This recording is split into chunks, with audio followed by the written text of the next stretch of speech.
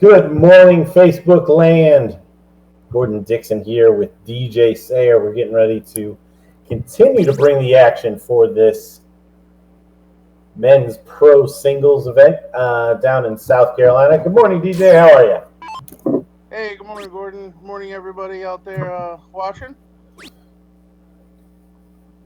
We are So, yeah, it looks like we're cutting in the middle here. We've got a third leg from Charlie Sturgis and Robert Catalane Jr.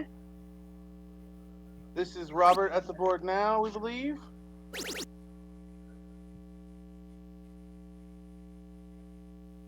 Yeah, playing on this tiny board. The pros, as everyone may know, playing on the 13-inch board.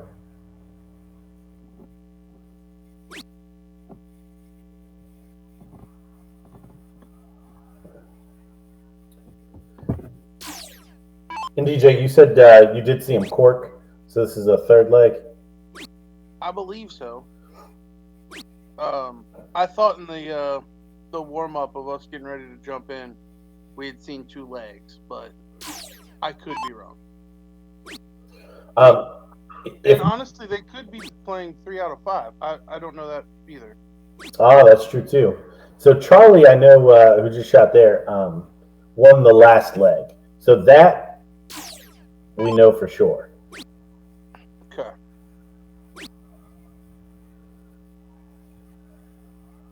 The rest is the rest is TBD. We are we're getting pictures of the bracket, so we've got an idea of what's going on around the room, and we'll hopefully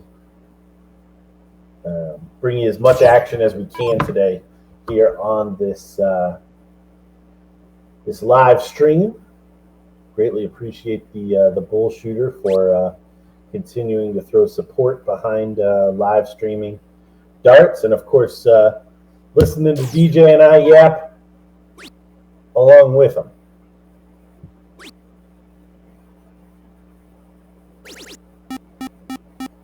Charlie finding a triple with his third dart to increase that point lead.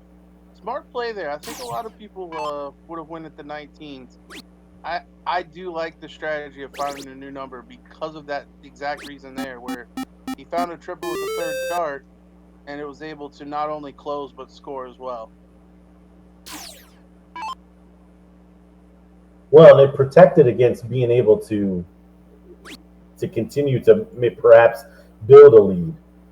Whereas if he just closes, and let's say the third dart is a triple before, the opponent still has an opportunity to do it, to pick a new number himself, and you're going to come back to the board with nothing.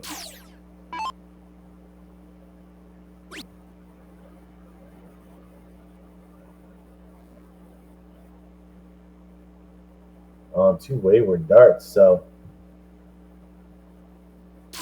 Charlie's got an opportunity to tee off on those 18s. He's going to think about closing here, and he is. Yeah, of all the spots that he chose to do it. Yeah, I mean, it'll be interesting to see what Robert decides to do to behind. It looks like he's going to go for the close. But I think it's a similar situation to what we were talking about with opening a new number. Now, Robert electing to go at the close wasn't able to close it, so really a very smart decision for Charlie. And even if Robert were to close his 18s, Charlie knew that unless Robert was able to find multiple triples, he'd be coming back only needing one triple to take the point lead.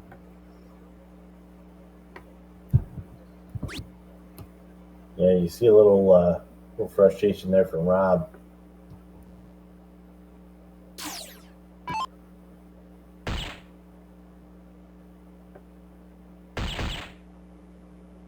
Charlie electing to go for the Bulls before the 16s or 15s. Great shot there. He finds a triple 16 with his third dart as well.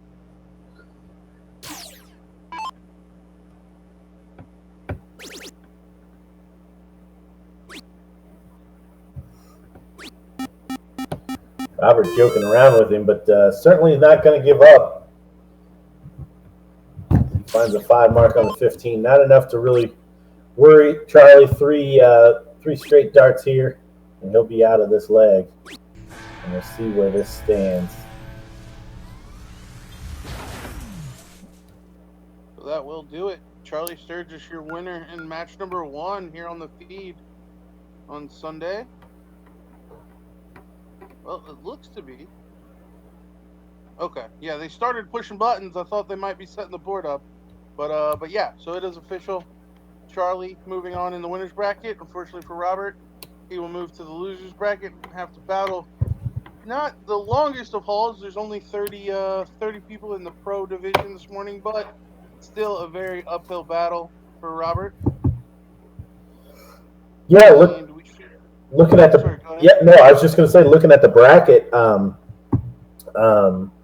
one of my favorite dart players, Ralph Mccool, is there this weekend. That's interesting.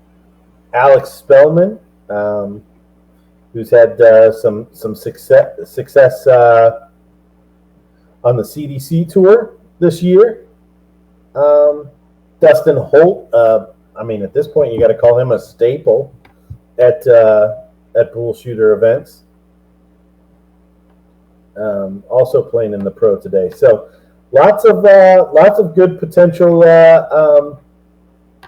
clashes that again we'll bring you as much action as we can as we continue to get matches fed here into the BullPen.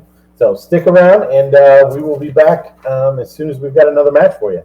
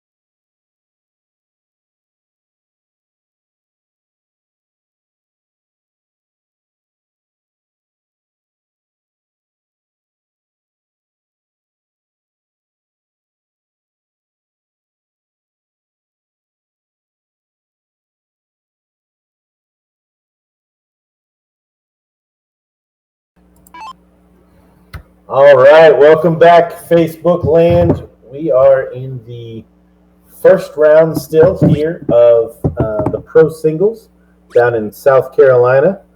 We're bringing to you Steven Srochman and, sorry, I just lost it, Brian Hall.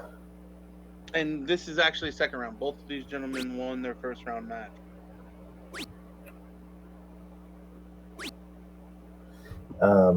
Yes, so top of the bracket. Skinny took out Big Bo Carter, and Mr. Hall defeated Mike Davis in the first round. So that's how we got to here.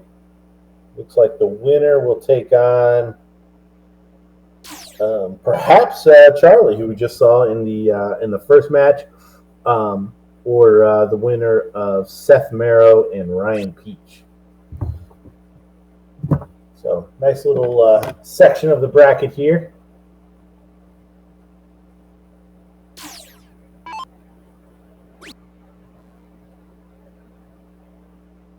And for those just joining in that haven't watched a bullshooter feed before for the pro singles, you do not have to adjust the color on your screen. Yes, it is red and blue.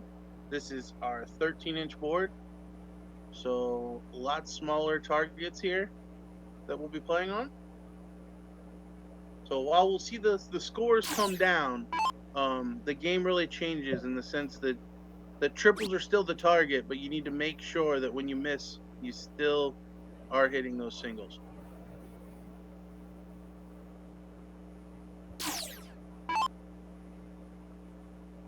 Yeah, it's a general rule of thumb on that 15-inch board that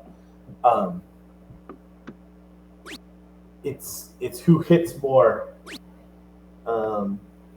rather than some of the misses. And on this 13-inch board, it's very important not to miss the big number. Obviously, if you hit more, for the most part, you're going to win anyways. But just kind of the general concept is missing smaller.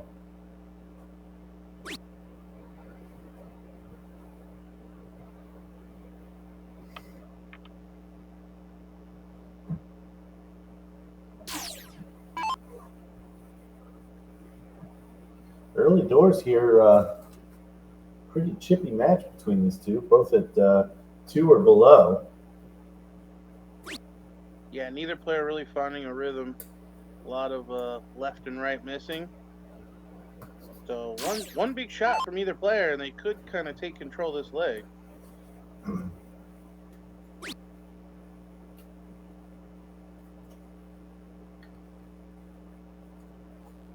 As we get later into this tournament, probably we'll start to see more in the 3.5 marks a turn. Is really kind of the cream rising to the top on this board.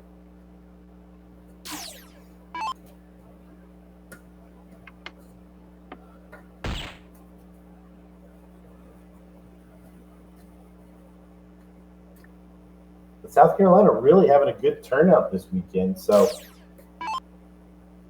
some of these players may have had an extremely late night or early morning, depending on how you want to look at it. So everybody needs a little bit of time to get their feet underneath them.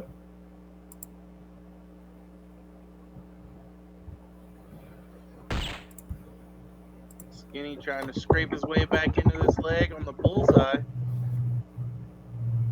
but only able to hit one. So still Brian here, very much in control of the leg.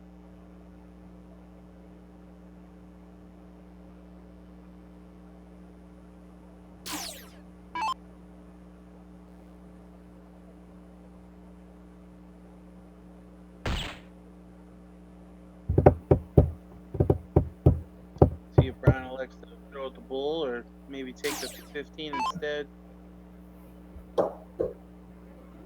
Looks like he's going for that bull. Trying to shut it down now that Skinny has it closed.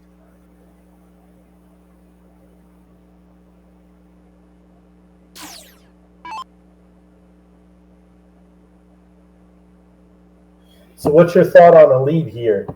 With having watched both players throw, what kind of lead do you think Skinny's going to need before he leaves? I mean, at this point, both are struggling pretty big. So I would say just plug away. I don't know that there's confidence there to leave the long game for Skinny right now. I would probably build at least a 100-point lead on the ball. Because he's also going to find some fallouts here and there. So, like right there. So throwing at the bull actually is a win-win for him.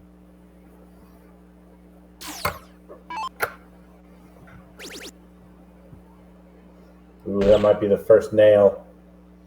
There's the second nail. And Brian almost finding the third nail. After which, I think both would admit a very lackluster leg from both of these pros. So Brian stepping to the board, only needing 2 15s to wrap up leg number 1.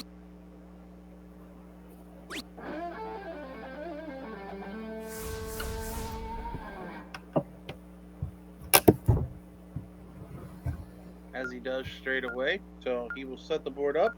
And it is loser starts. So this format really leads itself to a third leg. Because if you do lose leg number 1, as Skinny did, he's guaranteed to go first here in this leg. I think that may have been why we saw him shoot the 20s there at the back end of the last leg. Had an opportunity to shoot the 15s, chose to practice up here, and unfortunately did not pay off, but isn't fully punished. Brian only with 2 of his own.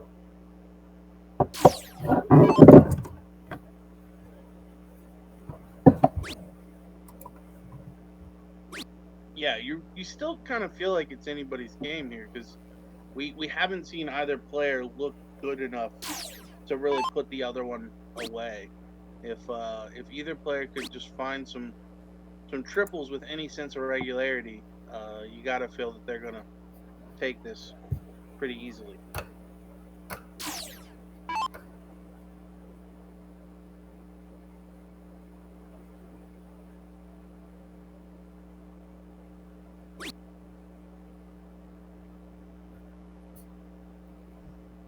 After a couple frustrating darts there on the 19, moves over to the 18.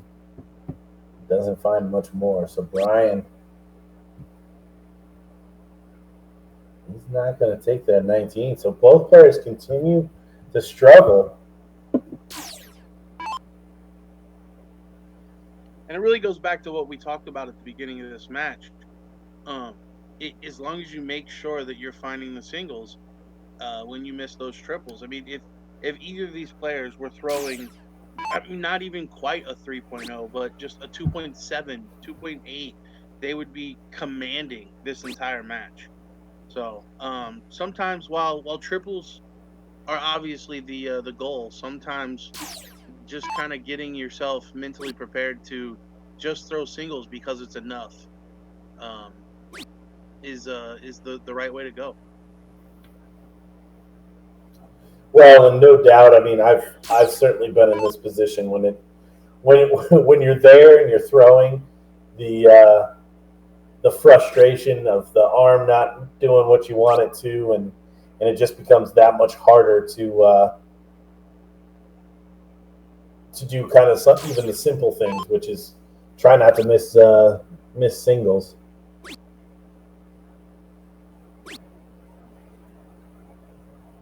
But back-to-back turns where both these players started to keep a little bit better group. We'll see if Brian chooses to try to close or snag some points.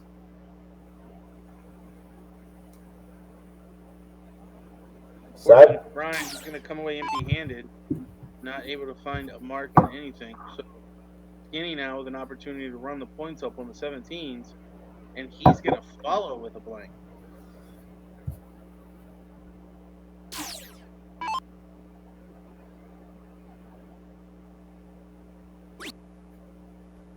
Brian's still not going for those points. I'm very surprised. Yeah, having the bigger number and the score being 0-0, 119 means that Skinny has to hit 2 17s to get the point lead. So really, that mark is probably better put on the 19 there.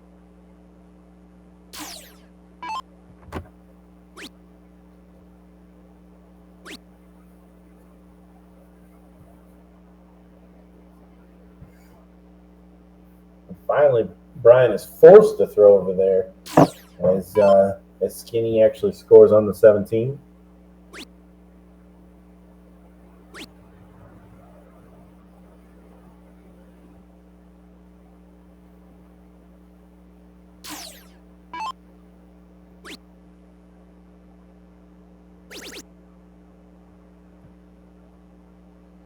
If I'm not mistaken, that's the first triple of this leg. So I think it's the first triple that counted for a triple, but Brian did have a couple of last dart closes that counted for a single. Yeah, the power close on the 18. You're right.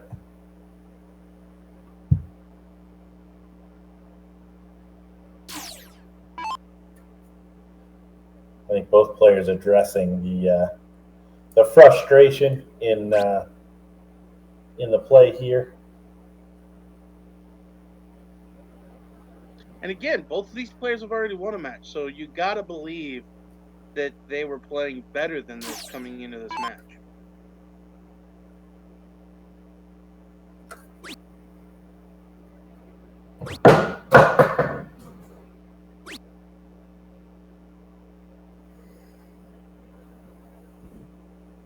Solid 317s there from Skinny, but Brian now only needing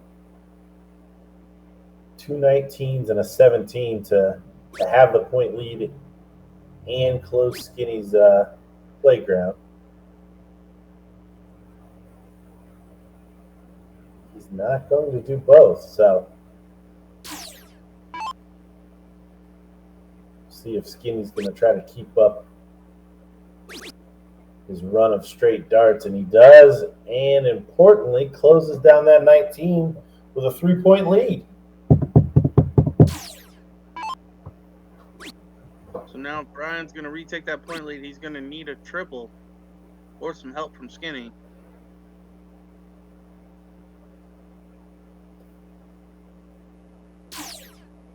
Brian only able to come away with 216. So Skinny now, as we said, should look to stay straight.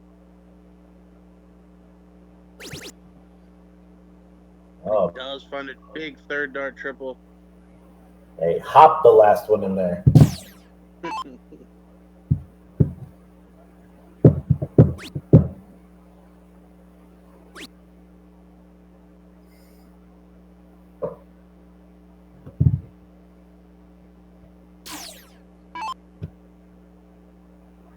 Just a couple of early signs that we may be headed to a third leg here.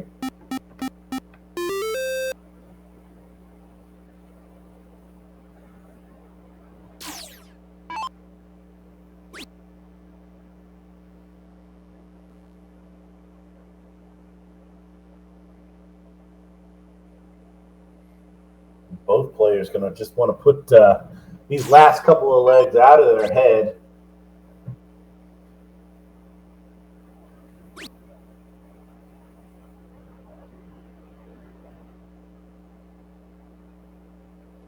And building towards that 100-point lead you were talking about earlier, DJ.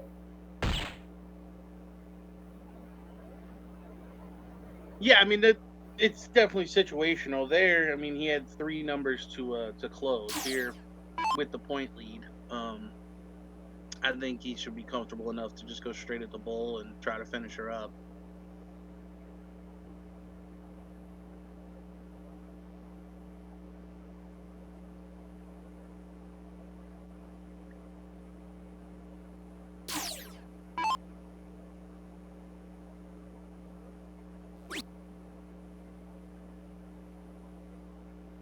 Brian going to make sure that he doesn't score any more points. Closing out the 16s.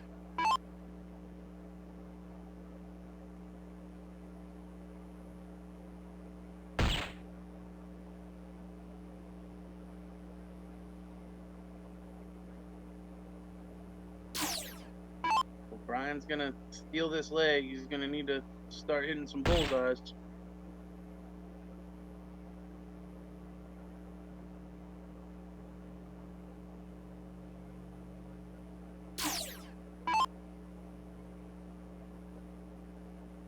Both don't seem in the mood, but and there we see Skinny polish it up. I was going to say Brian did have a chance to finish it in a turn, but that would have really been from nowhere. So we'll see a cork for a.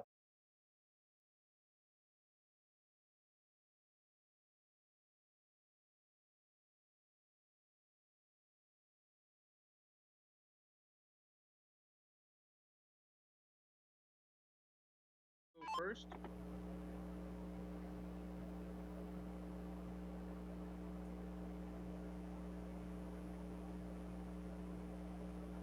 And both players having a little bit of a chat of maybe we'll make this one a little bit better than the other two. See Brian there in the background. He looks really frustrated with the way the last leg went. Oh, and a lifesaver there. Third dart from Skinny.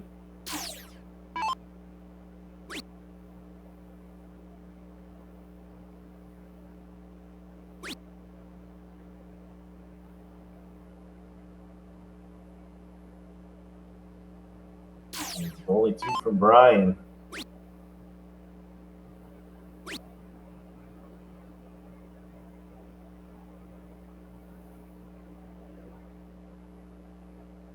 Only 2 back from Skinny. So again, already some tenuous times here.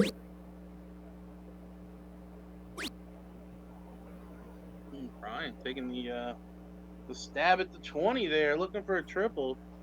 Only able to single. Yeah, Skinny looking down. Talked about situational. That's definitely what I think we saw there from Brian. I don't know if that's normally how he plays or his idea is just to be a little bit more aggressive here to get the leg over with. Well, in a weird way, sometimes I've noticed that when I take those kind of hero darts that I don't typically take, when I'm struggling, it almost makes me kind of focus more, if that makes sense, or hit them probably more than I should when I'm struggling for whatever reason.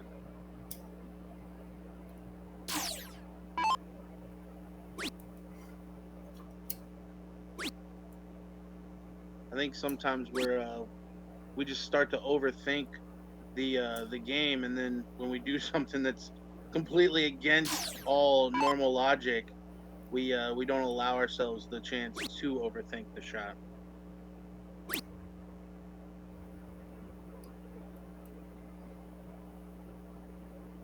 Yeah, I could see it. I mean, obviously, I think everybody's a little different, but I could see it going both ways. I think sometimes it's just a natural reaction to just let the dart fly, and if that's an aggressive dart, then maybe it goes in, or because you do know that you're struggling, that extra bit of concentration on a single dart could be the reason that that you're able to convert.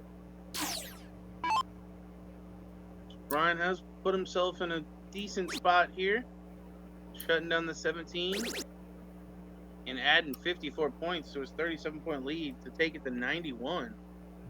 So Skinny really got his work cut out for him here. Well, and he gets a good fallout going for the Bulls, so he's going to follow it, taking advantage, puts in 3 single 16s to close it.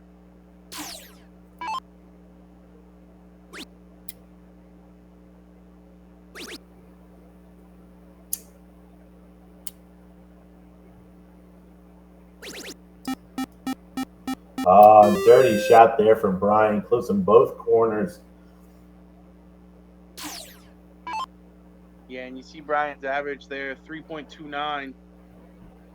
That's about where we expected these players to be. And now you see with one of them actually achieving the mark, how easy it's been.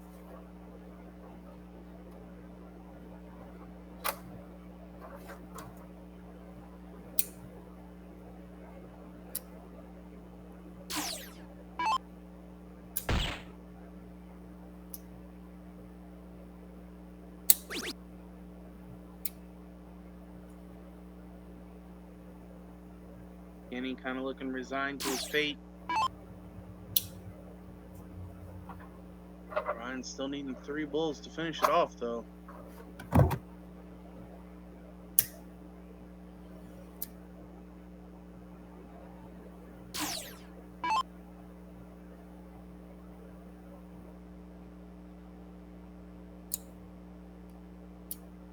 I thought Skinny was going to do it again and catch it. Still would have left him miles back, but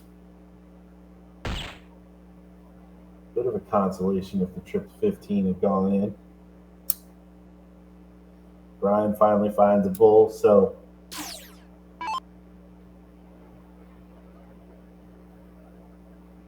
Skinny really needing to find something here.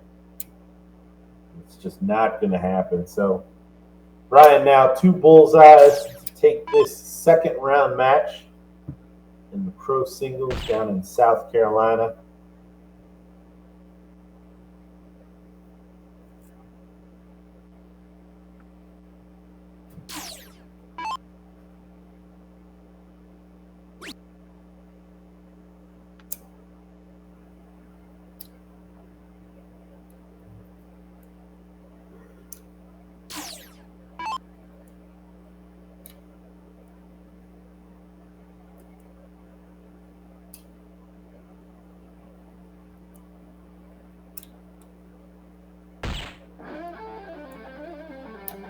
There it is. Brian finally able to find that last bull to seal victory 2-1.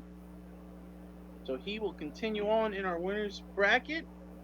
For Skinny Sirakman, he'll move into the loser side, have to battle his way through. But we should be getting another match very shortly. Don't go away. We will be right back.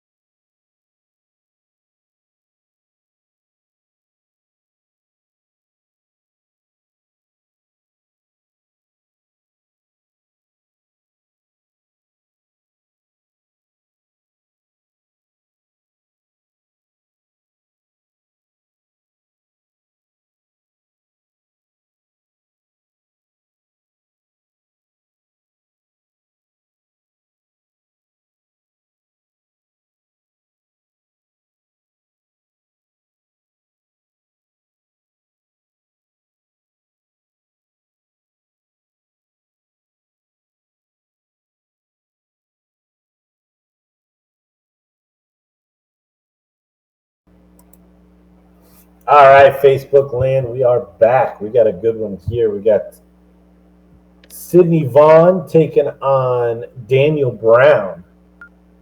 Again, on the 13-inch board in Myrtle Beach, South Carolina. I'm noticing a lot of Pittsburgh dart players here this weekend. Another battle of the Pittsburgh area players.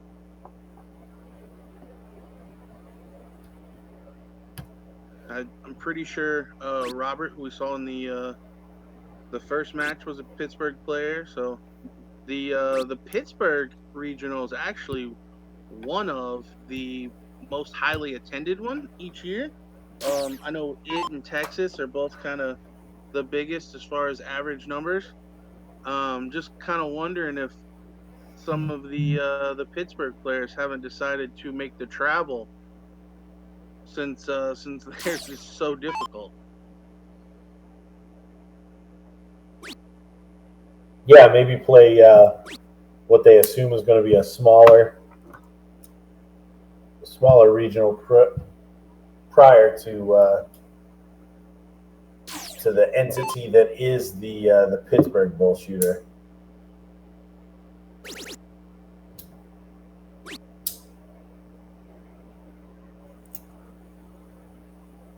Well, that and with their football team, they don't have to worry about watching them on Sundays anymore. So, shots.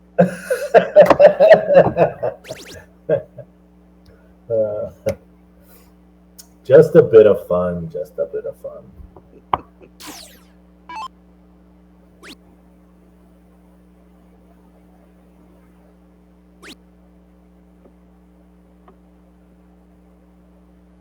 So early doors, both players going back and forth here. Nobody really taking control yet, but Sid will look to do that on this turn. As he shuts down the 19, then looking up at the 20 for more score. Yeah, I don't know if I've noticed this before, but Sid lifting his glasses. So I was just getting ready to comment on this. I've actually talked to him about this. In the last Pittsburgh regional, I noticed this while doing commentary. He said that with his vision, the lights matched with the blue and red of the 13-inch board, like, really affects him. Like, it makes it, like, very glared. So he's really just throwing it colors. He takes his glasses off while throwing, because otherwise it's just like the colors just blend.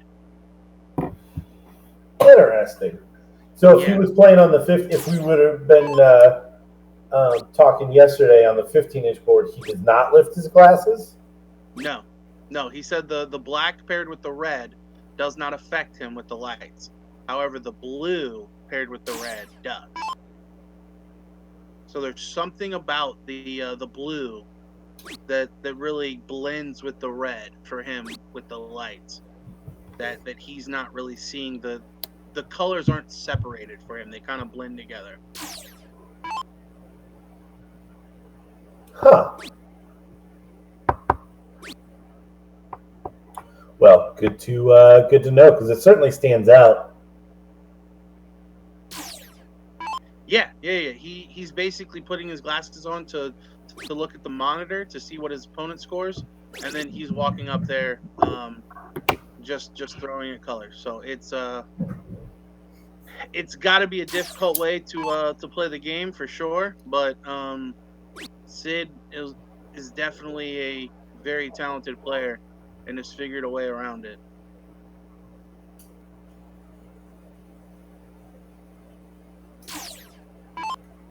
Yeah, and we see just starting to kind of move away from Daniel in a significant way. And as I say that, unable to close the 17, so an opportunity here for Daniel to make some inroads. Yeah, a couple of triples and he's right back in this. Problem is he's kind of blocked himself there. And he's only going to hit one single 17. So no harm for Sid there.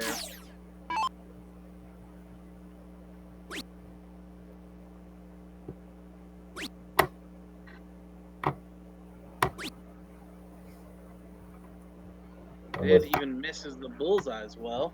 Yeah, good. Catching a 20 and a 16 going to the bull.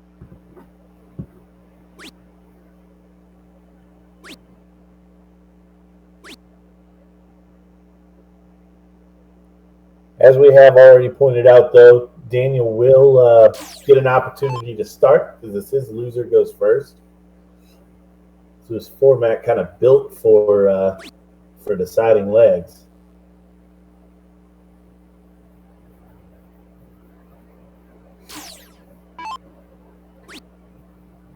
This one is not over. Couple of big turns here from Daniel, and we may see it all turn around. Both players still not on the pace that we expect to see from the players that are making it deep in this tournament. But being an only a second round, still lots of time for these two to get up to snuff.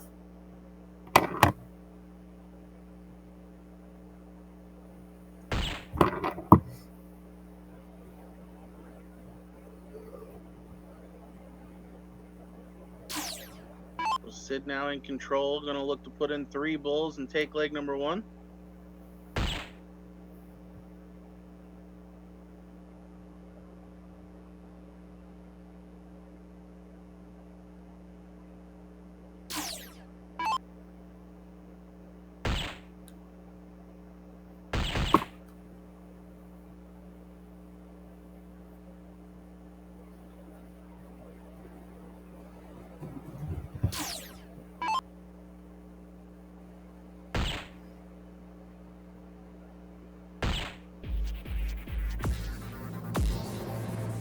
There Takes it more is. darts than he would have liked, but Sid does get the job done.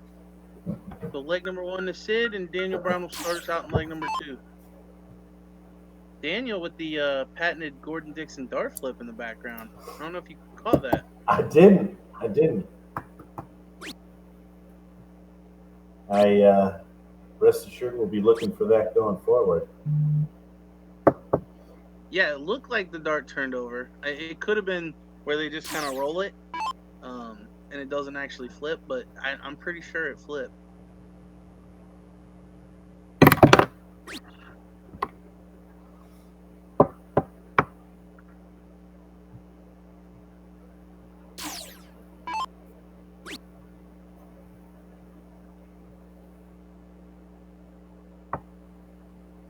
Daniel playing very safe there, not starting on the 19th to see if he could close them. Leaves the door open here for Sydney.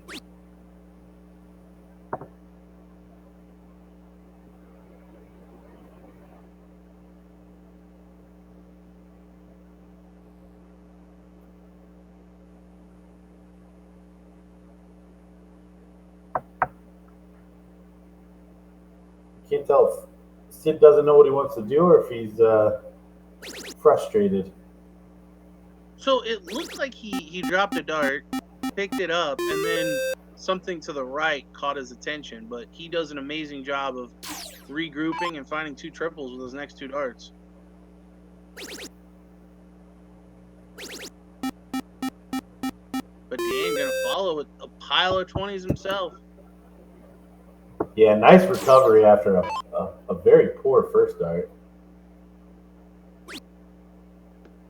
And just like that, both of these players playing around what we expect to see at the end of the day.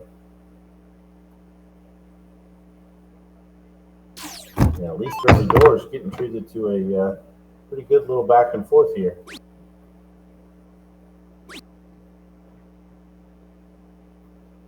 Dan with a minor flinch there, only hitting 2.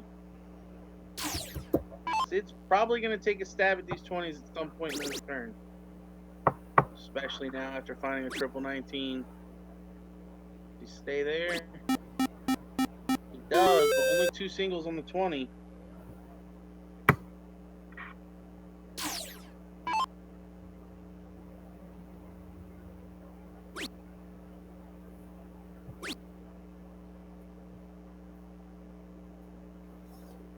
Dan not going to take the point lead. So A single 20 here from Sydney. We'll close down that 20. I believe in this spot. Oh, he's going to take all three to close it. If he does, he does get there with the final dart. Near complete disaster there for Sydney Vaughn.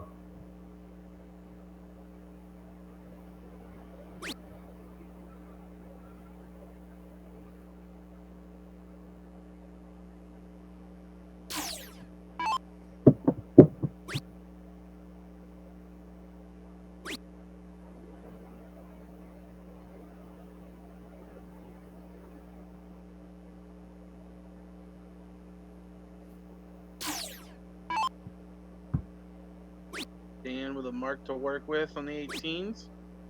Gonna look to close and score.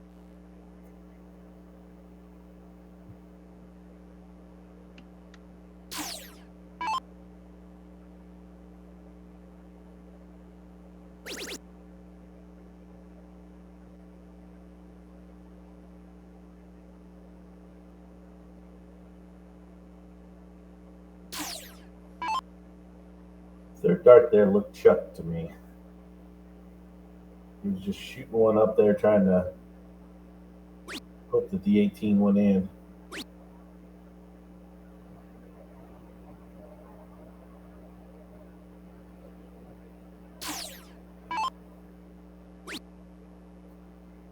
But as of now, it just doesn't look like Daniel's got the firepower here to make this comeback.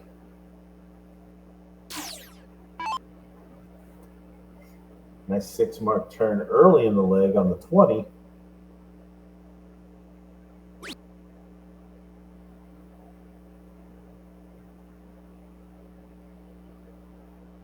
But since just not finding a lot of multiple mark turns.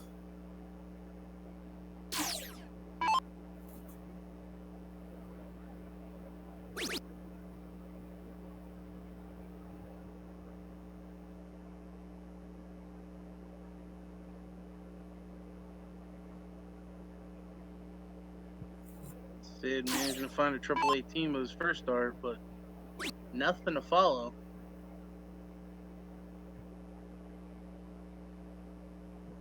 Both players just not able to find the triples the way they were early in this leg.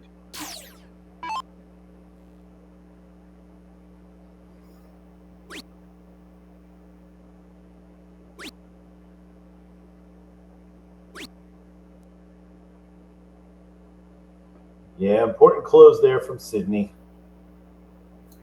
Certainly not going to be thrilled about his performance here, but doing enough as it is.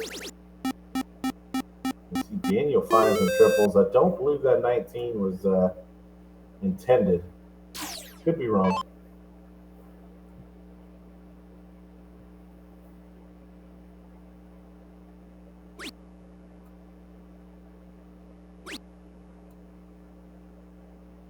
Either way, it pushes Sid to score, and he does, and then finds the triple 16 with his third dart. So great shot there from Sid. Daniel now relegated to the 15s.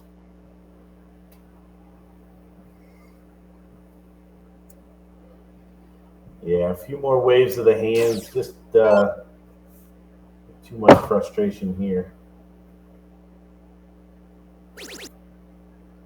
And again, Sid not going to be super happy with this from a performance standpoint, but certainly doing everything that he needs to beat what's in front of him at the time. Yeah, the important part, get the win and then get it figured out.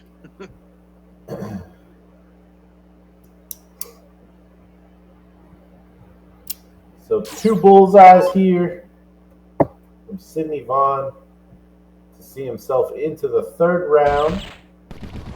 And there it is, into that double bull. You see the players exchange the niceties. Daniel not out. Will be battling his way through that loser's bracket the rest of this afternoon. Those of you joining us, thank you very much. We greatly appreciate the support here on the stream. Stick around, and we will be right back with another men's pro singles match from Myrtle Beach, South Carolina.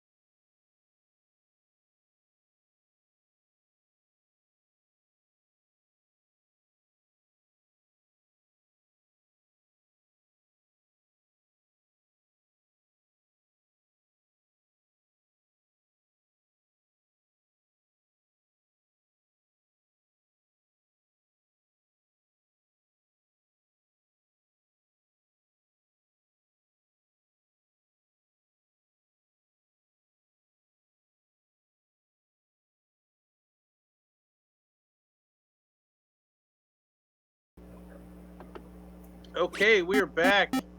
We've got a third round winners bracket match here. in the pro singles coming to you from Myrtle Beach, South Carolina, we've got LJ Jinger here at the board now, taking on Alex Spellman. Both of these players have won 2 matches already. Looking at the bracket here, it looks like Alex defeated both Brock Garza as well as my apologies, Kevin Gonzalez. And LJ Jinger, coming from the bottom side, beat Joshua Pippin and Derek Strickland.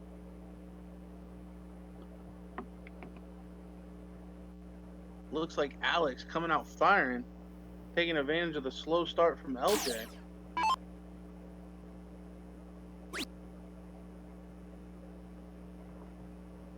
Gordon hit on it at the very beginning of the day when we were going over the bracket. Alex, a player that's been around for a little while now, has really started to see a lot more success over the last probably year and a half, compared to what we were typically seeing from Alex. So kind of a gradual slope as far as the improvement from Alex, and he's really creating a new peak every time I see him. Yeah, Alex, a clear example of somebody that really took the online during the COVID time. Not that that's necessarily over, but the lockdowns and no live darts, really taking that time to improve his game by leaps and bounds. Winning events, obviously, much higher confidence now when he comes out to play. So, hats off to Alex. Yeah, essentially the opposite of DJ. Alex stayed motivated. COVID hit for me, and I just stopped playing altogether. So, but no, cheers to Alex. It really has. It's all complimentary. Because yeah, he just has become a force really in the American dart scene.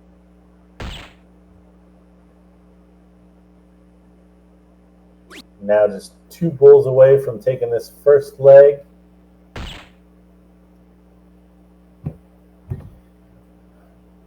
And certainly by no means out of it. And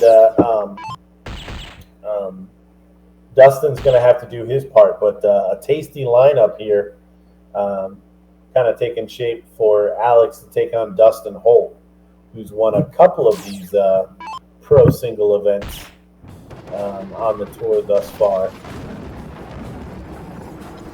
And only 1 leg in this one. LJ might have something to say about that as well. So, yeah, LJ will have the start here in leg number 2.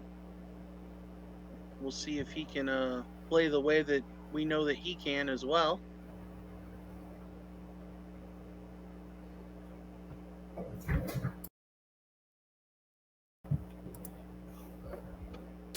All right. Flat line open there from LJ. So, and once again, an LJ. If I know correctly, I believe he's from like Oklahoma or Arkansas, somewhere out west. I believe it's Oklahoma.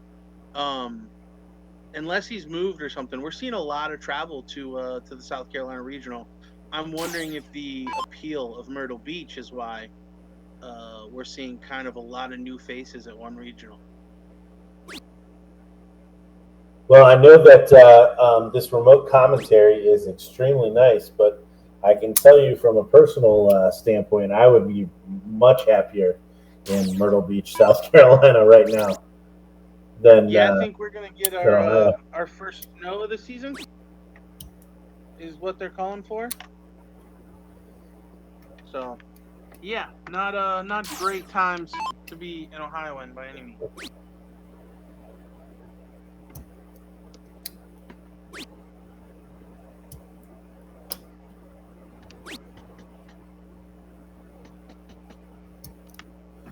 So Alex with the power close of the 19s, not anywhere near the heights that we saw in the first leg.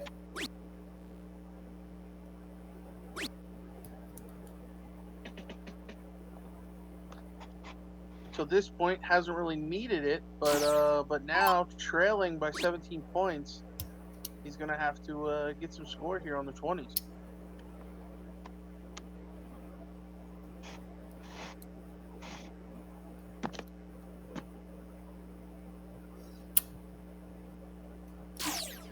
Shake of the head only after a single mark.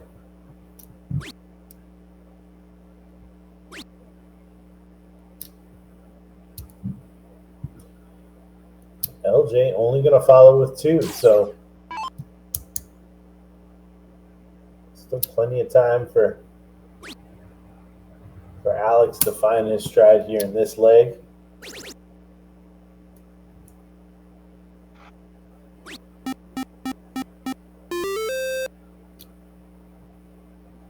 Solid ton there from Alex.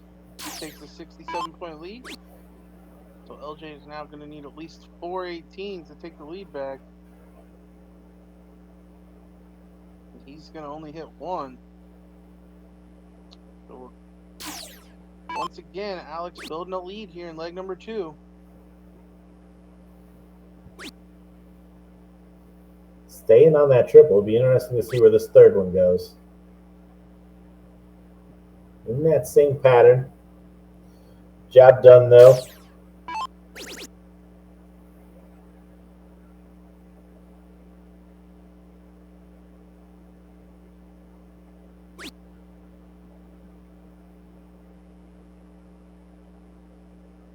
Four-mark reply from LJ. Doesn't spur any more points from Alex.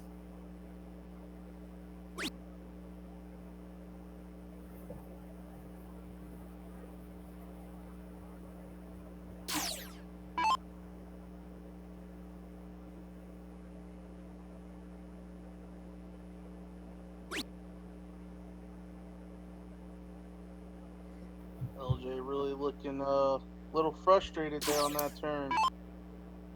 I think he realizes the clock's ticking if he's going to mount a comeback here. Starting to run out of runway.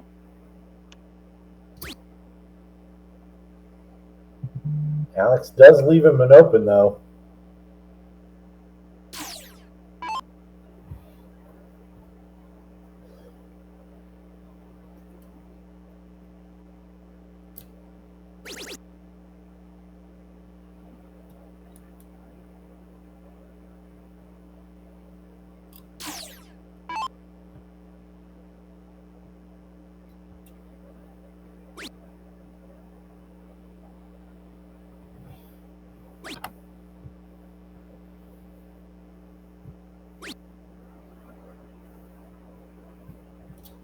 Alex doing a good job of just staying straight. Did most of the hard work at the beginning of the leg.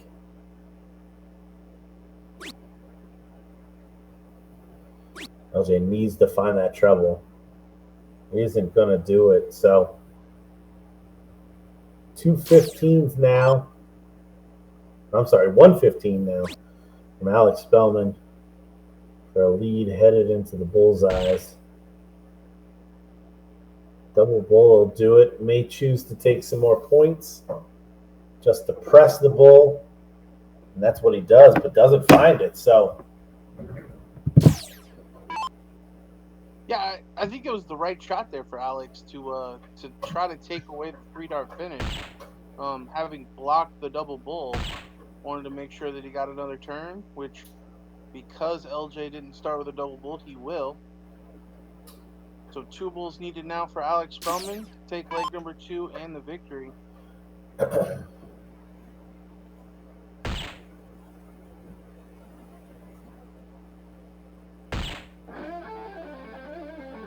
there it is. So your winner in this one, Alex Spellman, a disgruntled LJ, storms away. So Alex checking back at the bracket here, it looks like he will be taking on, as you hinted to earlier, either Dustin Holt or the winner of the Dan Naylor Donnie Lassie match.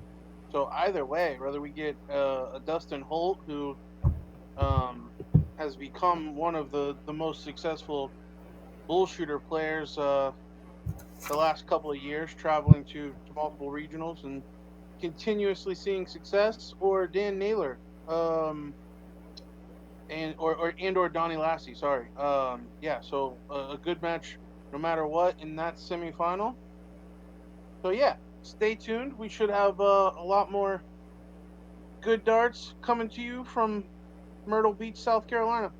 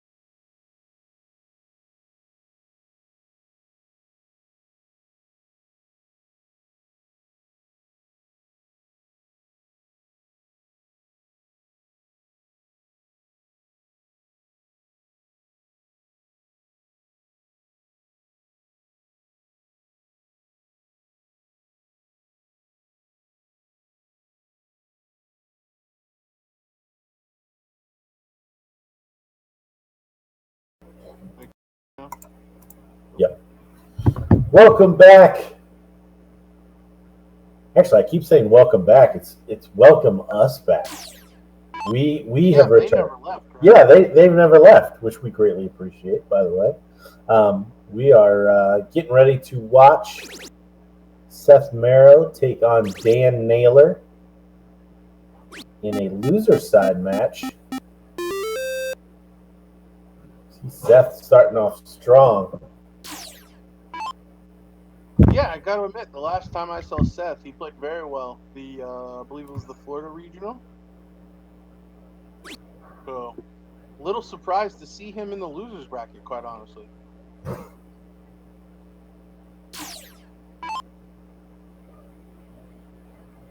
Yeah, I believe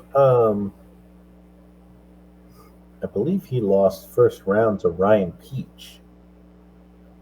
And with Dan Naylor here, I believe that means he lost to Donnie Lassie.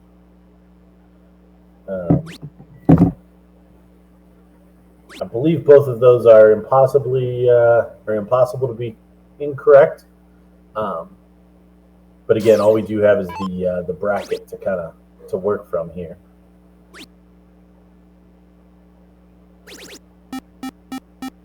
Seth staying strong here. Yeah, averaging just under a 5-mark return. That's gonna be awfully hard to beat if he can keep it up. Yeah, especially from the starting position. You see the long close of the eyes there after Dan lets go of that last dart.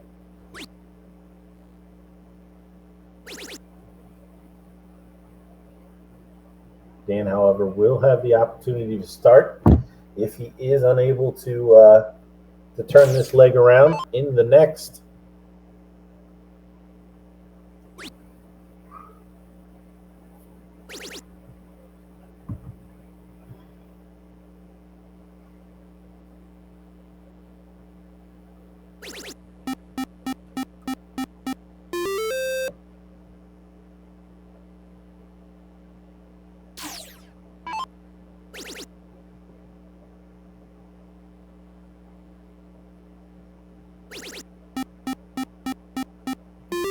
That's keeping it up. 2 triples once again. Commanding lead in leg number 1.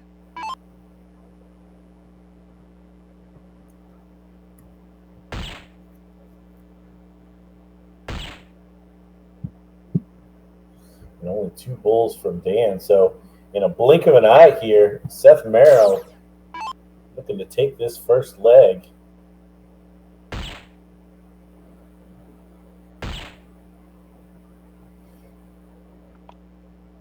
Not going to do it on that turn, but can't see him losing from here.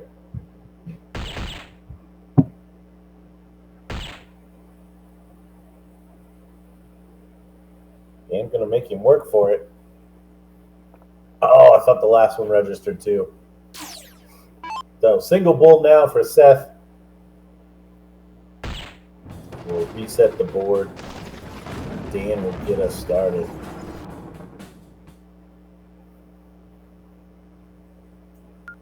Strong leg. I'm sorry, go ahead. I said strong leg there from Seth. Yes. Yeah. On the flip side, I think Dan started to gain a little bit of momentum towards the end, playing a little better. So we'll see if he can carry that into leg number 2.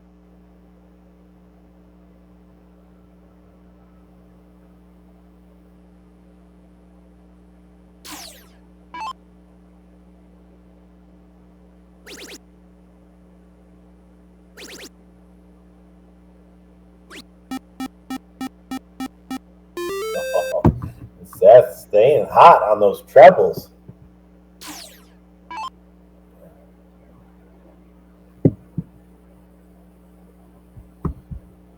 Continuing to beg the question, was he playing like this when he got beat?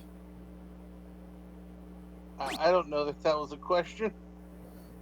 I would say it is very likely that he was not playing this well when he got beat. But if so, I want to see who beat him.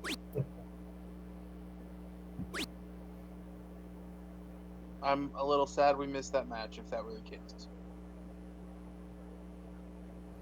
Yeah, now plugging along here, and Dan with that 2 mark open really has left himself a lot to do. This is a loser side match, so the loser will be out of the tournament.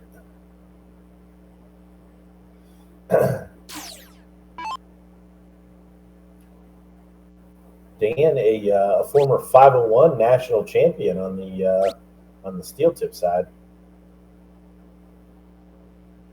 That may be the opening that he needed to kickstart this leg.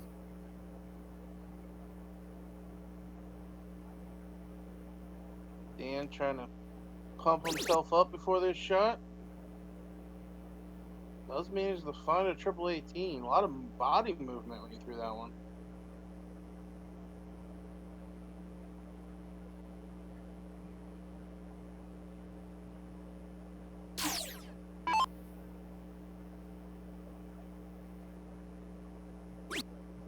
Seth looking to shut her down. And then finds a triple 20 once again. Triple 20s. Very discounted for Seth Merrow.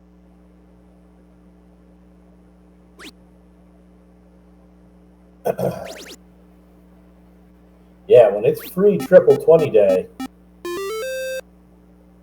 that is a good day at the dart tournament.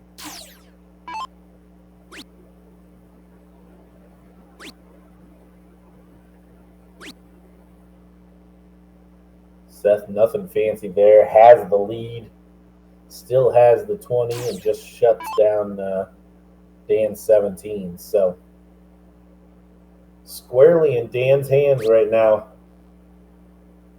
to find some multiple triple turns to turn this around. Does find one there.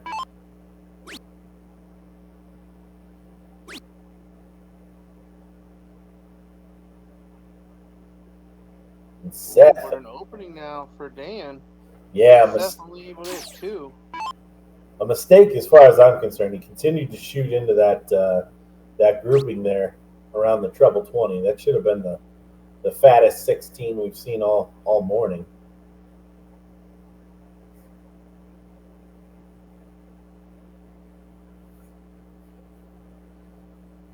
Dan not taking advantage of the opening. Only 116. So advantage right back with Seth here.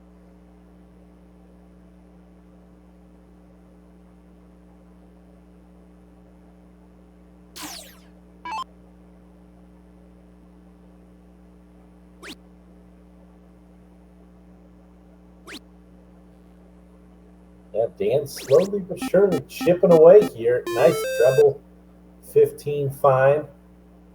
Be interesting to see if Seth starts on that 15 or stays at that 20.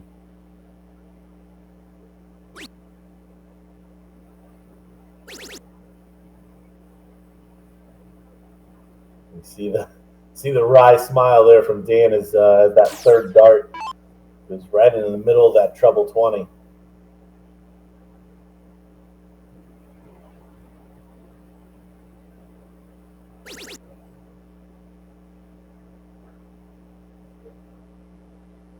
Sliding a little further to the right. Snags another single. Still trails by 6. Similar shot to the last time here for Seth. He's going to find the triple 15 first start and add some score. Guaranteeing himself another visit.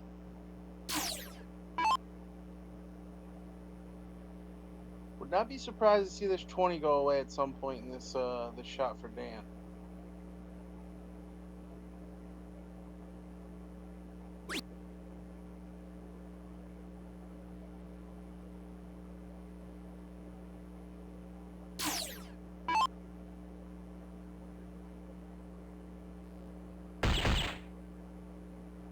Seth with a nice double bull. Oh, and unable to finish it though. So going to need some heroics here from Dan Naylor.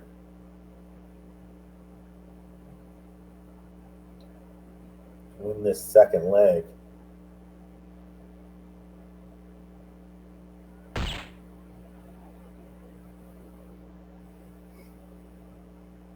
Only going to find one. So Seth Merrill now one bull away from taking this match 2-0. There it is.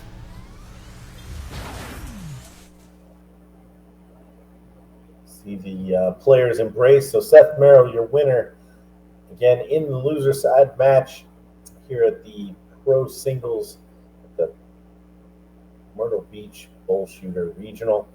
We are going to have another match for you here soon. So stick around and we'll be right back with some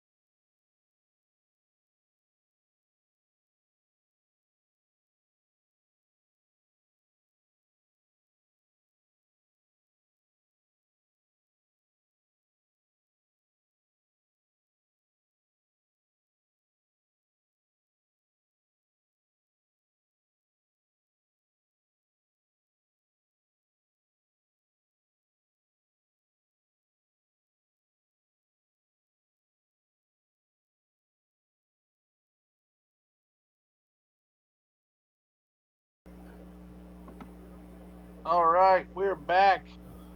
We've got another winner's bracket match of Dustin Holt taking on Donnie Lassie. Looks like we got a tie on cork number 1. So we will reverse the order and throw her again.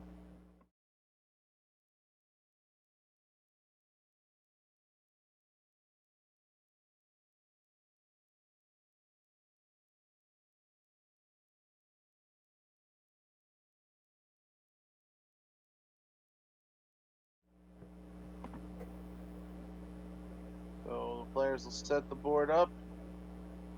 Again, this is best 2 out of 3 on our 13-inch pro board. Winner side match to move into the semifinal of the winner's bracket. And the winner of this will take on Alex Spellman.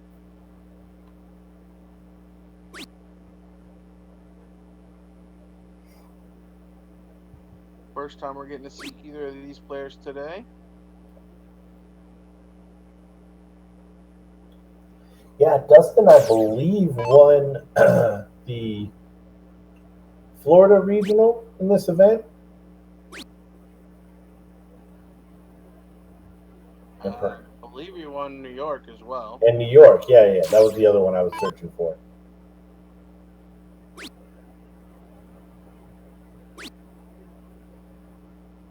Yeah, Dustin making the rounds for sure on the Bull Shooter Regional Tour.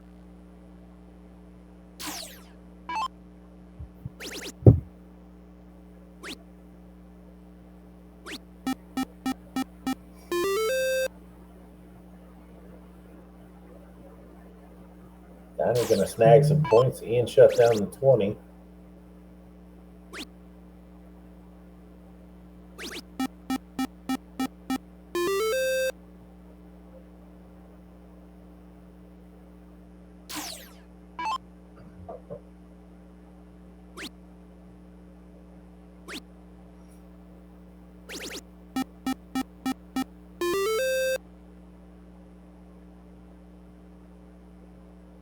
Both players exchanging 1 triple turns.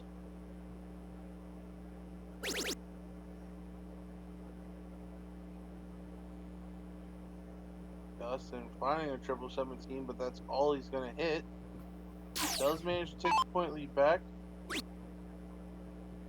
Donnie now is going to be thinking to load up the score all day with a big third dart triple to score 90. Yeah, great third dart. Don't know how that found the treble. Looks to be well blocked.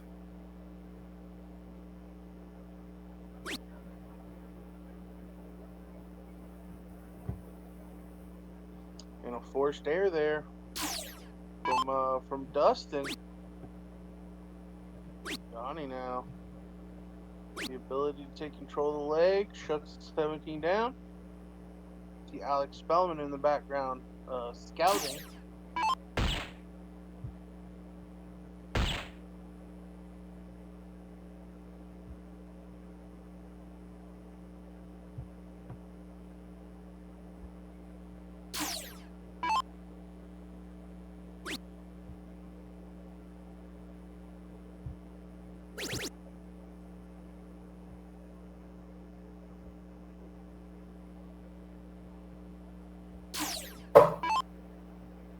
Donnie wasted no time just going with the 18s to increase that point. I think he has decided that he is fine battling with the bigger number, the triple 18 versus the bull.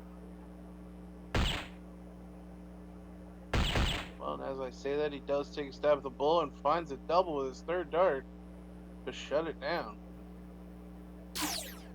Yeah, Donnie really going about this pretty confidently. Walking to the board and chucking them in there. Yeah, really steady so far, averaging 4 marks a turn.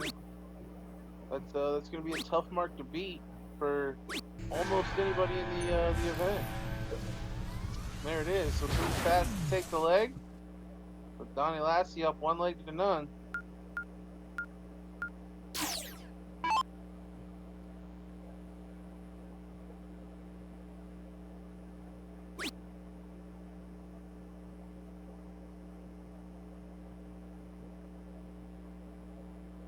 Dustin again going to leave the 20s open.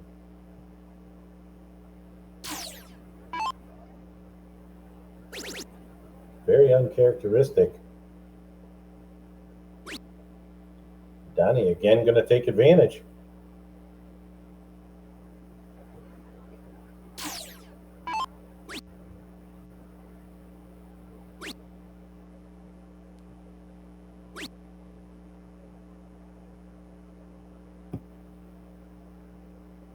See how aggressive Donnie wants to play it here. Up a leg already.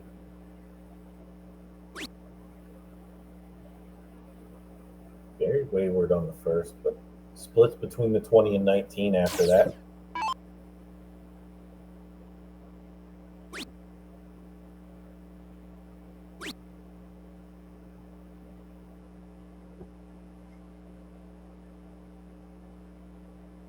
Low start here from Dustin.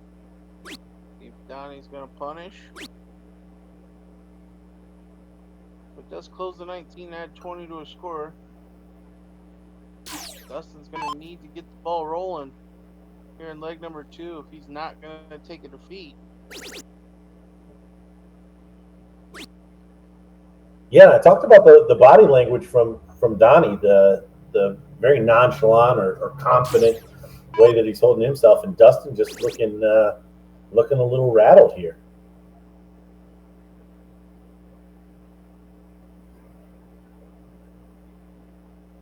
As you say that, Donnie's showing some frustration with that turn.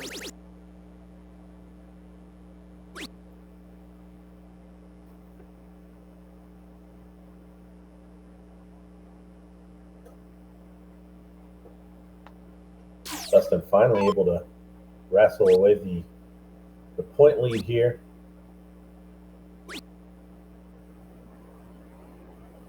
Donnie continuing to play aggressive.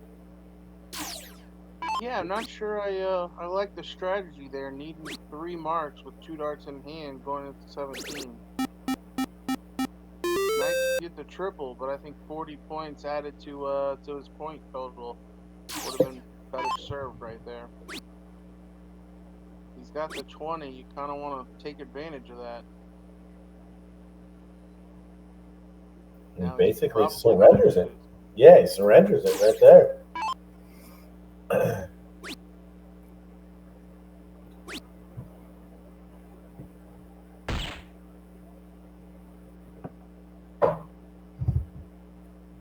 Dustin started slow on the 20, but you can't expect him to miss too fast. He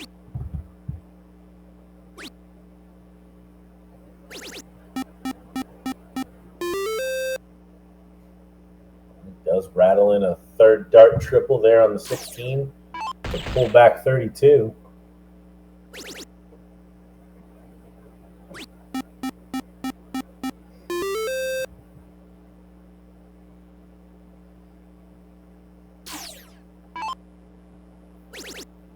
Donnie needs at least 5 15s to take the point lead. Oh, and he starts with a first dart triple, but has a fallout with the second. Big mistake there. Dustin only needs 2 15s to take the leg now. Donnie would have at least liked to make him use 1 on the bull. But we are all knotted up at 1 leg apiece.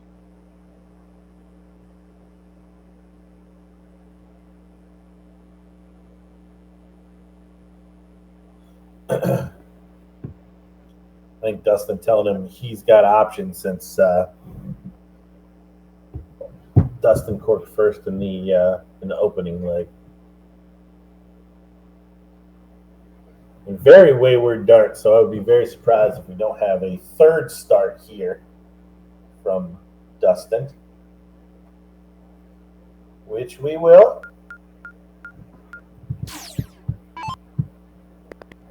Yeah, the advantage of going first is pretty important. Dustin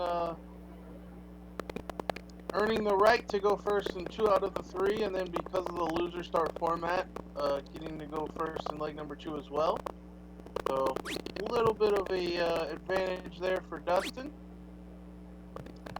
but he's not going to take advantage here early in leg number 3. Incredibly, 3 legs started and did not close the 20 in any of those. Donnie not going to punish with a treble this time, so best case scenario from Dustin here in the third and final leg.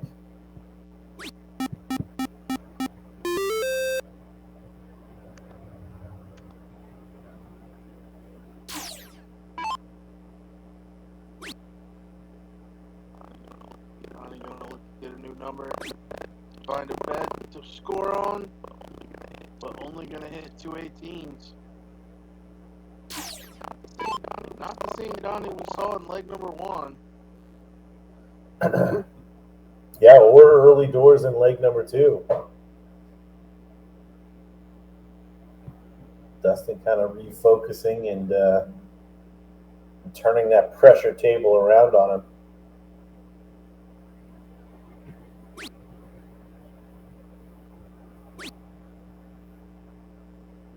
Needs to stay straight here, though.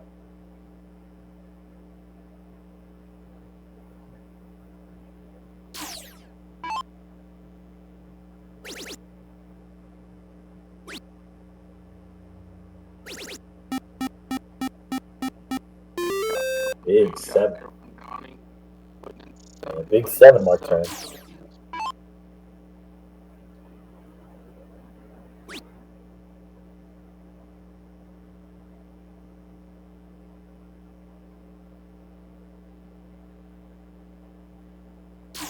Oh my. Felt like a lot of indecision in that turn there from Dustin. Donnie does take a stab at the 19s. I think you have to right there after the last leg and a half or so. Try to be a little bit more aggressive here with Dustin. Yeah, third dart triple there. For Donnie would have been pretty massive. Not punished. Dustin only going to come away with one mark. Donnie should get rid of that 19, and he does.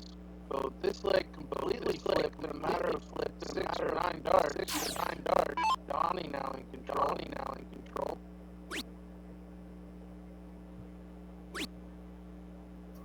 And really, even the shot selection from Dustin has been erratic at best. I mean that seems pretty atypical for Dustin. I've noticed he does tend to move around the board quite a bit. But yeah, it looks like he's searching at this point for a number that he can hit.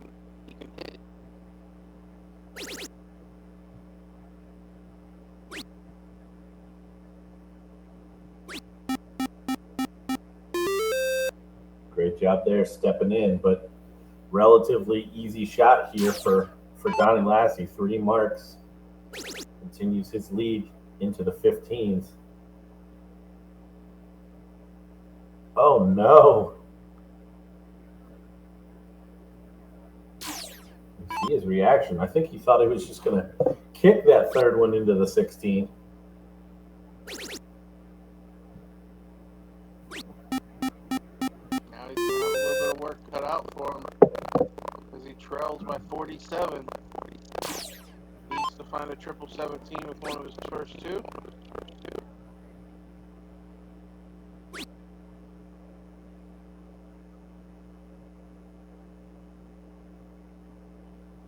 Not going to do it. Leaves himself down 30 points. With a focused Dustin Holt coming up behind him. Smart third there from Dustin. Big old fat 17 to make sure. And now 5 marks only ties it into the bull. Important last. Yeah, huge last, really. I think if he doesn't come away with a triple 15 there, he's definitely losing this leg. Now he at least gives himself a chance at 4 bulls. And he's going to have to hit him as Dustin puts in 2. So 4 bulls for the win here for Donnie Lassie.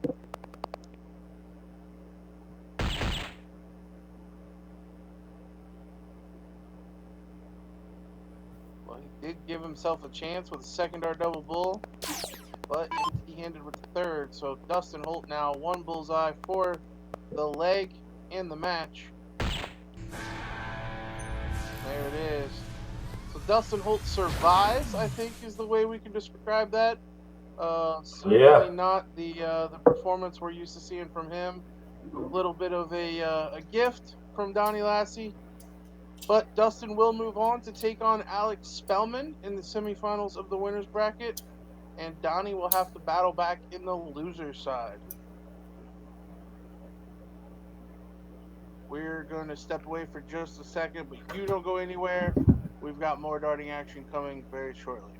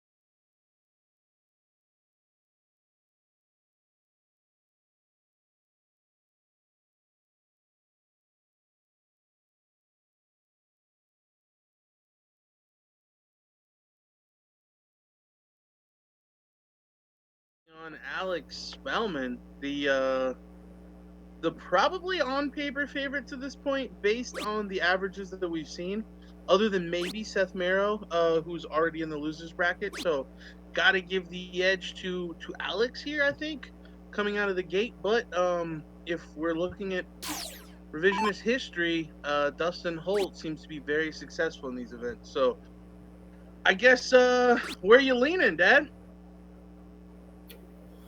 Yeah. Do you take the experience this year versus maybe one of the most improved slash force of darts on the steel tip side?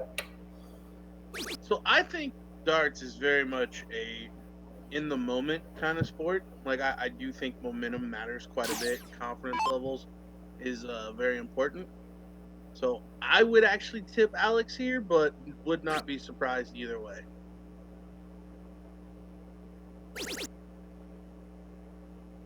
Yeah, just being a natural contrarian, I'm going to take Dustin. I mean, it's only right. But no, I think you're exactly right. I think it's completely possible that either scenario plays out, and honestly, at the end of the day, it could be that you look at it and go, well, of course, so and so won because of X, Y, or Z things. You can kind of fit the rest of the day to what we see here. But what I do hope for is a good back and forth that both of these players are up for the challenge of one another.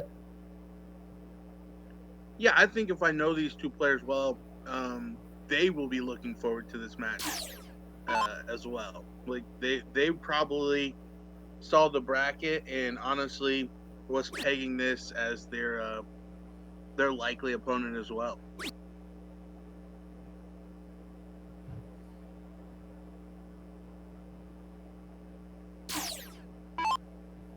So Dustin with an early lead here, going to shut down the 18s.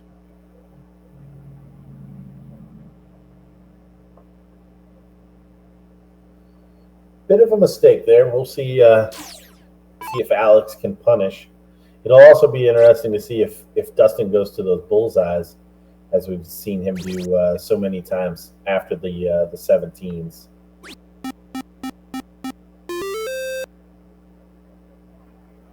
And Alex going to ask the question as he ties the score.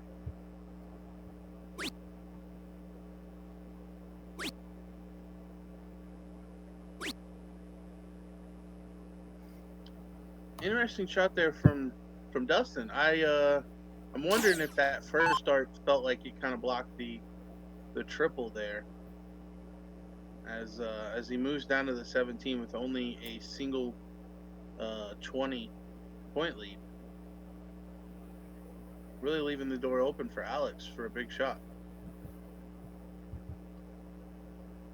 Alex, some equipment repair needed. Apparently broke a tip.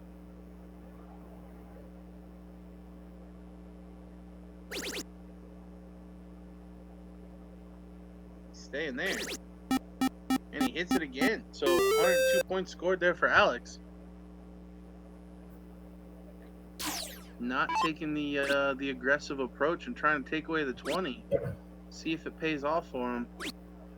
Well, I think that has to be considered a success, as he now has a 42-point lead.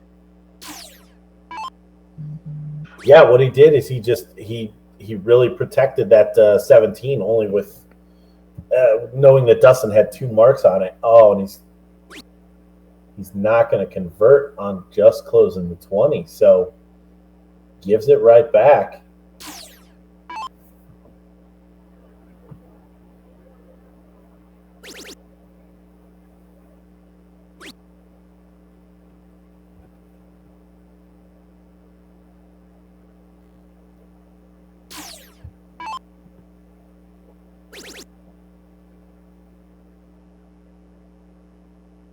Alex now going to look to find a number to close and score on. Electing for the 16s.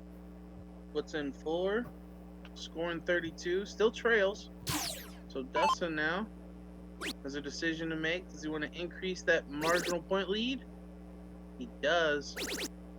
And takes the 16. Big 7 mark there from Dustin Holt.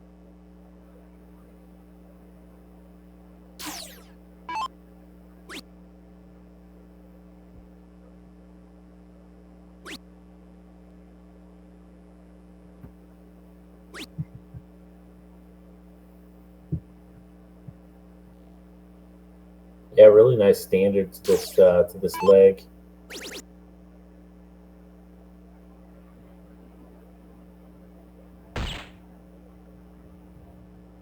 Dustin seemingly woken up after that narrow escape versus Donnie Lassie.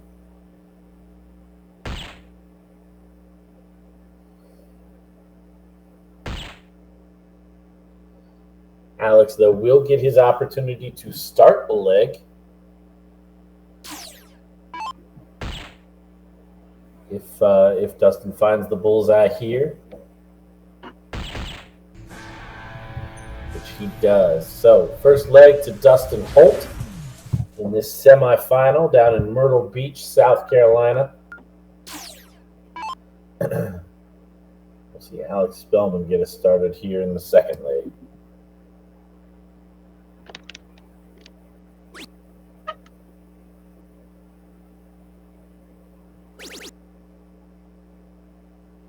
Alex, a lot of bounce outs. Which is kind of surprising because I feel like he has a pretty flat trajectory. No, I was going to say he throws a straight barrel, so it's not even weighted in one way or the other, and doesn't really have a lot of movement.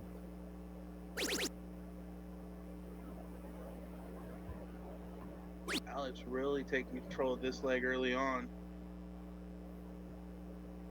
Finding 3 triples with his first 6 darts.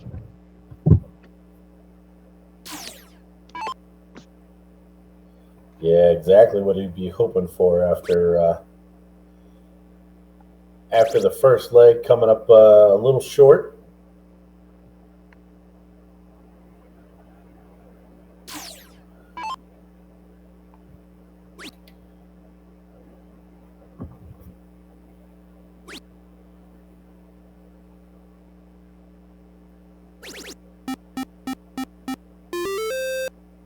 Nice dagger there into the treble 20. Yeah, Massive 5-3-3. Commanding lead here for Alex in leg number 2.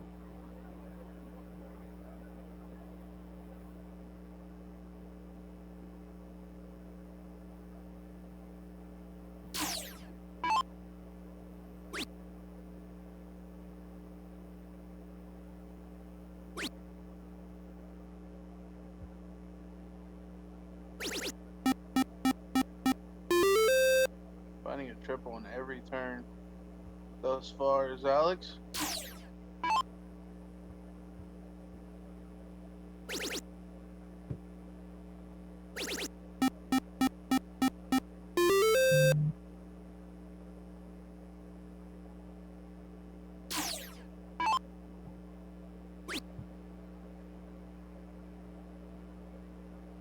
While Alex has got a little bit of work left to do in this leg, both players probably mentally preparing for a third leg, especially Dustin.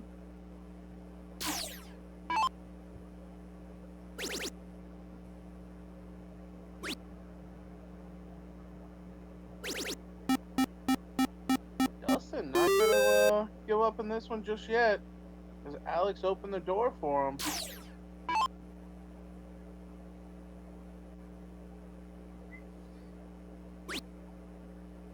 Yeah, some wayward darts here from Alex. And really out of nowhere. I mean, a commanding lead. I don't know if it's a getting complacent or what, but really no pressure at all here on Alex. And he just started to miss. But nothing hurt now. Is Dustin unable to punish?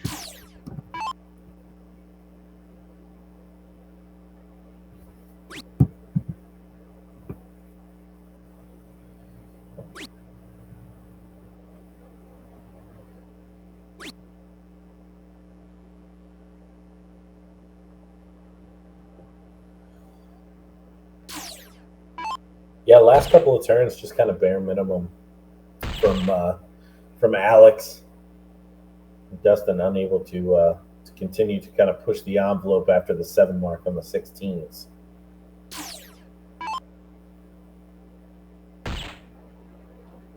So 3 bulls now will take us to that deciding leg.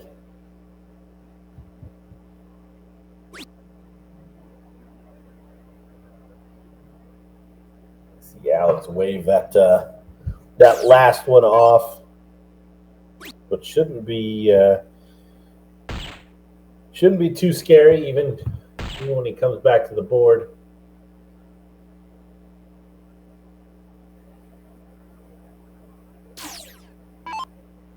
Probably will start on the bullseyes as fallouts will count.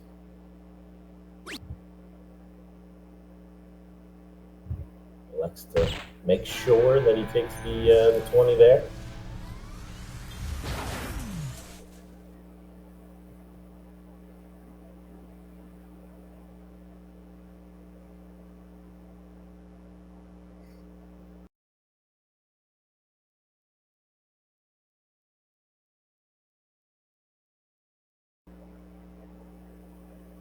It's definitely in. Alex is pulling them, so I think Alex is going to have the start here in this crucial leg 3. Semifinals, Bull Shooter Regional down in Myrtle Beach, South Carolina, where unlike in Ohio, it is not snowing.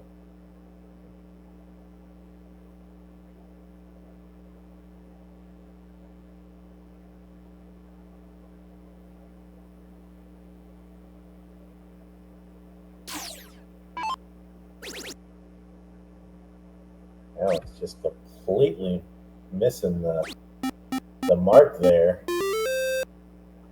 Dustin's eagerly stepping in there.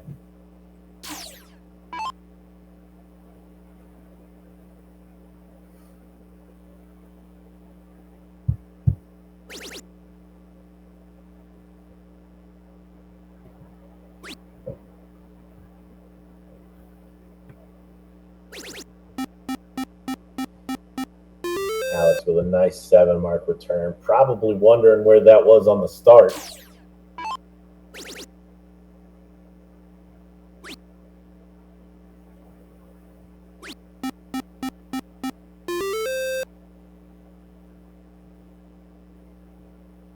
Dustin again spurred into action. 5 mark of zone.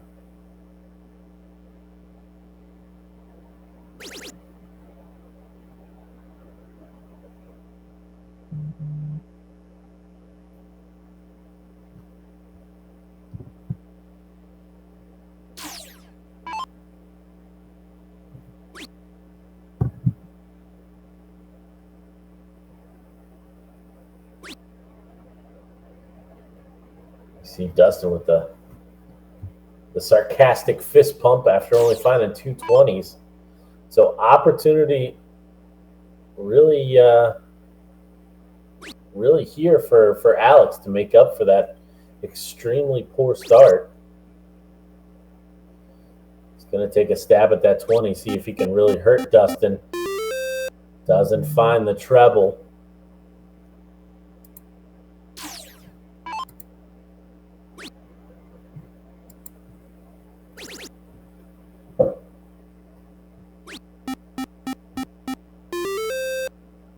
Dustin's going to find 5 as zone, but doesn't have any marks on that 19.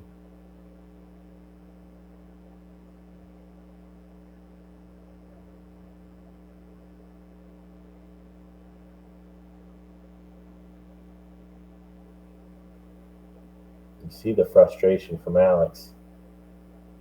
Just wanted to chuck one up there and close that 20 down.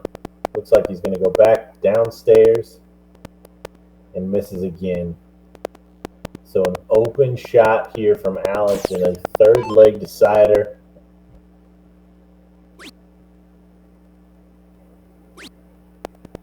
Dustin now just able to chuck in 3 single 19s and shut it down.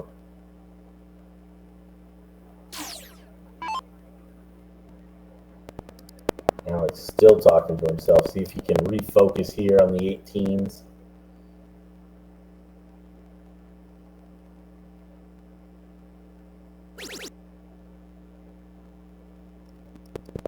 Takes another shot at that 20. And he does find it. You see the sarcastic reaction from him. It's his turn to do the fake fist pump after the fat 20. Dustin stays straight, closing down that 18. Continuing to push the game.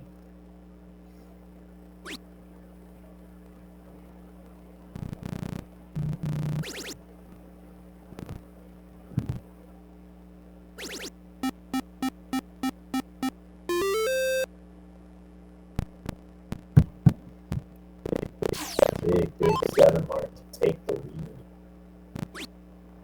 Yeah, Dustin's really going to need a big shot here. Has to have a triple with the third dart. And he finds it. Big last there from Dustin.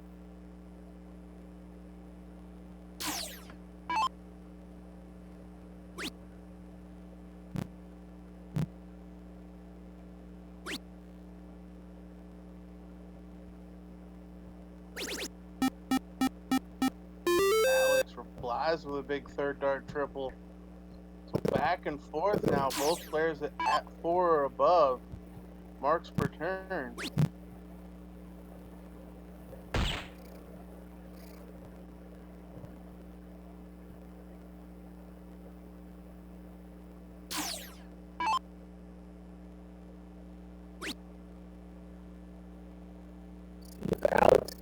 Alex can stay straight on the number. Take it away. He gets credit for that final 16. Roll up there, game in the middle of the game, unable to close the 20. Frustration of that, making him miss the 19s. History does not repeat itself. We'll see some 17s here before the 15s. No, he's just gonna look to close that 15. Oh, and he misses this 15 altogether with the second dart. So opportunity for Dustin. A triple 15 will get him the point lead.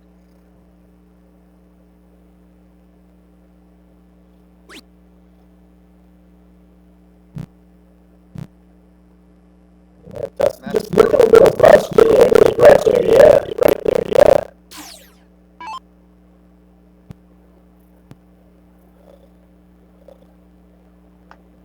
Where is Alex gonna go? Gotta shut it down now. But up exactly 25 points. Should look at the 17 to extend the bull. And he misses it into the 2. So 3 bulls and a trip 17 to steal the leg and the match. He's gonna get the look. Oh. Though the one good thing is he did hit 2 double bulls, so a point lead by 25 rather than a tie. So Alex is gonna be forced to go at the 17s.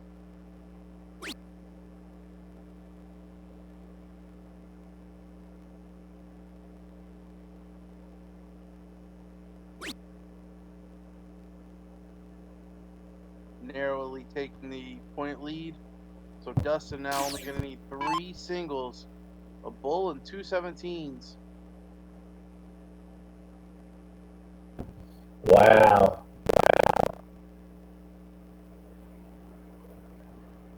After coming off the 2 double bull shot for a shot at the game, and he's now going to reply with a window. So Alex 3 bulls away.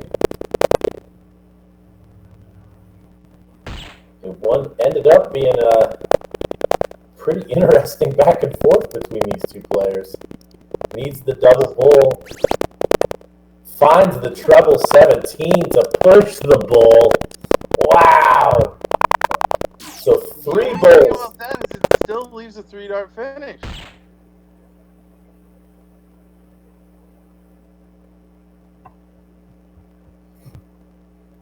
So Alex now will come back. Needing 2 bulls this time.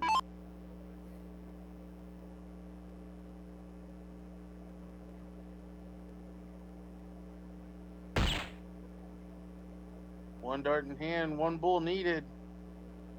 And he misses high and right. So a 35-point deficit for Dustin. He will need 2 bulls and 2 17 to take the leg. And the bet. Yeah, Has a bit of a laugh. a double bull here. And that laugh is going to turn around really quickly. But 1 bull, and we could have some fireworks. There's the double bull. First start. He polishes it off. Dustin escapes again.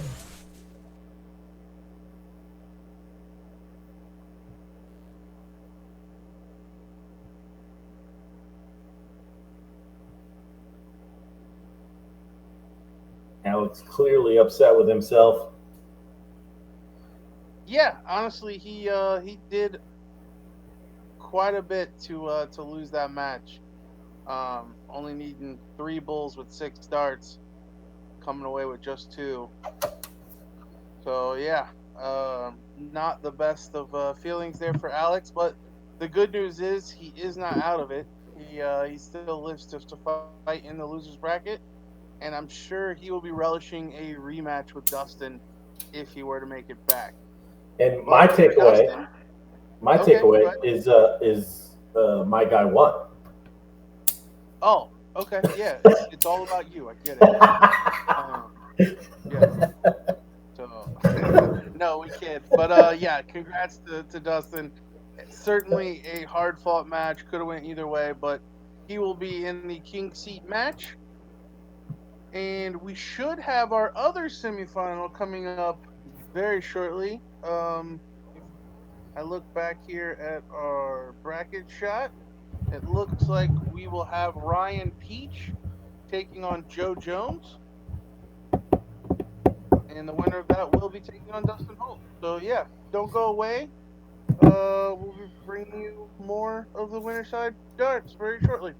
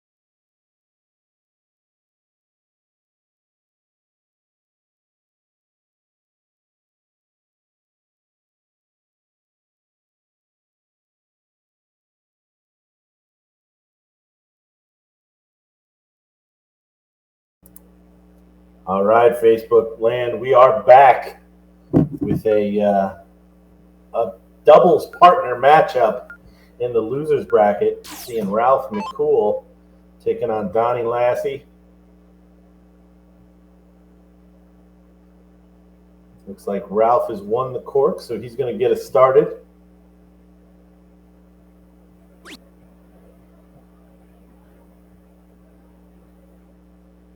Been a while since I've seen Ralph play. Kind of interested to see how he's been keeping up over the last 20 months or so. Yeah, Ralph, not so many years ago, was very much one of the best steel tippers in the country. Didn't ever travel quite as much as a lot of the guys, but if you made it down around the Alabama area, you knew exactly who Ralph Mccool was. Yes, was certainly. I mean, while you kind of hit on it, was a regional player. He certainly could compete on a national level without a doubt.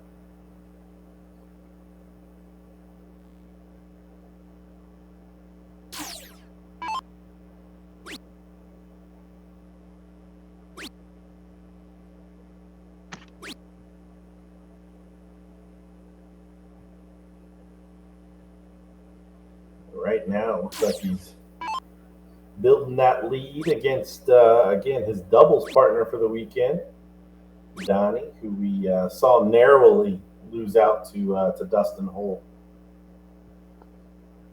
Yeah, and Ralph losing to Joe Jones, who's going to be in our next winners bracket semifinal. So both of these players losing to players that are still rocking in the winner's side.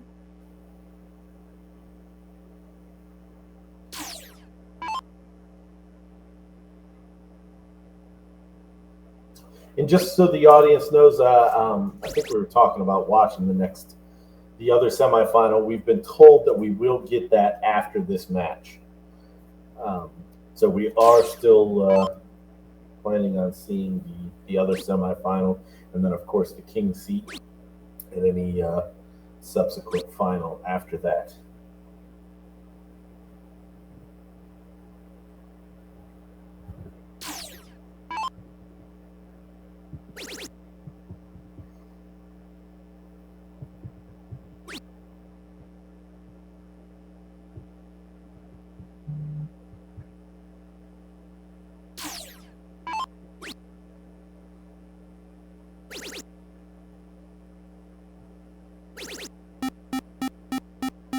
Ralph for a big 7 mark there, closing and scoring 68.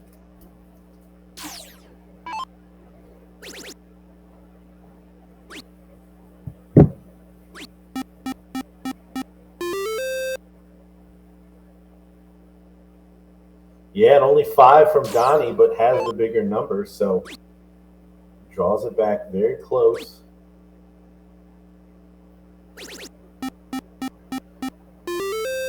Five mark from Ralph.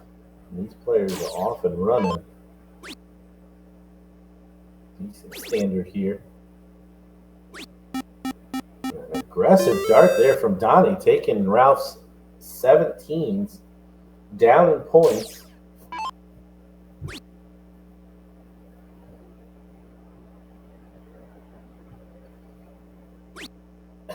I don't know if Ralph even knew that one was going to miss before he even let it go. It seemed like he was shaking his head as he was drawing the dart back. But Donnie down in points going to take the next number and points. So good aggressive turn there. Kind of a dangerous way to play that, but going to work out for him, at least in the short term.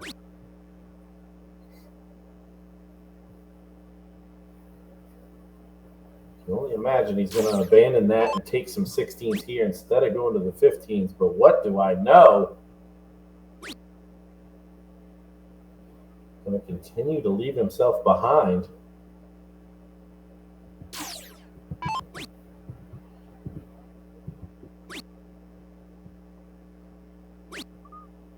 to go back and forth. Not able to close the 15s, but does shut down the 16s. So Donnie's going to need at least 3 15s to close and score. Take the point lead. And that's exactly what he's going to do. 3 single 15s. Takes a 9-point advantage moving into Bulls.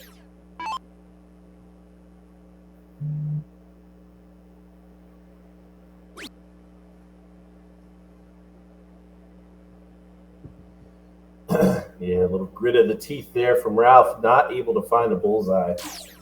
So Donnie, 3 bulls to take this first leg against the darts. And just chucks him in there. Good darts. Yeah, Donnie finishing up leg number 1. So Ralph will have the start in leg number 2.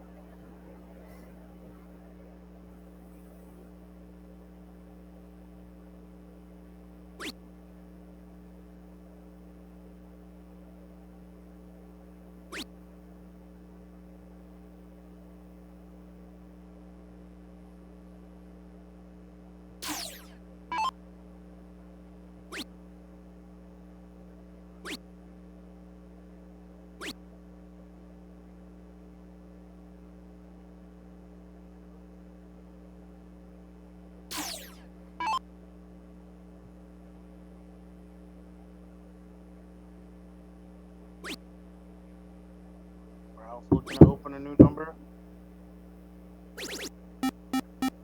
Does the 5 mark on the 19s, taking a 38-point lead.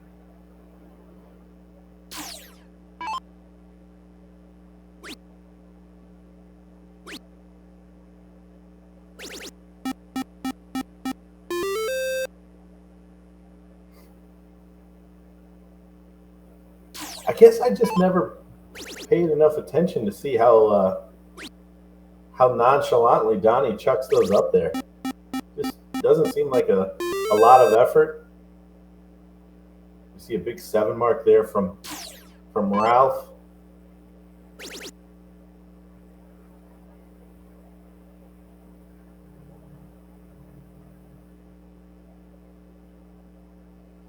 Just as I give him some kudos, he's unable to find anything after the first.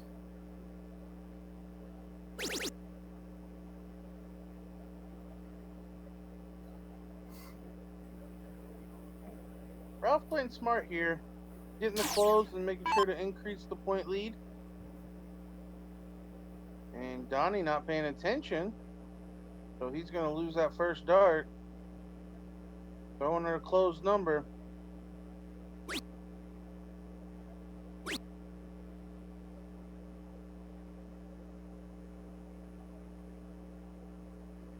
If I know these two after this match, Ralph is going to give it to him for that mistake. What are friends for? Oh, and another big 3rd dart treble.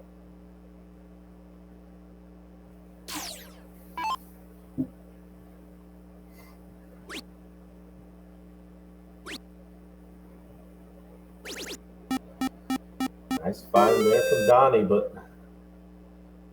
has a lot to do.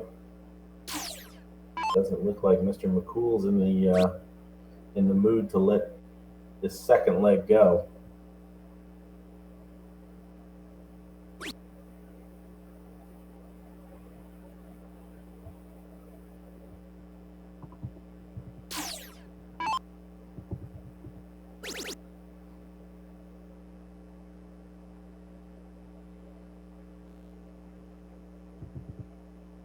Donnie only able to find 3 17s.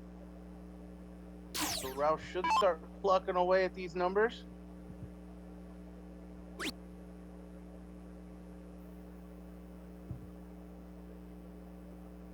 missing the big single.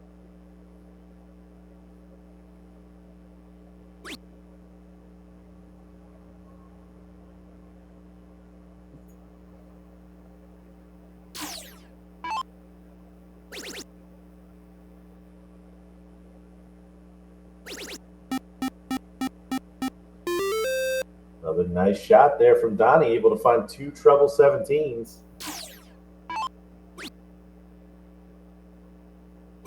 Which unfortunately for Ralph is not the first Donnie number that's going to go away. I have a feeling he's going to pluck that 18 away first, but Donnie seems to be focusing in on that 17. But thankfully for Ralph, every time Donnie throws a triple and it's in the 17 instead of the 18, that is 3 points lost for Donnie. Donnie does get rid of that 19, forcing Ralph to have to decide what he wants to do here.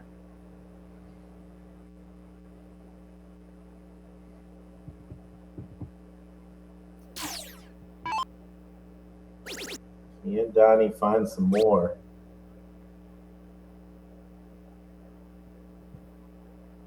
Continues to push to the next number,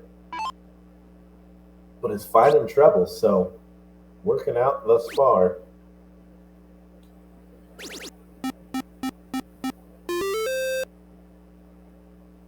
Now Mccool has his own toy.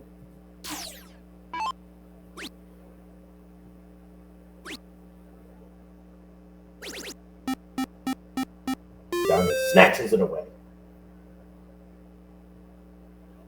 So up by 56 points now is Ralph. Needs 5 marks to shut them both down. Another single 17 needed. And a triple 16.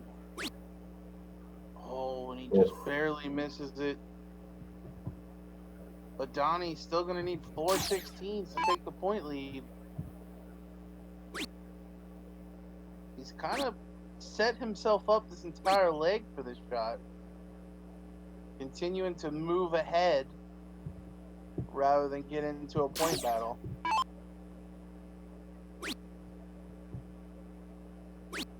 Well, the average there to 4-1 before that shot did suggest that that he was capable. Now going to need 4 bullseyes before Ralph hits 3. And do it here, not now. So it's 3 bulls to 3 bulls in this second leg.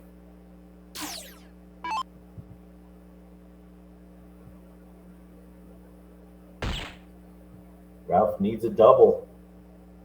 He's not going to find it. So 3 bulls to 2. We continue to whittle it down here. Can Donnie Lassie finish it up here?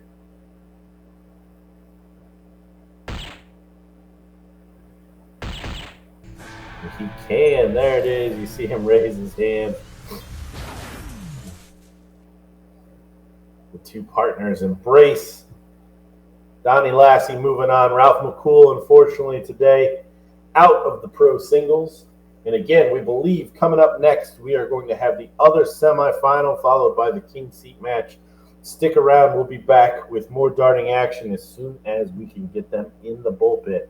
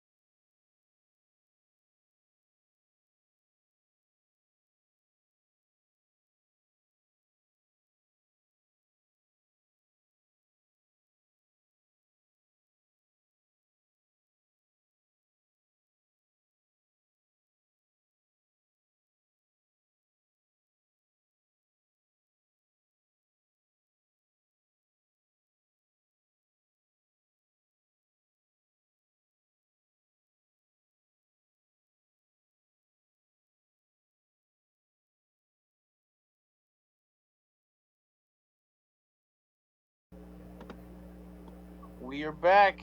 As promised, we've got our second winner's bracket semifinal match between Ryan Peach at the board now and Joe Jones.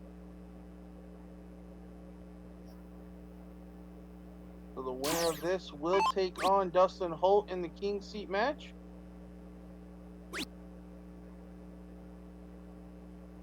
These fellas got a lot to live up to, honestly. The last two matches we've had here on the stream, very competitive.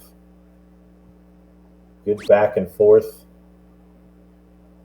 Well, and both of these guys have a pretty good list of scalps to this point as well in this event. So if we look back at who they've beaten, it looks like Joe Jones is coming off a win of Sidney Vaughn, and Ryan Peach is coming off a win against Brian Hall. I know prior to that we looked, Ryan Peach had beaten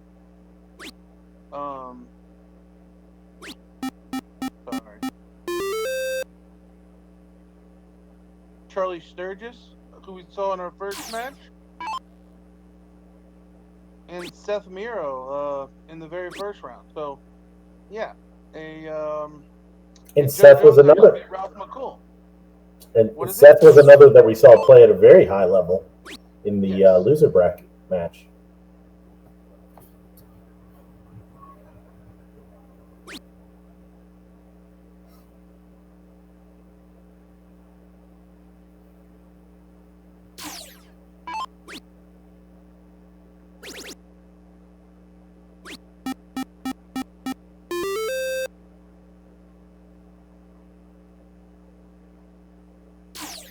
I think they heard me as both players kind of kicking into gear here.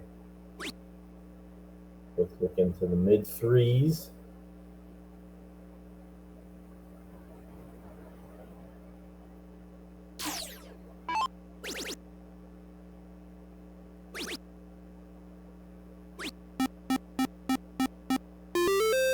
Joe putting in another 2 triple turn there. Or no. A triple, a double, and a single. Shanghaiing the 18.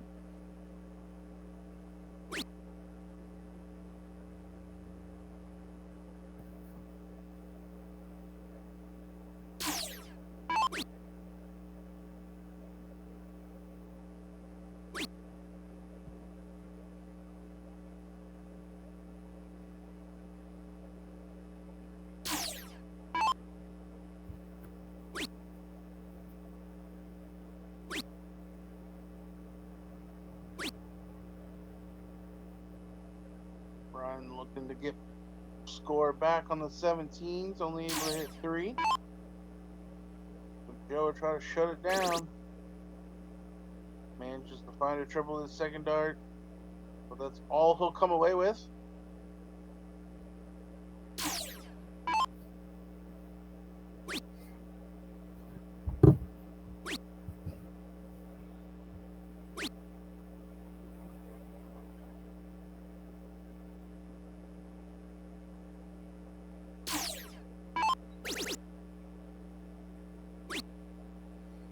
Straight into the treble.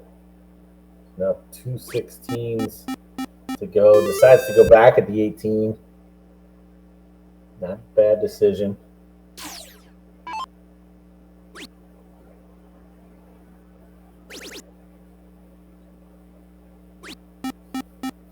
Nice 80-point turn there, but job not done.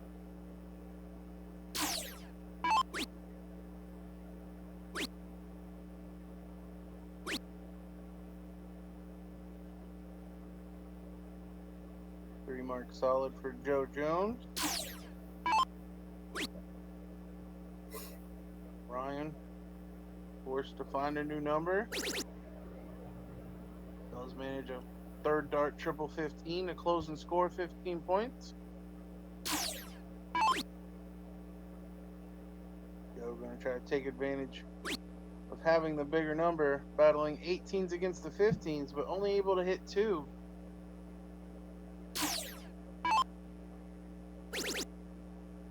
Yeah, it does leave the door open here for Ryan. Not going to fully walk through.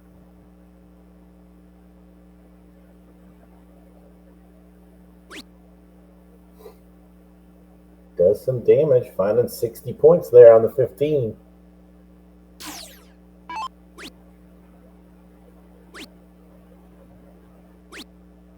Joe playing that one very safe. Through 3 big fat 15s. Wanted to make sure that he took the lead going into bull.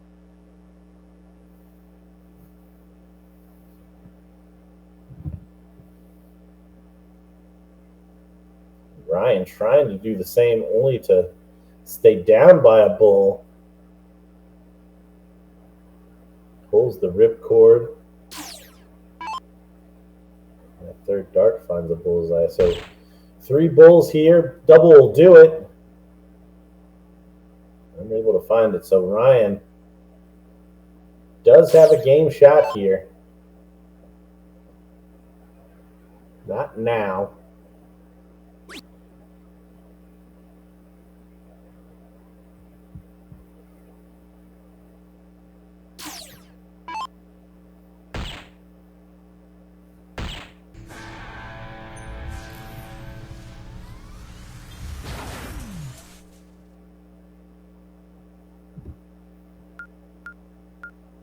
Oh, Joe takes leg number 1, and Ryan Peach will start us out in leg number 2.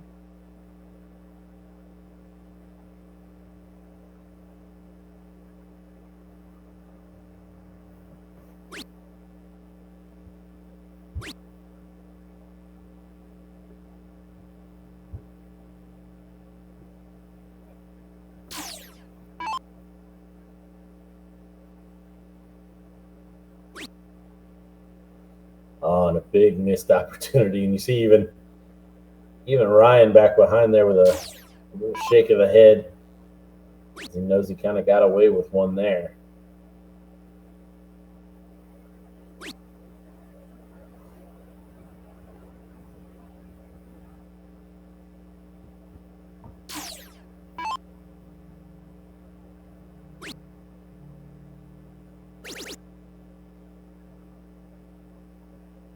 Joe finally finding that treble 19.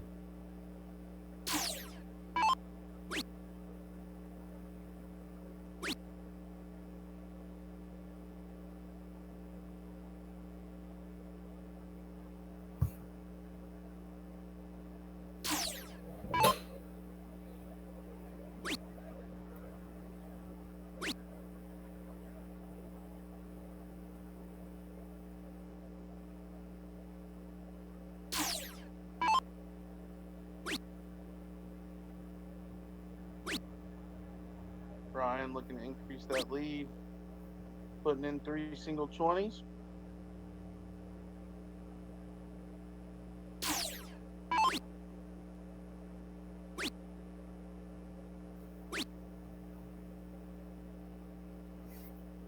Followed by 3 single 19s.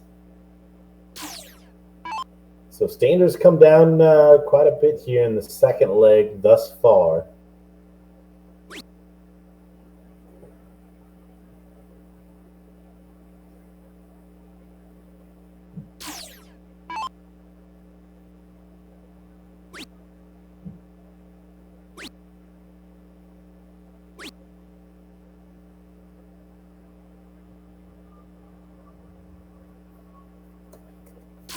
Players are trying to stay in the fight. Go back and forth. Point battle.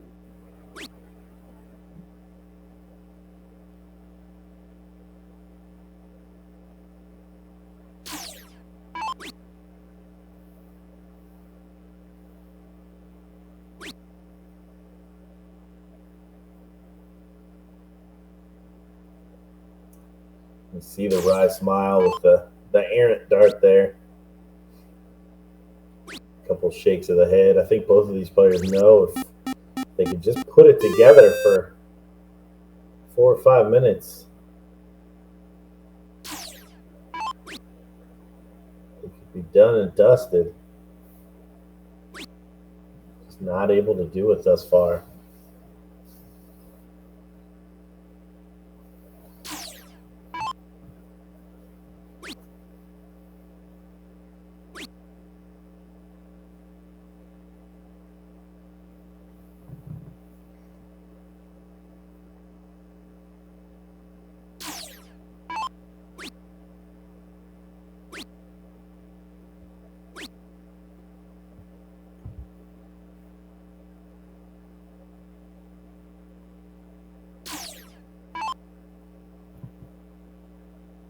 Ryan looking to shut her down.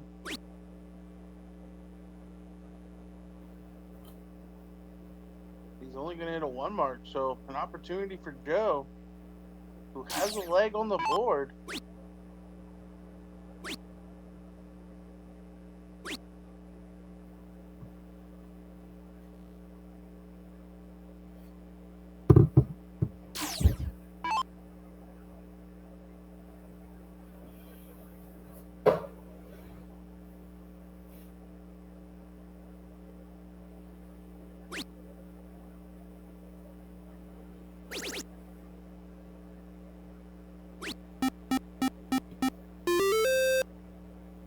Solid 5 mark there from Ryan to regain that point lead.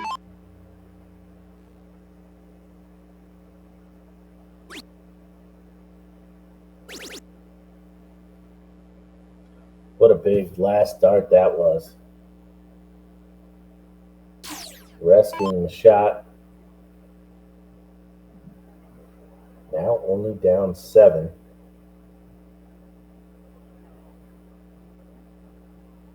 Again, we see Ryan, the frustration turn there. Unable to find any marks at all. So with 3 big fat ones, Joe going to take the lead. And then close Ryan's 20 out.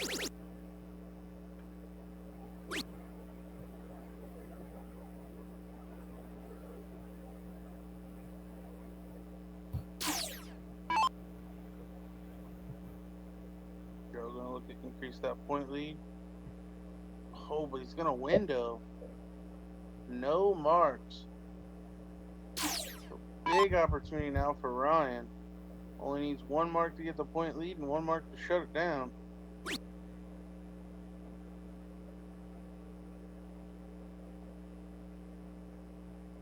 Has to be said, just not close.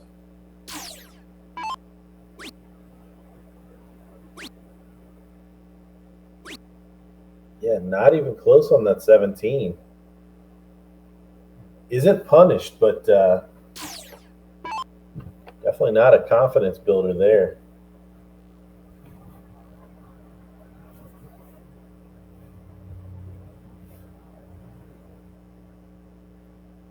Three single twos sees Ryan again not able to take the point lead, only needing a single 17.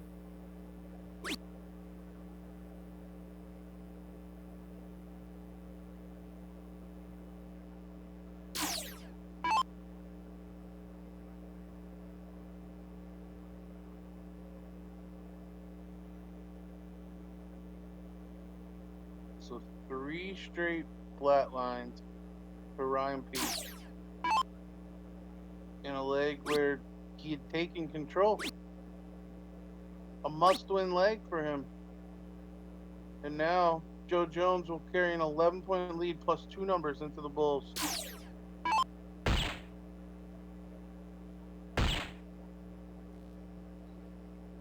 And again, with not anything shocking to really force that. Double bull here. Doesn't find it.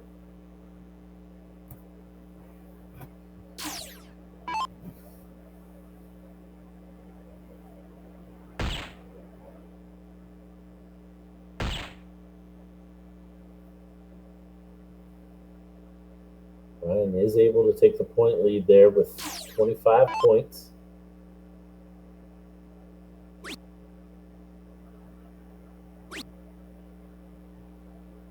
Takes it back, but does not push the bull. So Ryan does have a shot here at the match, or I'm sorry, at the leg.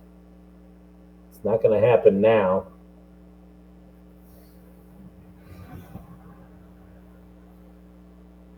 That final dart does not find the bullseye either. So 2 bullseyes again.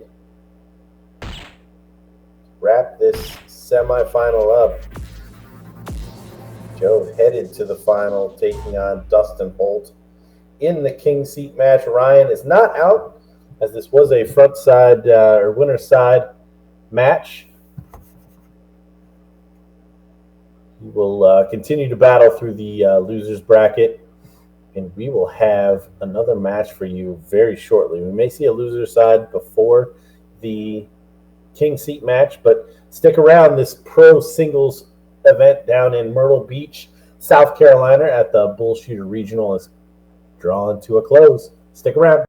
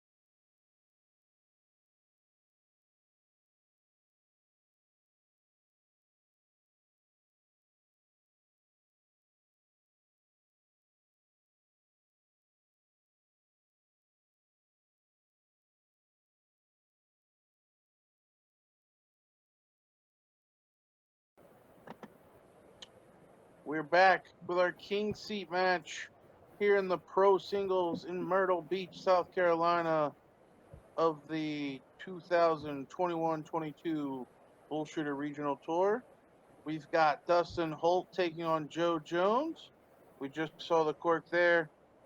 Looks like Dustin Holt was able to win in the cork, and he will have the start in leg number 1. This is 2 out of 3. Here we go.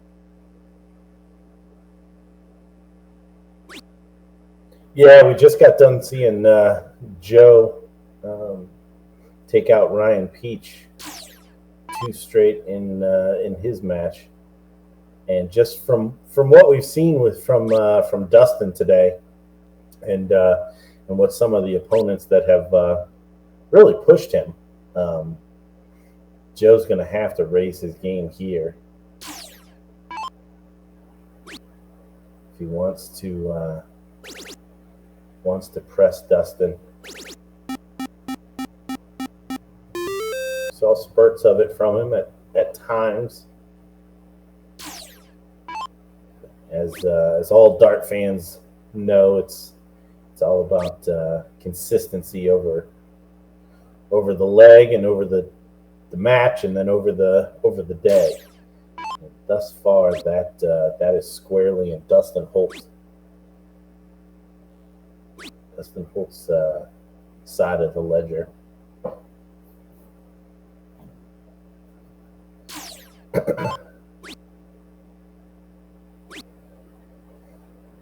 This one getting out of hand early, as Dustin already has a 4-number lead, plus 39 points.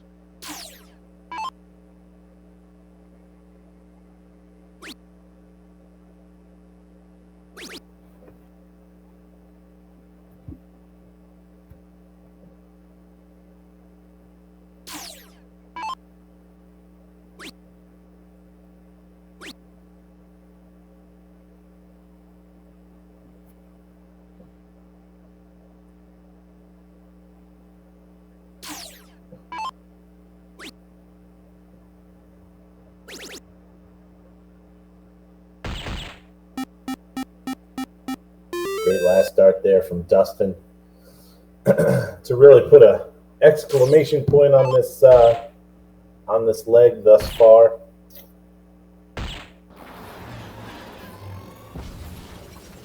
Nice group there from Joe, but this one is done, methinks.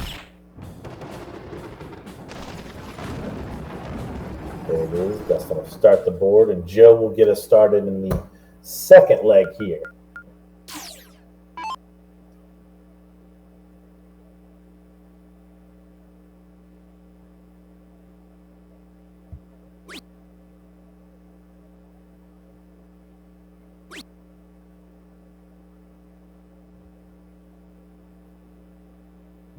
Joe already with an opening. Dustin to perhaps step through.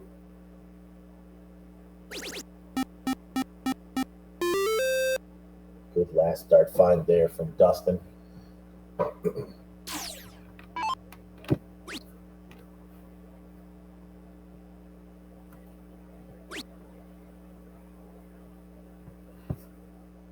Joe's unable to find triples.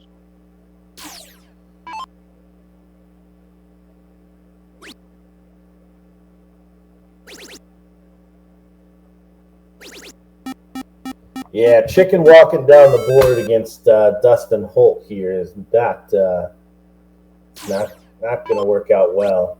You see Joe shaking the head here. Still plenty of time in this particular leg to start the comeback, but again, only 2 marks.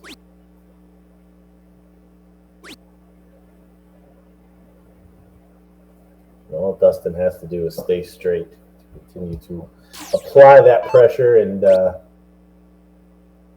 dwindle one more leg down. It's gotten even worse for Joe as he only finds a single mark that turn.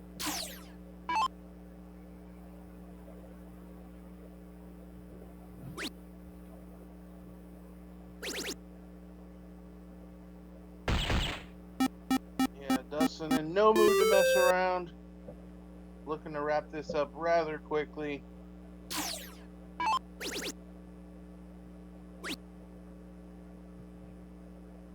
By far the best performance we've seen from anyone so far today. As it should be, the longer the event goes, the more the players should get warmed up and find their rhythm. And there we see it. Dustin finished with a 5.36. So he is your king seat holder.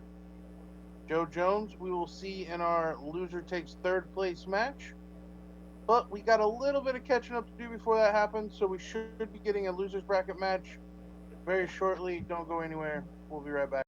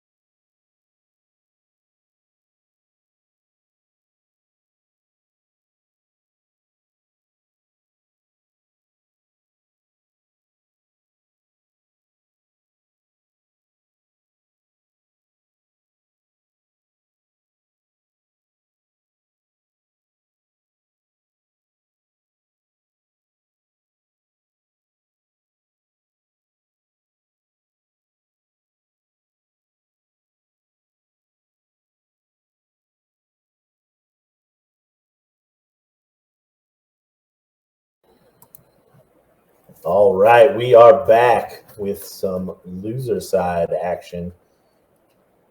Donnie Lassie taking on Ryan Peach for an opportunity to take on the winner of Seth Marrow and Alex Spellman. Looks like Donnie's going to take the cork here. Again, still 2 out of 3 here in the losers bracket.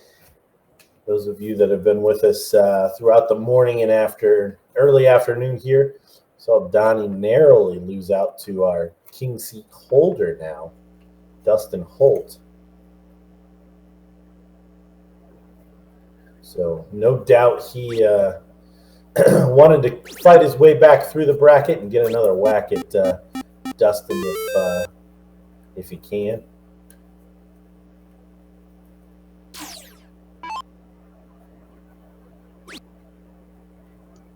Yeah, in all honesty, a match that Donnie should have won, or probably believes that he should have won.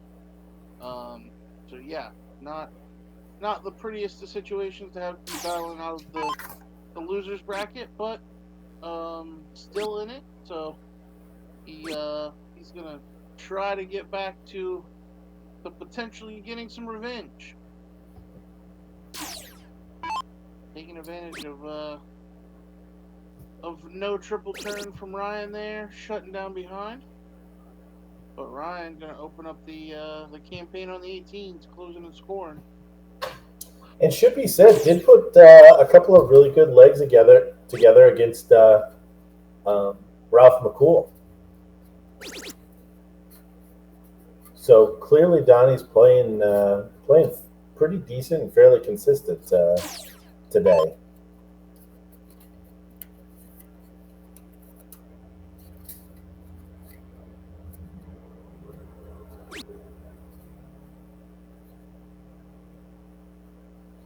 Ryan, though, very inconsistent in terms of his stringing together of shots.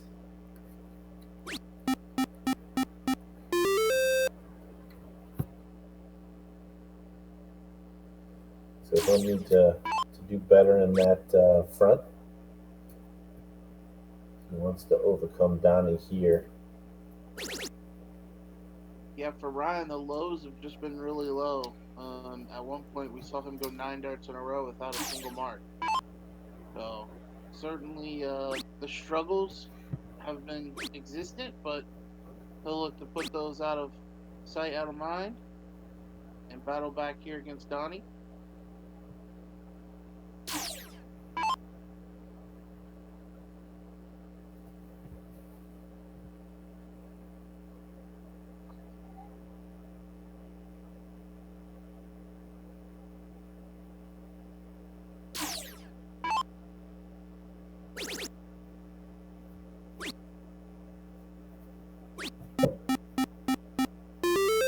Donnie around the horn there,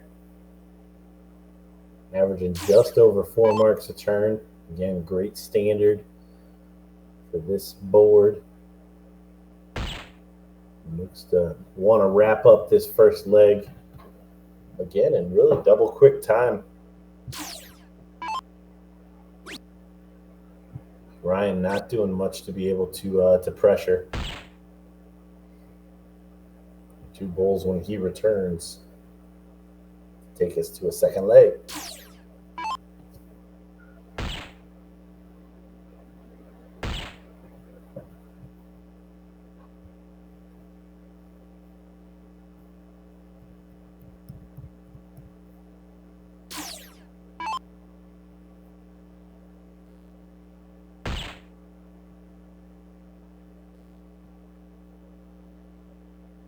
Donnie real stranglehold on this leg. Wasn't able to wrap it up, but he'll be back.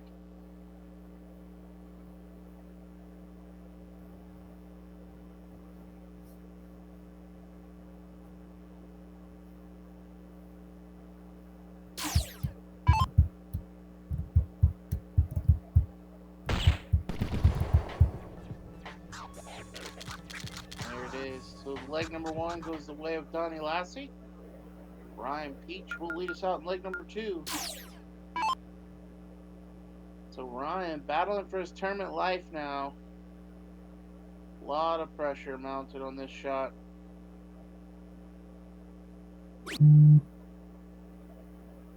See it. He only puts in 120.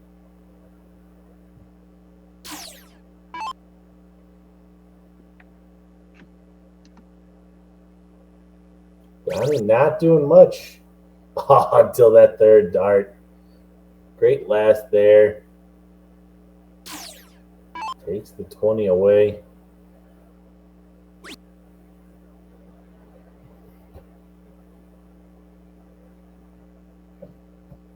Again, Ryan with just one mark.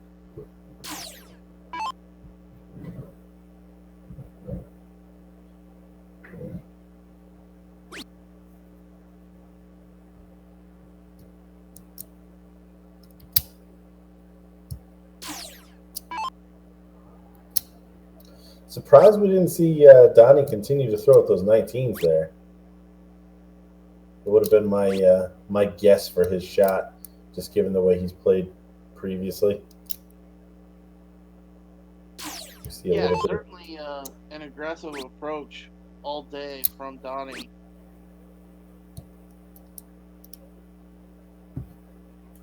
See some of the body language there behind the line. You get some idea of the character that is Donnie Lassie.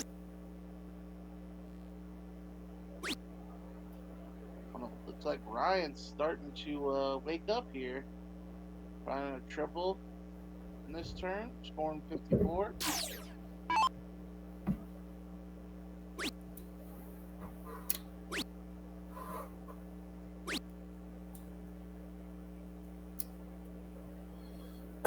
Three single 20 turn there from Donnie to follow. Can Ryan string together some shots here and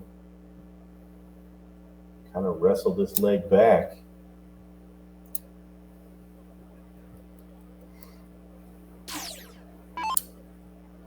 Don't think that's enough. He does shut down Donnie's 20.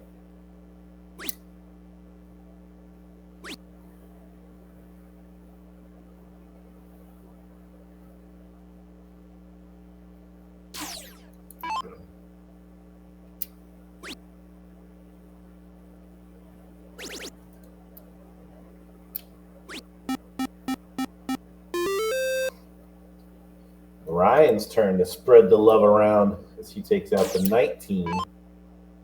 Tries to take out the 17 as well.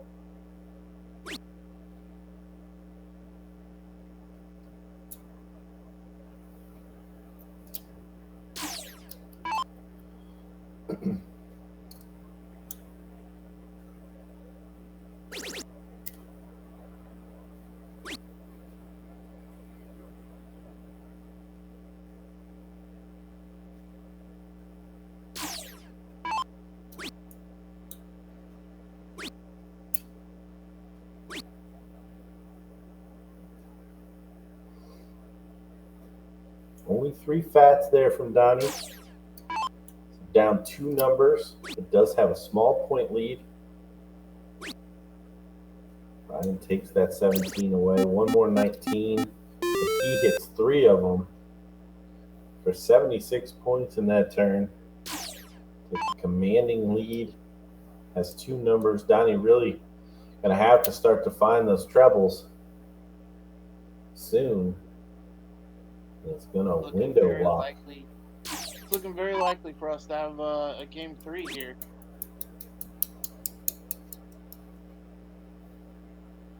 Ryan looking to shut down those 16s. Going to have to find an angle through.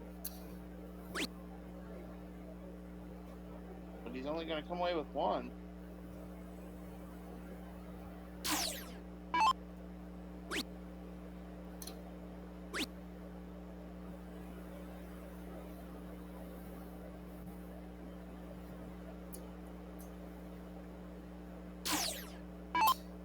Donnie's turn to lose a little bit of consistency here.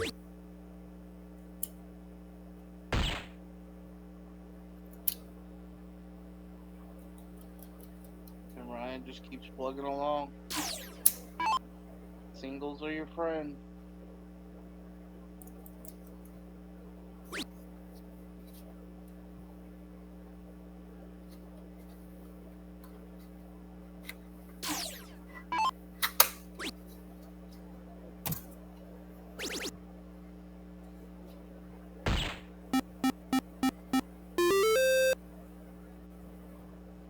So one bullseye away for Ryan Peach to take us to a third leg. Donnie really can't do enough here to even pressure the shot from Ryan.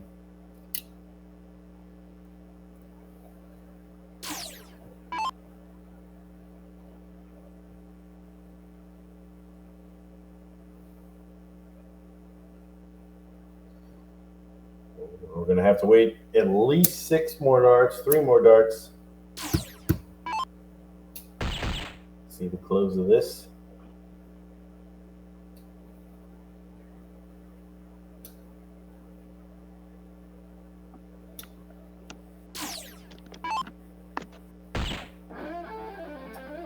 There it is, Ryan, the single bull at the end of the second leg here.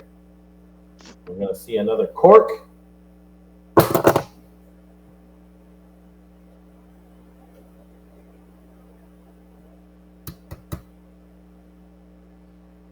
Donnie again forgetting the corking rules.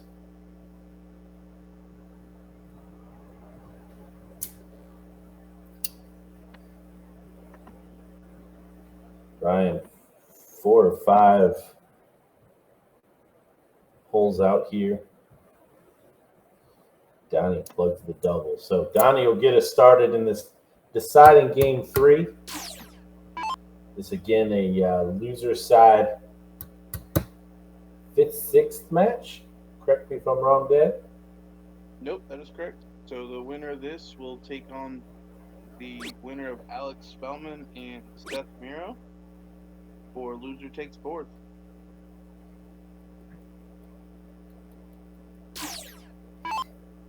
I love to soft tip, bro.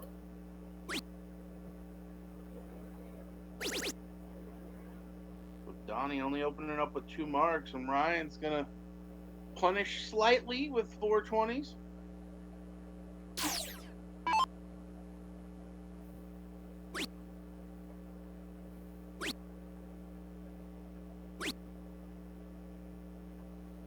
The feeling in your gut when you walk away from starting a leg of cricket and not closing the 20s. It is a tough feeling. It is. It is one of the most terrible, or the consistent terrible feelings.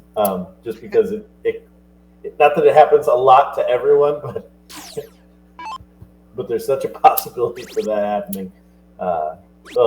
It gets to you. And a good recovery here from Donnie.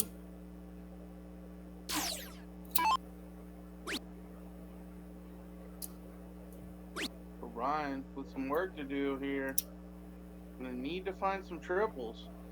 Well, it stays straight.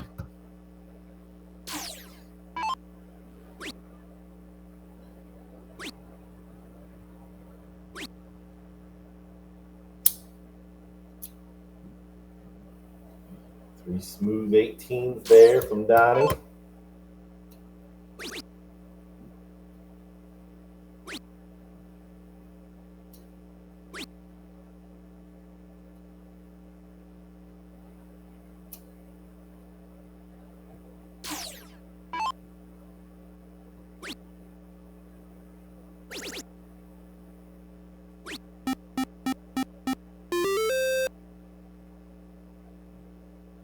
Donnie staying straight with 519s, really increasing that point lead. Taking advantage of having the bigger numbers. Ryan's battling on the 17. Oh, Ryan, just a little unlucky there. I think all 3 of those darts right on the wire there. Only going to able to find 3 marks. See if this is enough for Donnie to try to close it out, and it is. He takes 2 darts at it, but unable to find a single even with either one.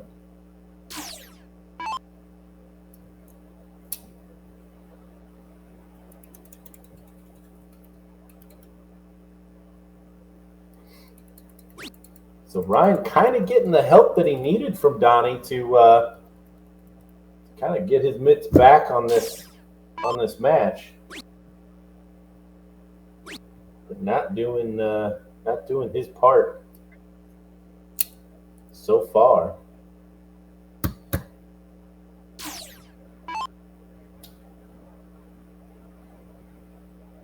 Finally,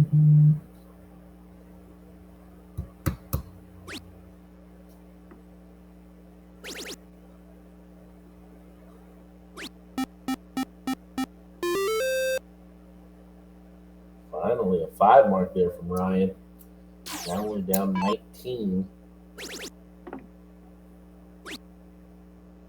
Donnie makes quick work of that with a dagger of a treble 19. Shuts down the 17s. You see the acknowledgement there from Ryan. Back to the drawing board.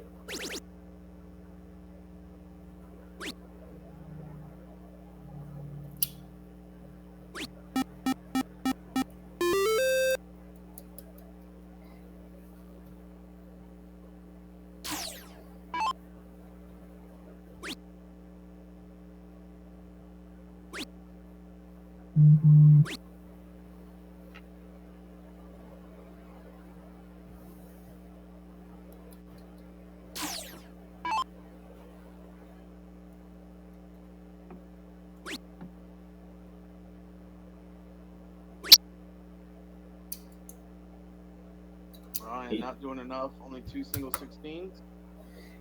Yeah, and I don't know Ryan's shot well enough, but to me it looks like he's trying to over exaggerate a little bit to try to find something here.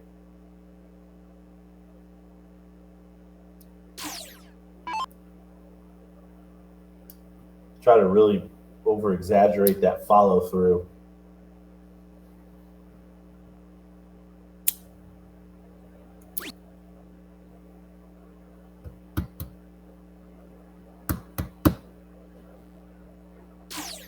Just not doing it.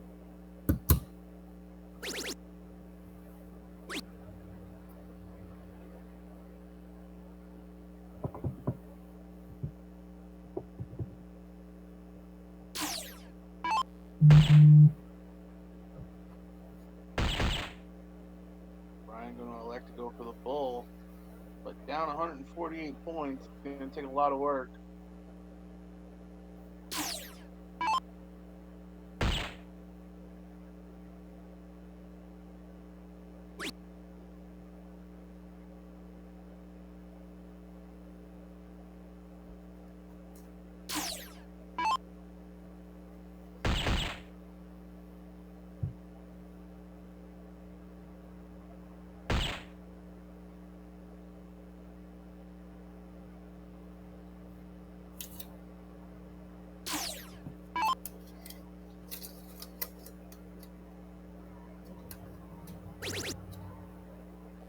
Double bull needed.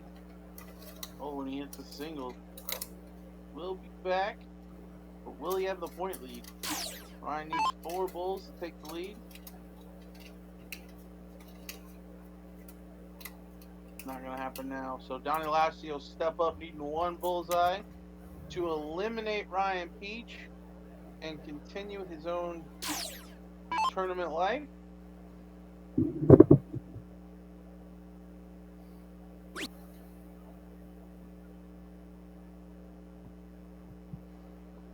Unable to convert there. Finds 18 more though. So pushes that bullseye. Ryan now needing 5 to take the point lead.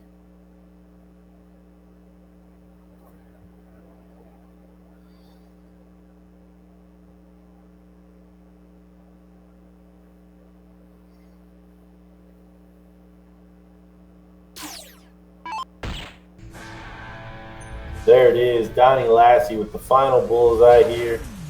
And the loser, or the 5th, 6th match here in the pro singles in Myrtle Beach. Some chatter of maybe switching over to the women's queen seat match, and then back to the pro 3rd place match. But stick around, we got the culmination of the women's doubles and the men's singles coming up here very shortly on the stream. So don't go anywhere. We'll be back as soon as we got some more darting action for you.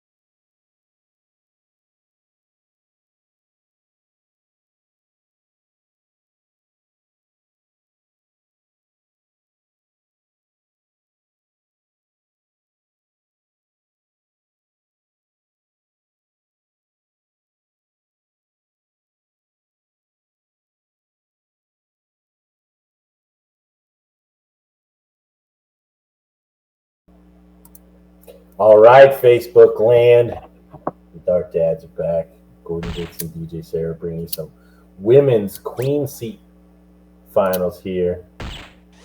We've got Olivia Terry and Kasha Prisbel taking on Shay Cole and Miss Jinger.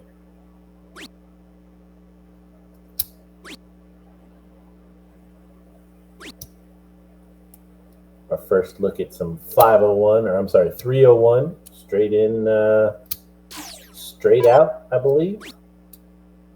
So these legs should go fast.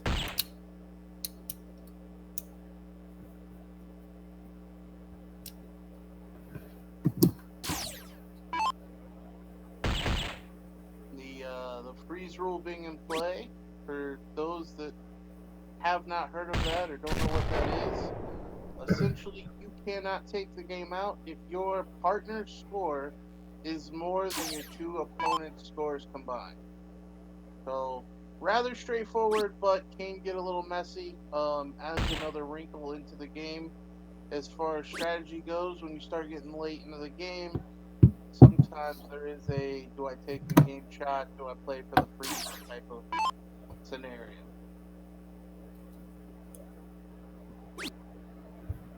Olivia starting fairly strong here.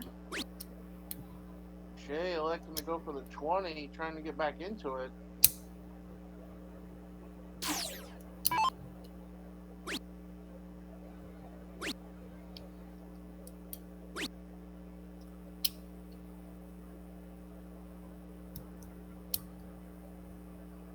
Easy here. With the two bull open.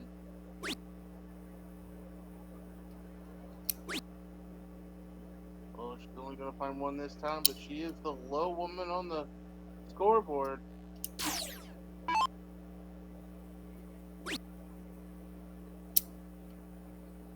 Olivia does still have an out. Needs two triples. Going to talk about it.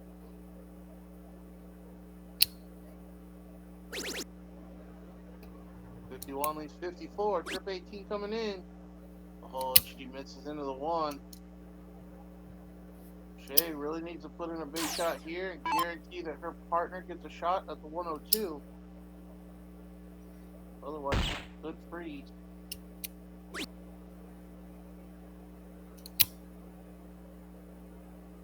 So it looks like she hit another bull and it registered a 1. She's going to go ahead and throw and then correct it.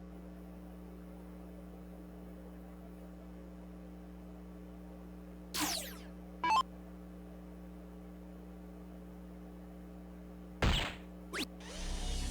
118 scored there, brings her down to 87.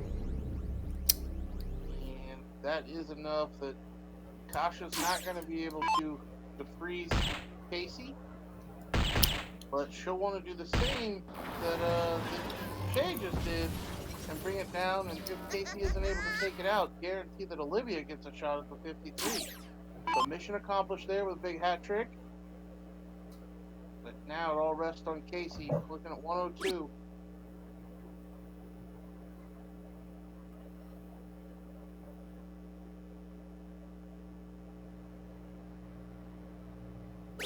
$51.36. Ooh, 57 for 30. Oh, did get a whack at it.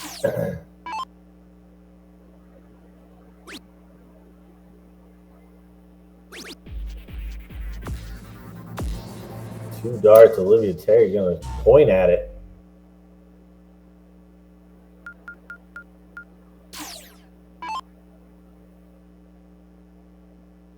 So Shay will get them started in cricket.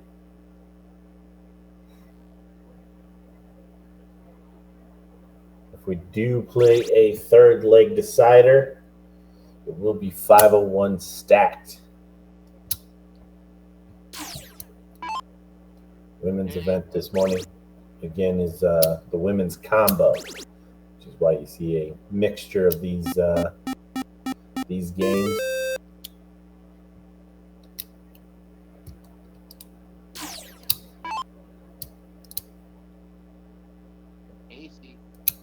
trying to pick her partner up. Already trailing by 57 points early on in this cricket leg. Oh, and a big third. Triple 20 does take the point lead back.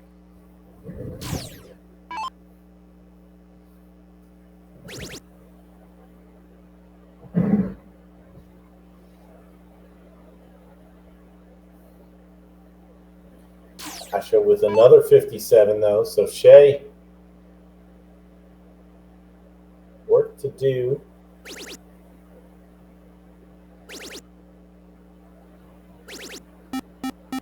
On a big 9 mark. She's going to get stared down. Good standard here from the ladies in this cricket leg.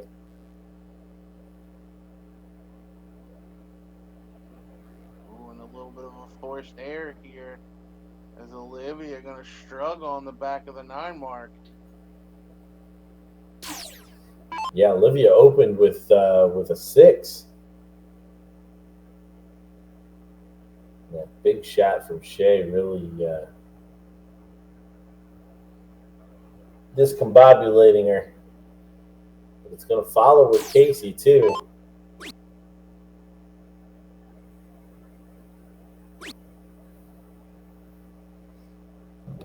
Casey only going to find 2. So a drop off aside from Shay's big 9 mark there for all the ladies in that round. Another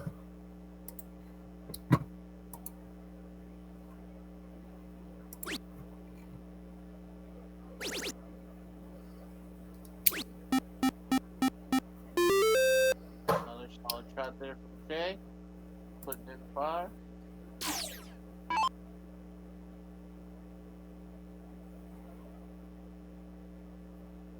Looking like we may be going 3.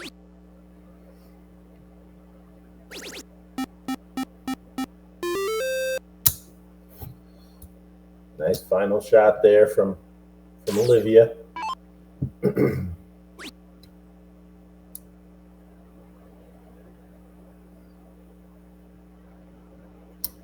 was way off before she even let it go. Does manage to put in the 2 singles required to close it.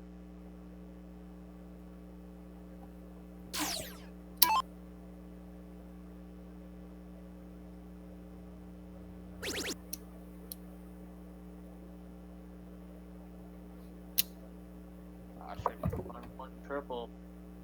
But that's all, nothing to go with it. So just 48 scored. Shay walks to the board, still with the point lead, plus 3 numbers.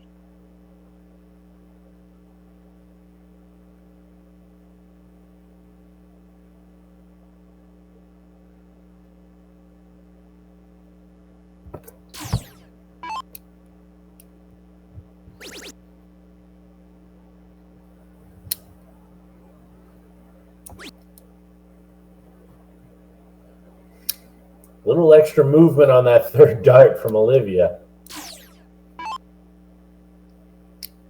Seems to think she needs to put a little extra on that one.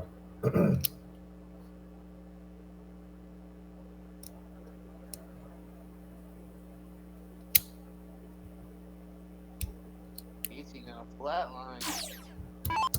So an opening now for Kasha.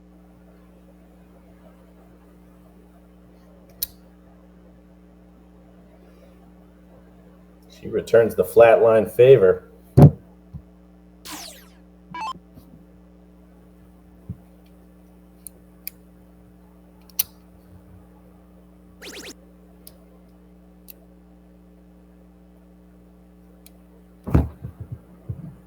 Shay picks another number instead of taking a shot at that 16 into the last dart. So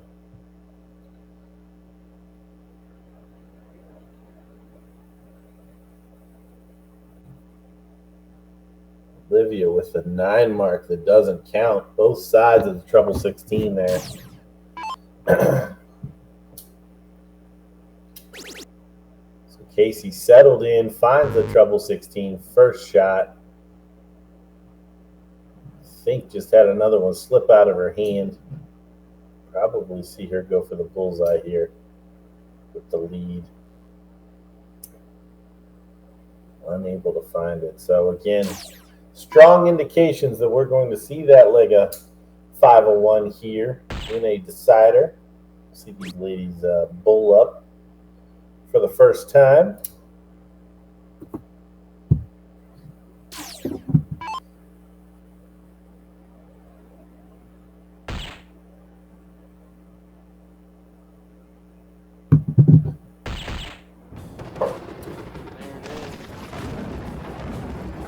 Tied up at one leg apiece. We're gonna get a court to see who goes first in that leg of 501. Looks like Shay is gonna show. Oh, and a wayward dart there, way low. Olivia does manage to beat it. The team Kasha and Olivia will have the start. I'm getting the impression that Olivia likes trying to wind Shay up. Yeah, I don't know. She's definitely chatting her up a good bit.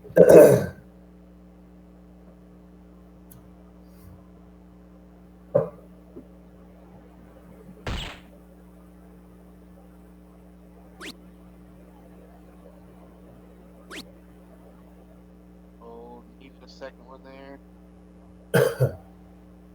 See if Shay's triple power can be converted into bulls here in this deciding leg. Because after the performance in cricket, I would say she was definitely off in that first 0-1 leg. Does manage to find two.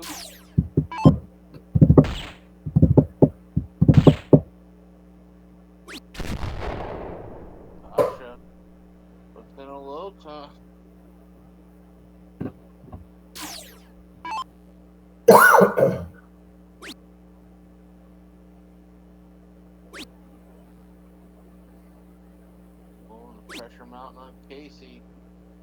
She's not going to hit a ball. Only scores 31 points.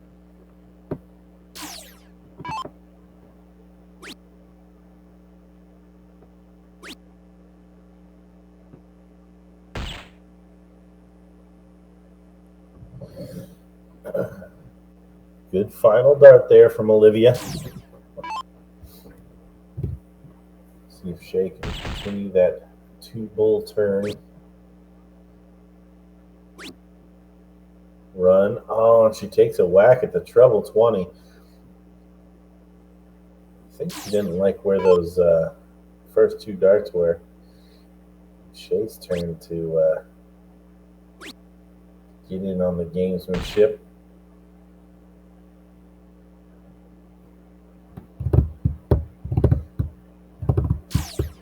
Casey gonna need a good shot here to get her team back in it. Find another bull, we'll leave a 180 finish. Oh, this is low. So 191 plays 213. Olivia will look to bring this down. Set up her partner.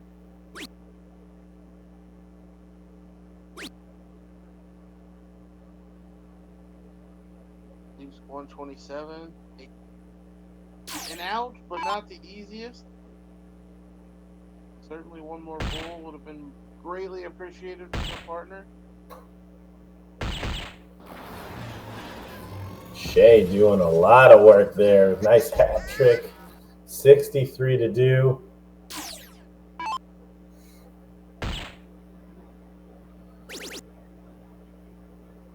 Gosh, we're going to get a whack at it. Oh, and snags the one. You saw Olivia sneaking up there. She did all the hard parts. Like, even shot the more difficult way on 77 to go for the triple 19 rather than leaving it to where if she misses and hits a single, still gets a look. But Unable to convert on the single. Now Casey looking at 33. Oh. Olivia needs a single 19. There it is.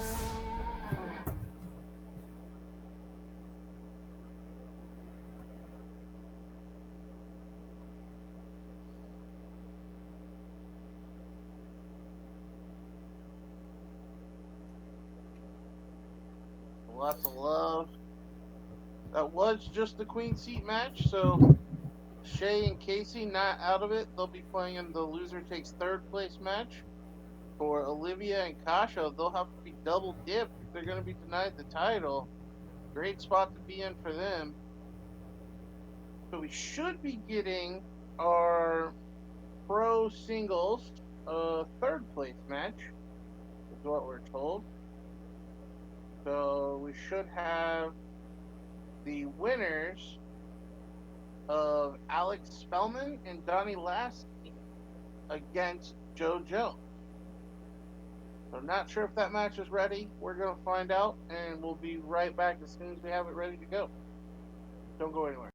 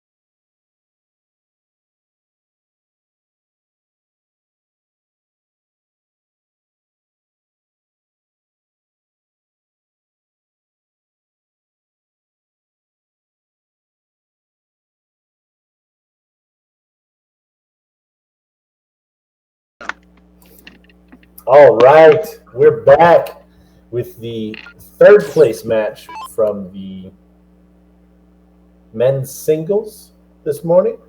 Getting ready to finish up. We got Joe Jones taking on Alex Spellman. For the record, this is the pro scene. Pro singles. Thank you for the clarification, because we do also have an open singles going on right now.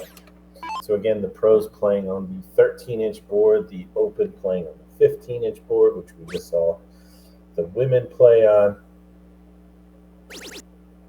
And Joe played in the final, the king seat match against Dustin Holt. So he's been sitting a little bit. Alex having to battle through after losing to Dustin in the semifinals of the winner's bracket. So probably has a few more, definitely has a few more legs under his belt. So we'll see how both of these guys do with their positions.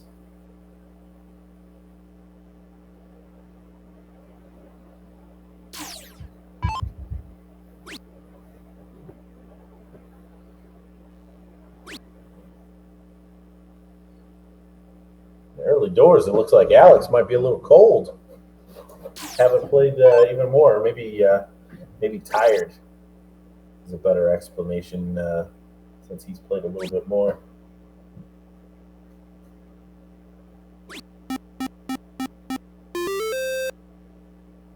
Solid 5 mark there. Putting in 72 and trying to close the 20.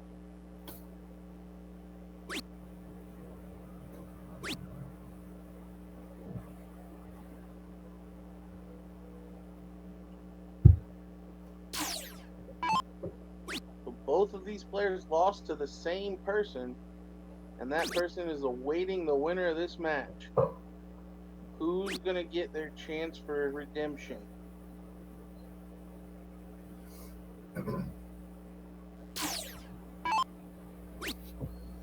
Yeah, no matter who, going to be a big ask to double dip Dustin Holt in that final. Especially if he played the way he does against Joe in the King Seat match. That was by far the best performance we've seen all day from any individual player. So if he's staying at the board and continuing that form, it's probably going to be a short final. If not, if he drops down a little bit and one of these guys steps it up just a hair, we may be in for a long one.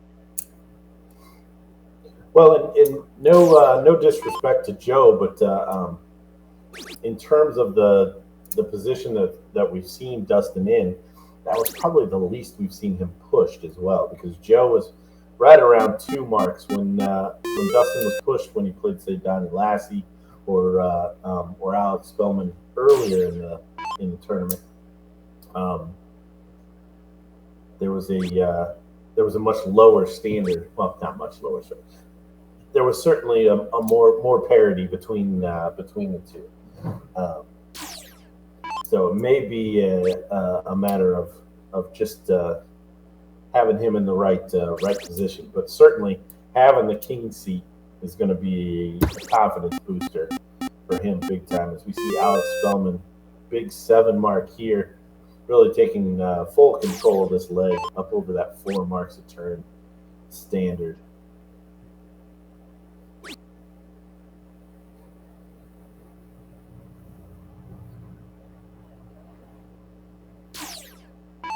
Alex could close out the leg right here.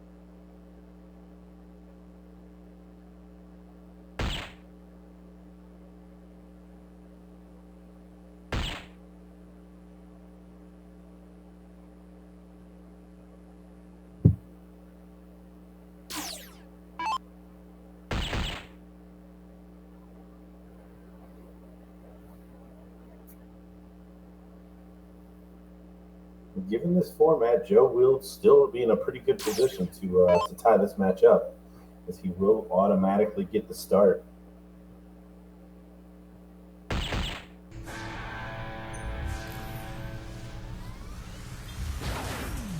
There we see it from Alex. That final bullseye finishing just below that 4 mark standard.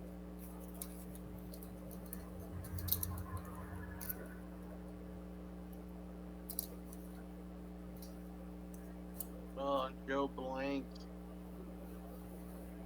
So a big opening now for Alex to take control of leg number 2.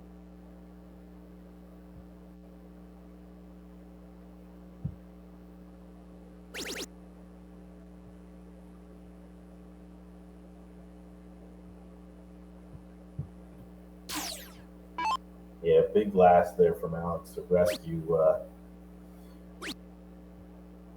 the turn without giving it back to Joe.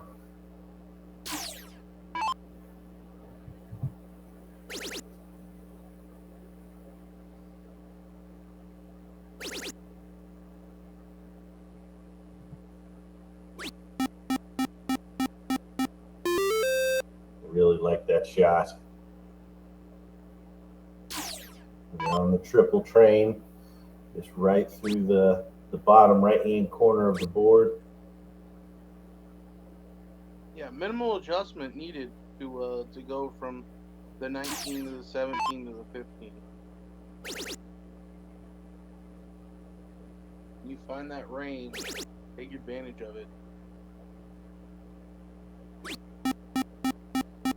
Clearly, Joe has been talking about Alex and Dustin's mother, because we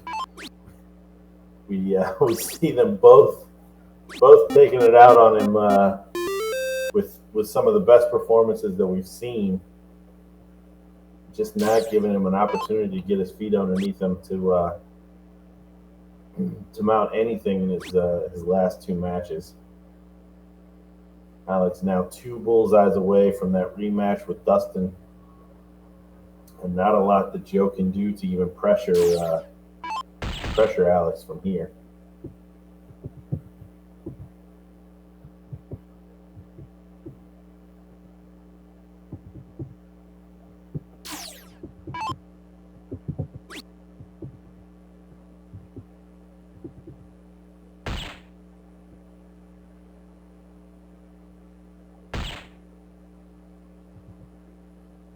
Alex takes 3 darts, hit 2 bulls, but he should be coming back with well, Joe might actually take the point lead here, as he does with his last dart. But even still, Alex with a commanding lead may like to go for the bull anyway, as he has 5 number advantage.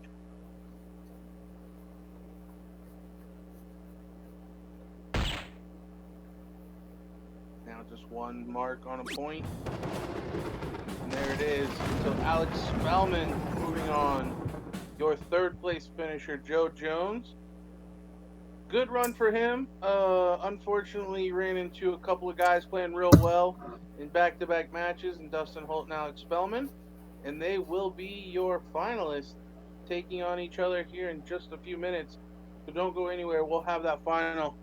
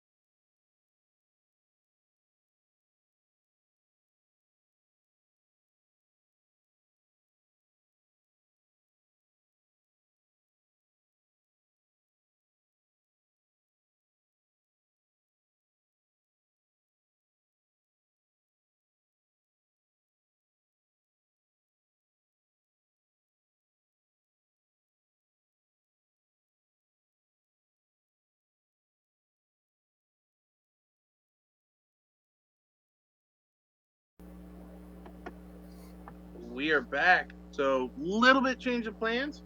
Apparently, the ladies are quicker than the men. So, we've got the ladies doubles final, combo doubles final, coming to you first. And then we will have the pro singles.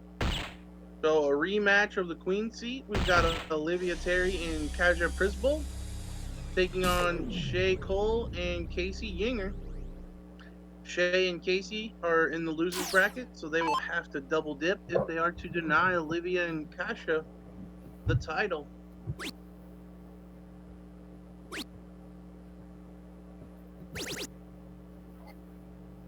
So a somewhat similar start. Yeah, great matchup between these two teams the last time we saw them. So have to only tip Kasha and Olivia because they do have to be double dipped.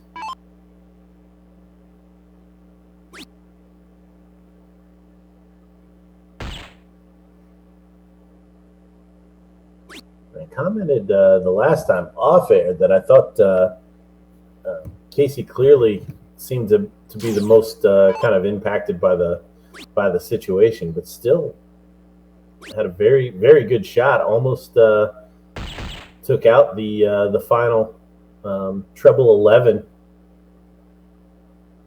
in the deciding leg. So could have went either way. The last time these four ladies met.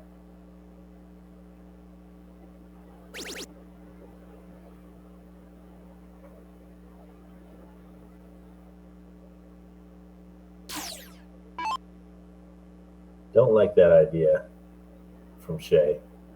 I think Shay should have stayed on the bullseyes. Bring it down and let the chips fall where they may.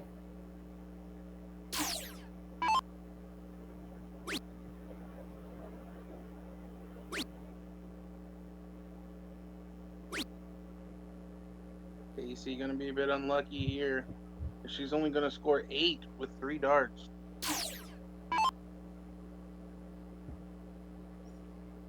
Early doors, Olivia and Kasha. Pretty sizable lead in this leg. Olivia going to look to set it up. Which does she prefer? I'd say at the 14, leave the bull. She decided to go for the bull to leave the 14. Ends up with a 3.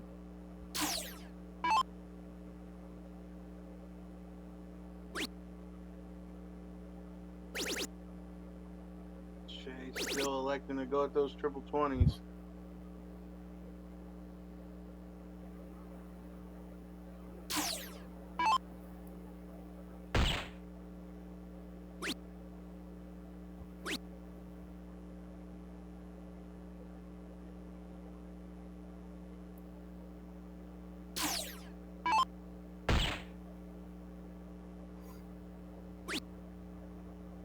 Important shot here for Casey.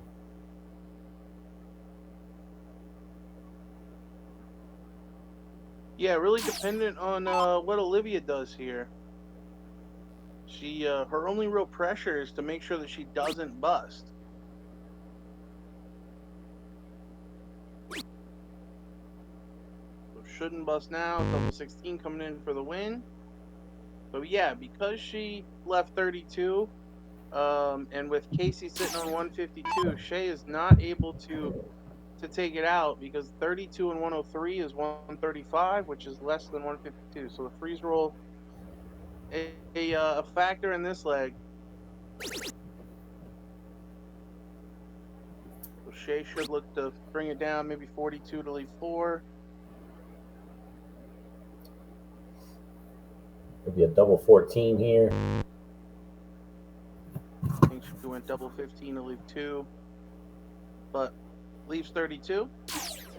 So Kasha now looking at 103.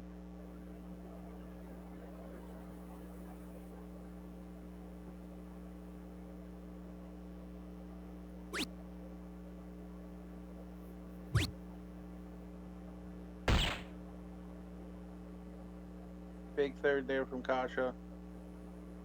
Had she not hit that, she'd have run the risk of possibly freezing her partner, depending upon what Casey did. There's a bull, now 2 triples. Oh. Good look. Should go back at the bull. Try to get those score. But unable to manage a third dart bullseye. And Olivia now needs 2 16s to take leg number 1.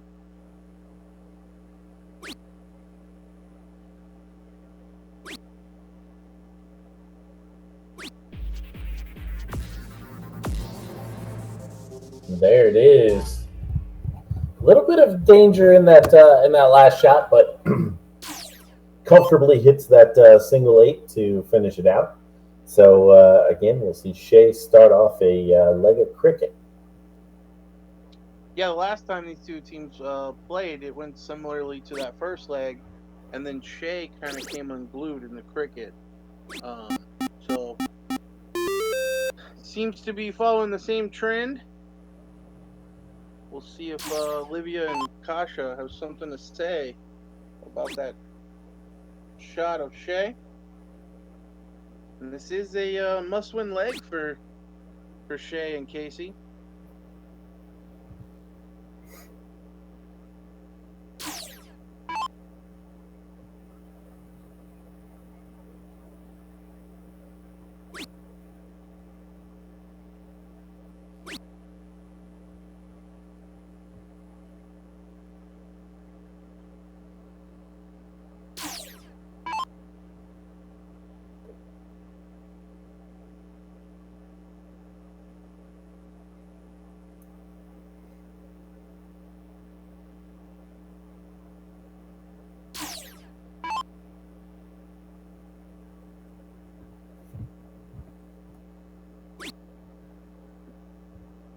Shay already back to the board with a very sizable lead.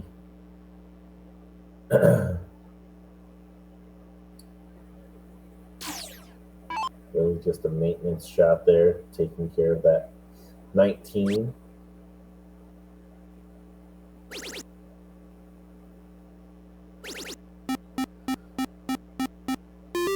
But a good 7 mark there from Olivia. Drawing this leg back close.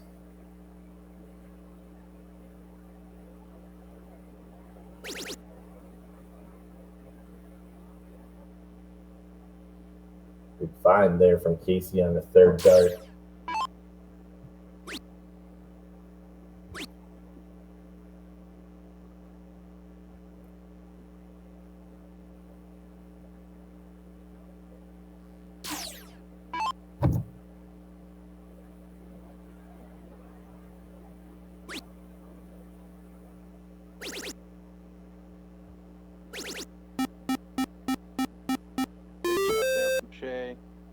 She shuts down the 18s and the 17s, plus adds 20 to her score. Olivia gonna have a talk to her about it.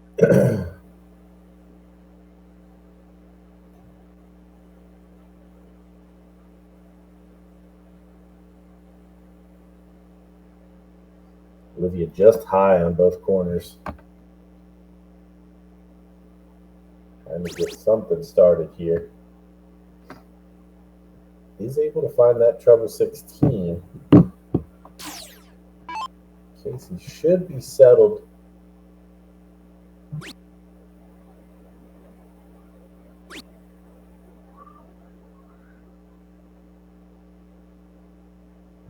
He finds 2 marks.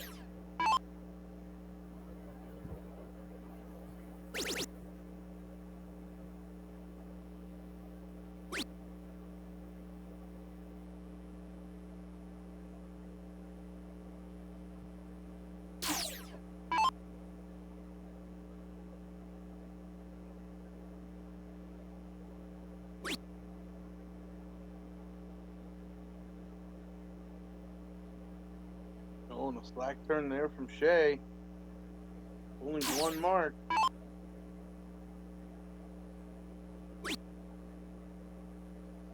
And you saw Olivia in the background with the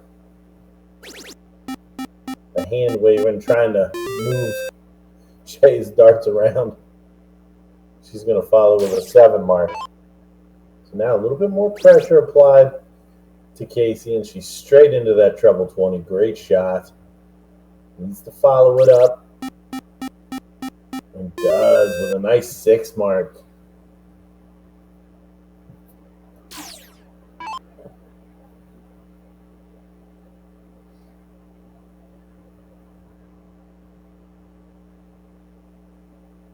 Gosh, you're going to take the time to check her text on her watch. And fire in 7 of her own. So Kasha and Olivia really battling on these 16s.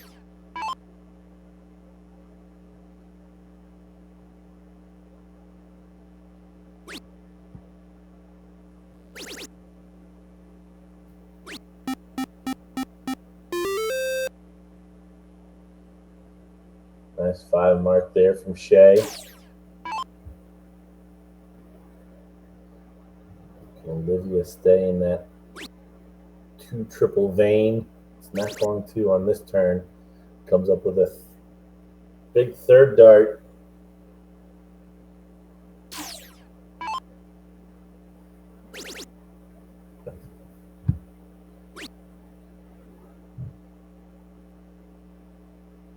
Casey with the range on that treble 20.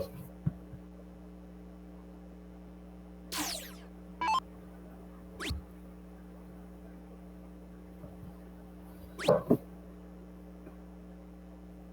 and then only 2. So Shay finally coming back to the board with the point lead. So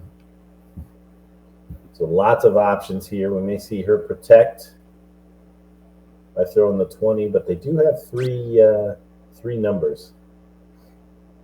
Really like this play from Shay, trying to take another number and some points. Isn't going to convert. Just adds that much more pressure.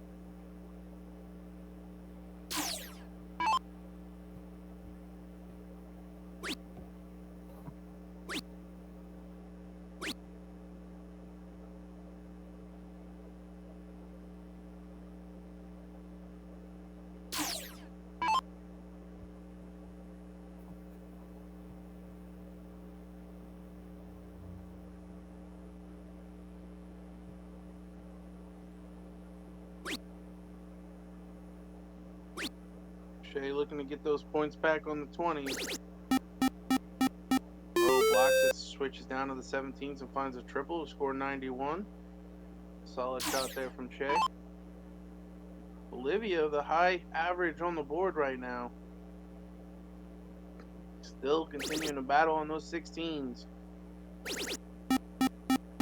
And once again finds 2 triples to score 96.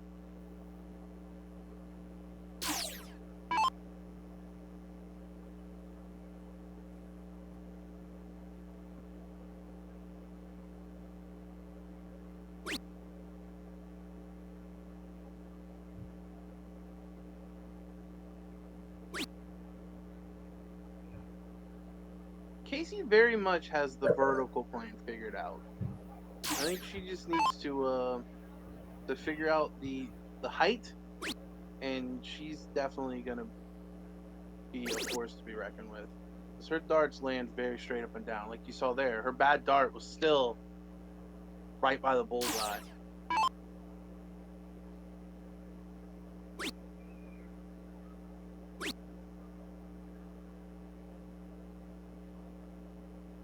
When Shay only went 2 20s. So the point lead now for Olivia coming to the board. She's been killing the 16s, so she stay on it.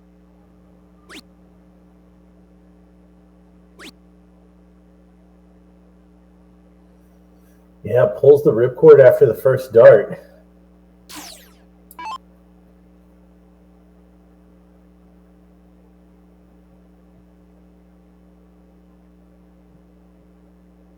Well, just as we brag her up, Casey not able to stay straight on that 20.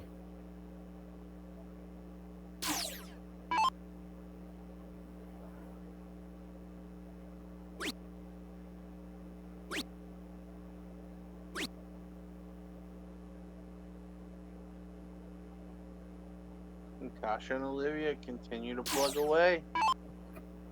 Taking off a number and adding some score.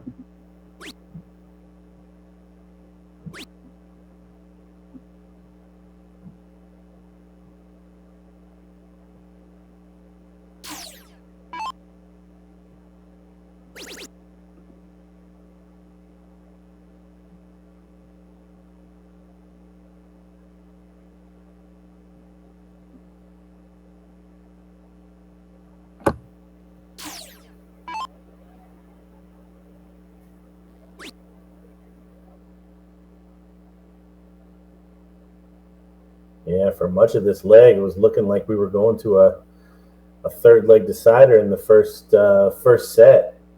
But now, Olivia and Kasha really making a play for this right here.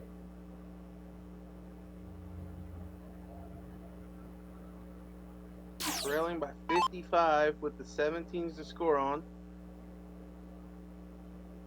Shay's going to need at least 4 17s to potentially take a shot at the 16. Oh, she does, but only a single. Good shot there from Shay.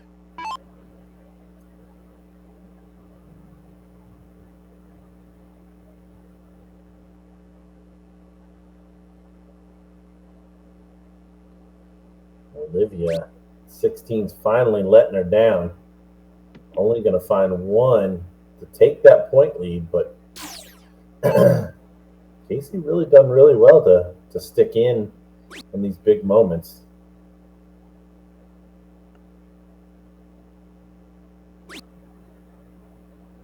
There it is. Shuts down the 16, scores the 17. So lead into the Bulls for Casey and Shay. Kasha trying to shut down that 17. It's not going to find it. All up to Shay now on what she wants to do. Continue to drive ahead with points. There it is, 68 more.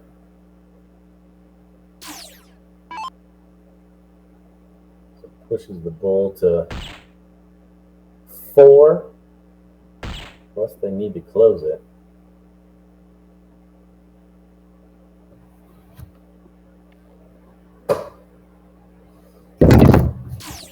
And Olivia only going to find 2, and you see the sarcastic arm raise.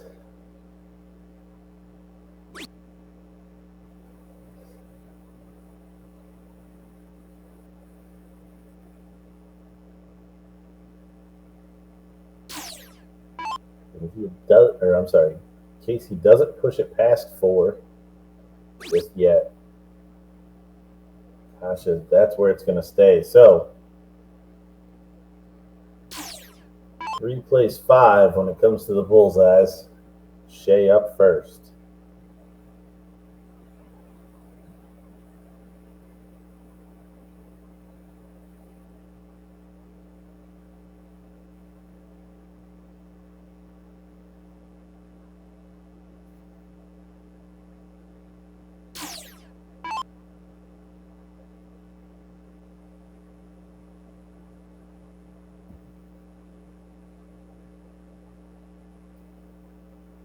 Yeah, has a chance to make this a nervous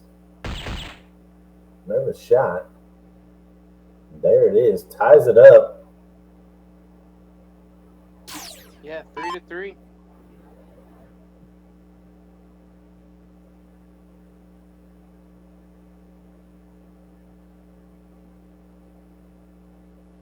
Yeah, Casey just a little weak on some of those darts when the pressure's on. But now you have to say advantage Kasha and Olivia, as they're first to the board, needing 3 bulls. Oh, Tasha almost takes care of the hat trick right there, but only hits 2. So Shay, you feel has to hit a hat trick here.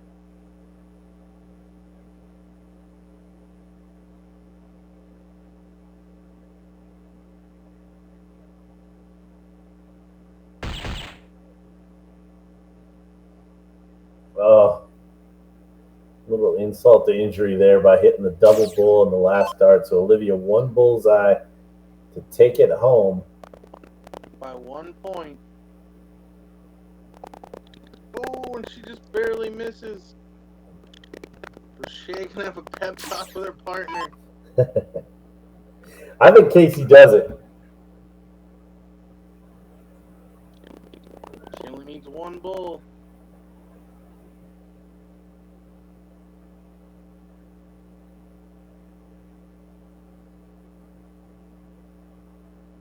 Right here it is. Oh!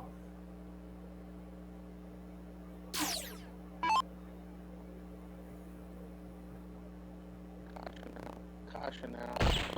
All over it. And then she puts it between the uprights with the third. So your ladies combo doubles final. Champions. Kasha and Olivia.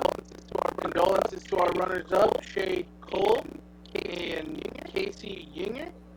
So, yeah, a very long battle. Well played by all 4. Certainly could have went either way. But congrats to Olivia and Kasha. We should be getting our pro singles final between Alex Bellman and Dustin Holt. I see Dustin making his way there in the background. We're gonna have some picture time.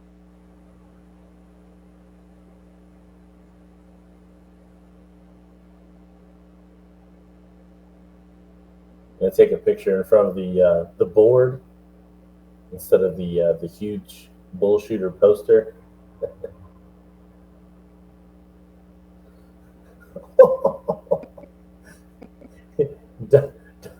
Dustin gonna fire off some darts there. He had a bounce out. I don't know if you noticed. No, the second one, yeah. Yeah. Well, the first one I think disappeared through Kasha's hair and actually landed lower than her head. That's just good arch. I've hit a double three over somebody's head before.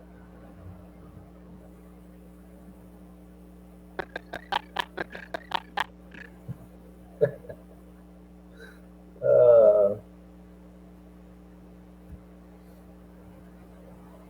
right. We've got both of our competitors now. It shouldn't take too long to warm up.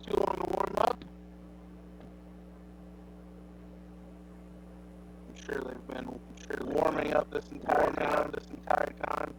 Just to set it up, Dustin Holt is the king seat holder, so he'll have to be beaten 2 out of 3 two times. For Alex Spellman, he's coming out of the loser's bracket, knows what's in front of him, as Dustin is the one that put him there.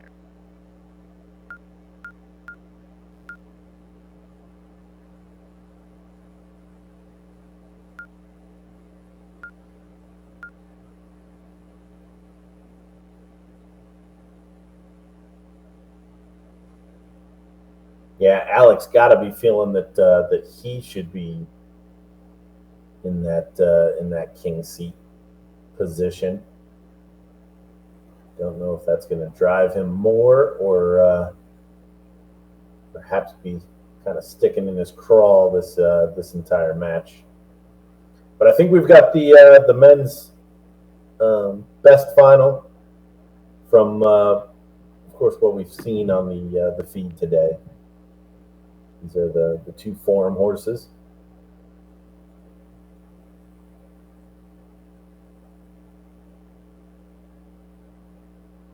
All right, looks like we're preparing for a court.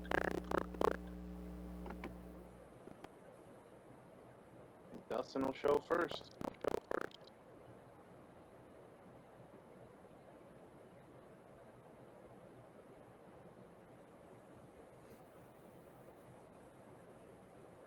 Just a bit outside.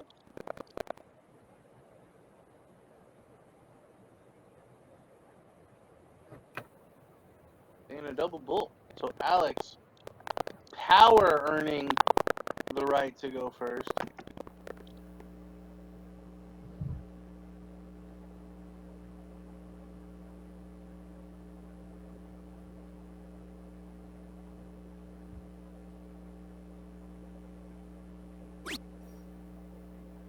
Alex already talking to his 20s. And it does the job. They listen. Rescues the shot. Gave him so much grief in the the first time these two met. And Dustin gonna flatline to open. I was curious coming into this match of what Dustin will see, because as we've talked about, the Dustin that we saw in the King Seat match, which was very much uncontested, blitzed his opponent. The best performance we've seen all day. But Alex, not one for not applying pressure, is going to change that level of comfort for Dustin. So I was curious to see if we get a same comfortable Dustin because he has the King Seat, or if he's still a little bit, I don't want to say nervous, but just aware of the moment.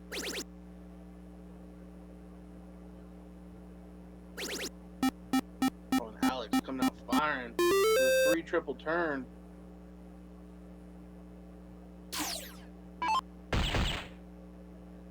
Yeah, Dustin's response here, I think, is definitely important, especially as we hit into the second leg, because he's used to doing this to people.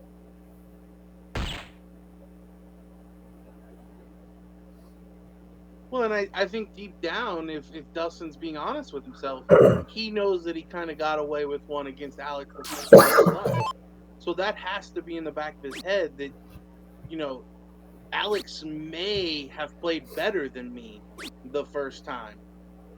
So I really need to step it up if I am to actually beat him.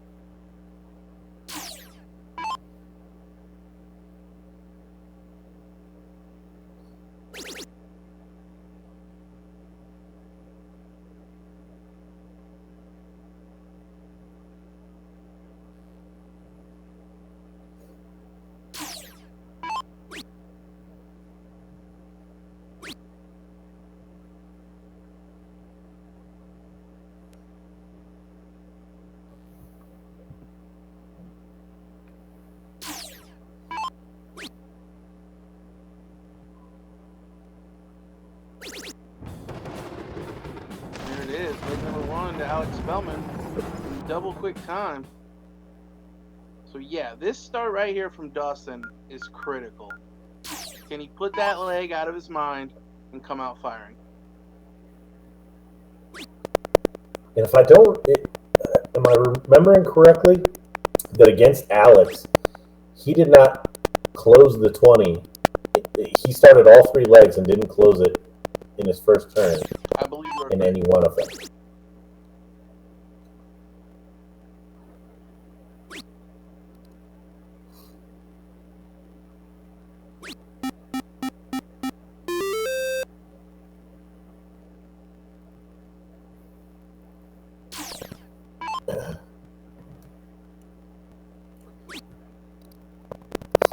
With that low bar, he's already doing better.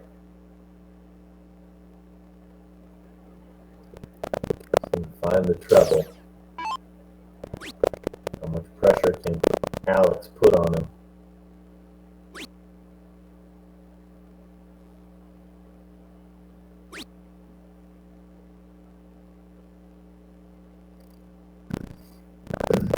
Not as much as he hoped. I think that is safe to say.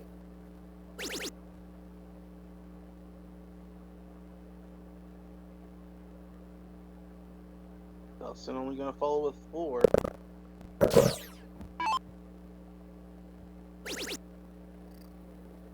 Oh, it looks like a great marker dart for Alex to follow in. staying on it. Oh, and a very wayward third dart for a 4-mark round.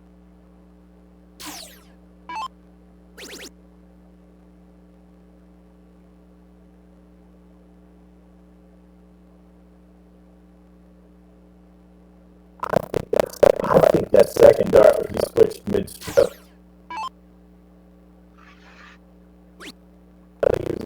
I think he was going to throw it in 20 and whipped it down with that 19.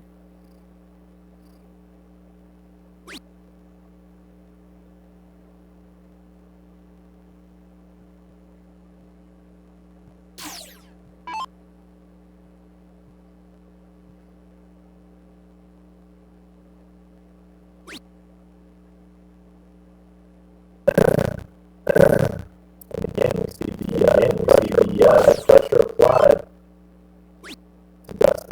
to Dustin.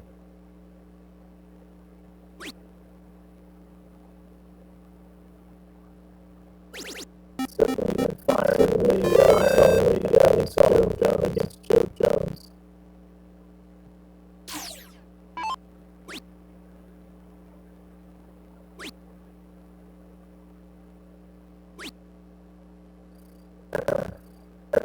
But he's got a set to give. So he doesn't give anything here, and Alex does end up taking this match two straight.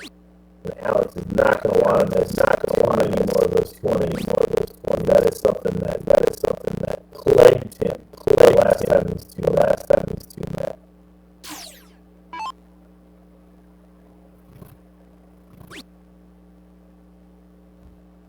Dustin searching for a number to close.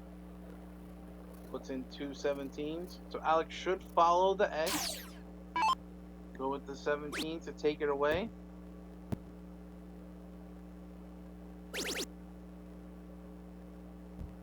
Slide over to the 19 for more score. Stay there for another triple.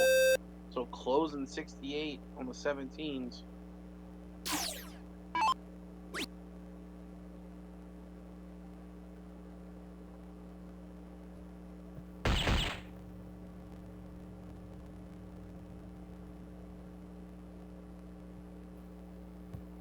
Dustin pulling the ripcord on that 18, firing in a double bowl.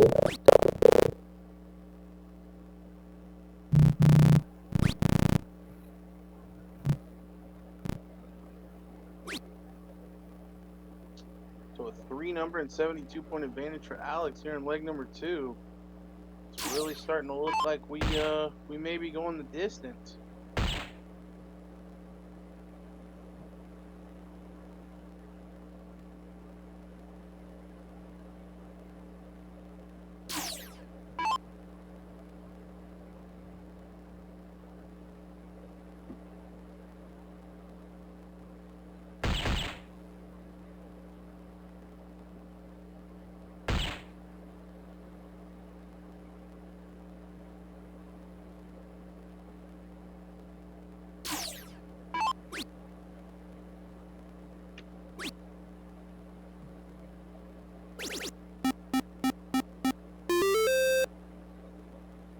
Good 5 mark there from Dustin.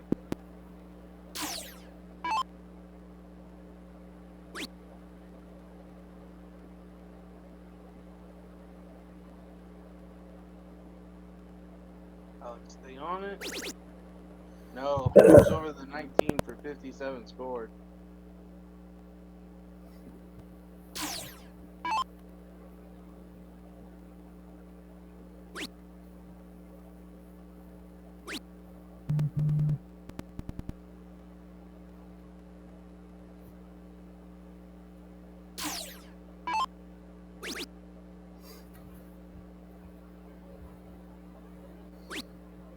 Alex doing a great job of keeping Dustin at arm's length throughout this entire leg, really.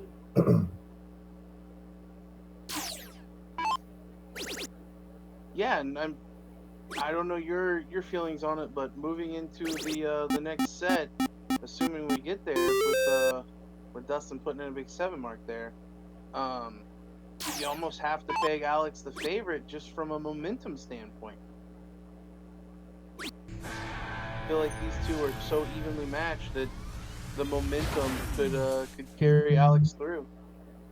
Yeah, Dustin's going to have to do something special, I think, to really convince Alex that he should be worried. Because the way he won those 2 legs with the standard that he has, and even that cork, I think all signs point to Dustin should be worried. Now, Alex made it a lot closer than it could have been on that cork, but the outcome's the exact same. And Alex looks comfortable. Like, he doesn't look stressed at all. It looks like he's just throwing darts at the board in his house.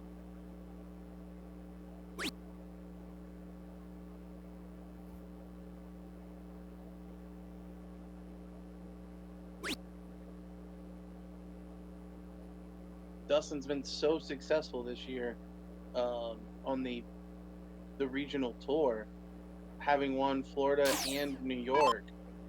I honestly can't say that I've seen him tested to this level.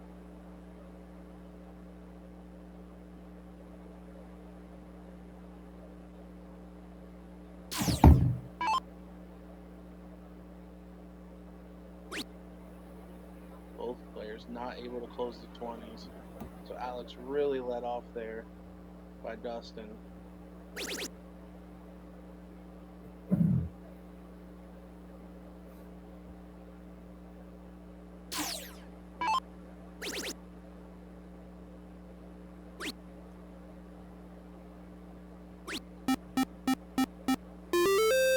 And there might be the sign of it. An aggressive play from Dustin.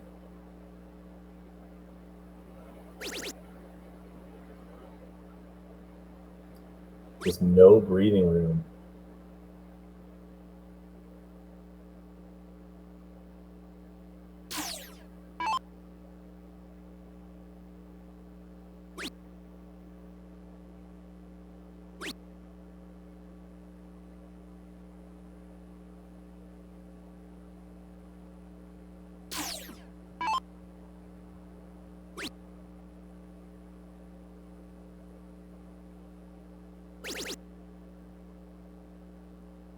Just as an FYI, we were told that following this match we should have the men's singles final. So please stay tuned for that. In fact, like and share so that if any of your friends may be wanting to watch that as well as this, they can jump on.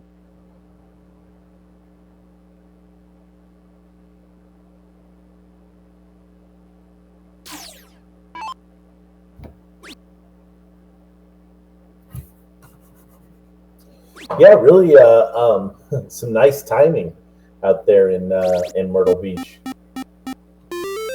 We've gotten all 3 of the morning tournaments ending at about the same time here.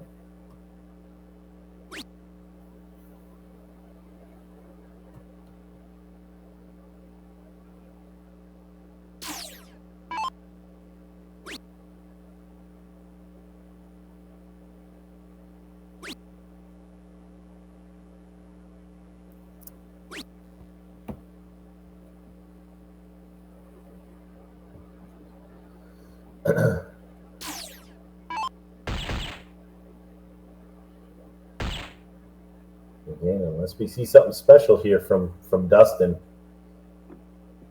he's going to be playing for his tournament life in the next leg.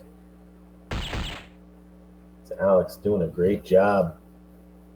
And you see the shake of the head every time Dustin walks back, and Alex is answering. In the past, Dustin has gotten some extra chances and shots at this stuff. And I do want to say I did misspeak earlier. Dustin did not win the pro in Florida. That was Seth Miro, who's also in the field. So, yeah, my apologies to Seth and Dustin on that one. But he did win New York, so trying to go for back-to-back.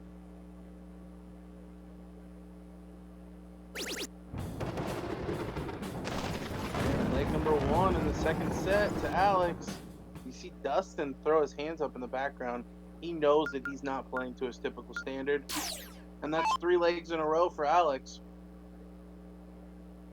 Dustin's back really up against it now.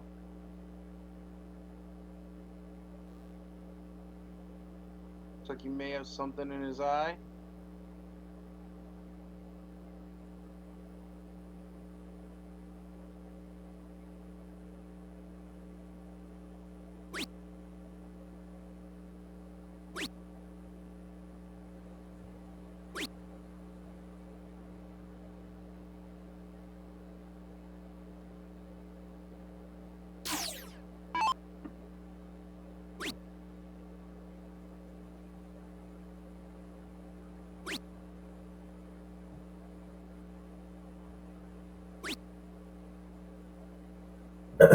And only a 3-mark follow.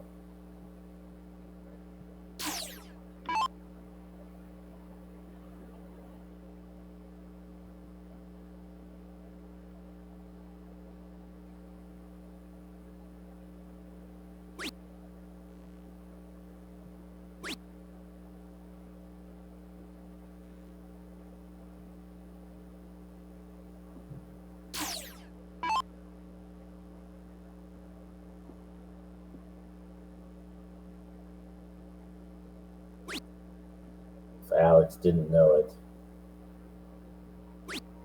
he has got Dustin Holt on the ropes here. And both playing like it. Nowhere near the standard either have played. Dustin pressing.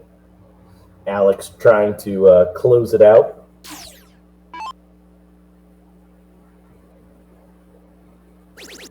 Yeah, for completely opposite reasons, both players seeing the finish line and getting a little nervous because of it.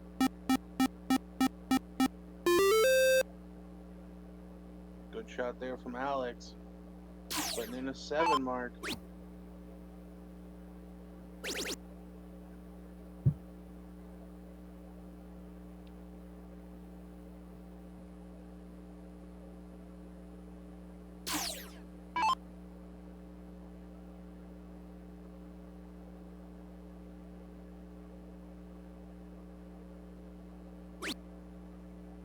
Alex gonna elect to take away that 20, down by 8.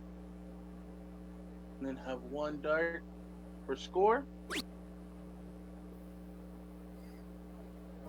I think the treble 19 right there would have broke Dustin.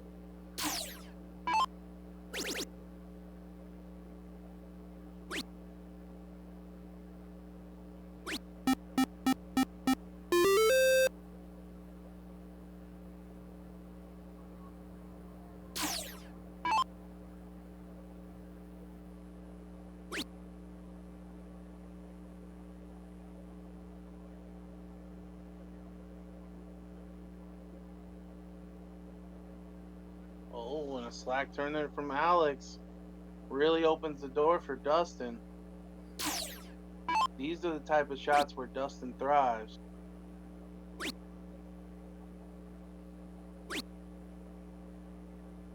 But only 3 singles, but job done. He does get it closed, forcing Alex to open a new number.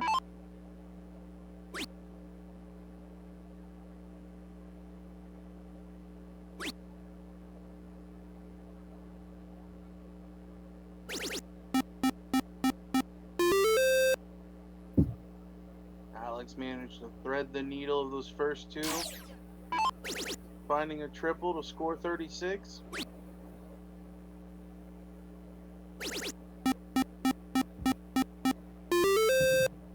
And now we're starting to see what these players can do. Dustin puts in 7 17s. I feel like both players have forgotten about the finish line, and now they're just playing a leg of darts. This is what we want to see. 126 from Alex. I don't like the frustration from Dustin when Alex is hitting. It just seems odd to me. mean, at this point, you're playing in the final. It should be expected. Yeah, I have to admit, I missed that. So it was just a head shake, or Yeah, the first dart goes in there, and you can just tell it's like, Jesus, like he's waiting for Alex to go away, and I just there's nothing about Alex's game that that says that he's going to.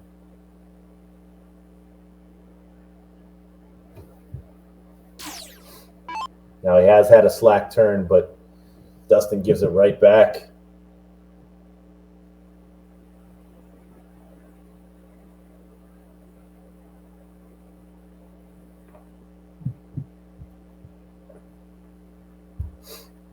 Alex needs at least 5/18s to take the point lead.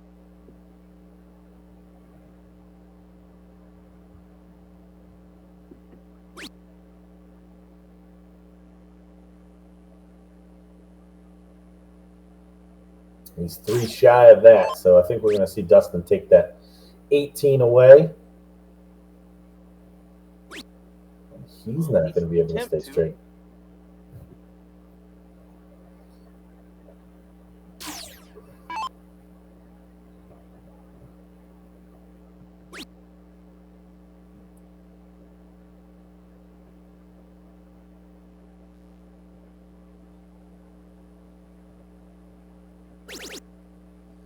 Alex able to find that treble on the third dart there.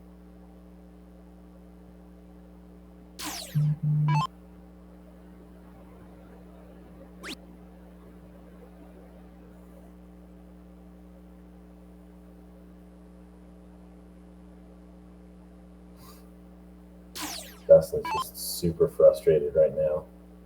Yeah, it's starting to boil over. Like you can see, and I saw it there. He threw his hands up. You can kind of see the frustration getting more and more with every turn.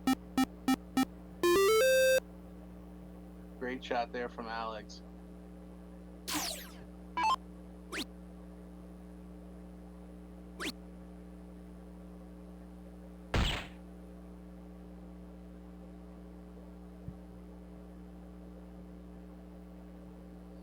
So clear look here at closing out that 17, which is, I believe, why we saw Dustin chuck in a bullseye. Probably will stay there. My goodness. And some of the easy shots, Alex just not able to convert. Well, both players really, when you least expect them to have that poor turn, seems to go away. And yeah, they find the random 7 mark to pull back ahead. Yep, completely right.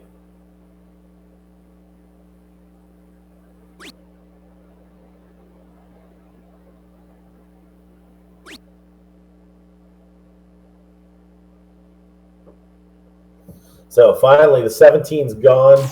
We'll see if Dustin stays on that bullseye. Maybe he tries one of the corners. He does switch over to the 16. Again, finding the treble 7 with the last dart. So we should see Alex follow that 16, try to shut that down. If he has any free darts, may decide to go at the bullseye. He's not going to have any. Stays straight, shuts down the 16. One less Dustin can score on. And maybe the bullseyes again until the switch to the 15. And the frustration mounting for Dustin. Yeah, I think 3 singles right here from Alex, and this match is over. Just make sure you don't miss the big number.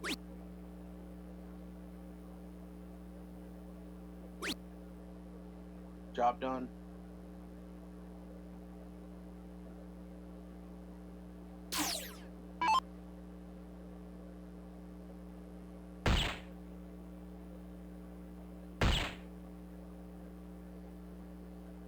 Wave of the hands. Alex Spellman now 3 bulls away from the double dip. finals of this pro singles.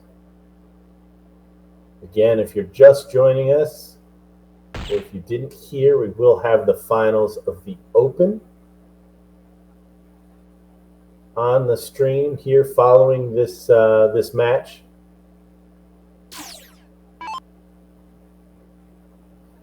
Alex taking his time. This is exactly what I think he needed to do early on. Really regather himself.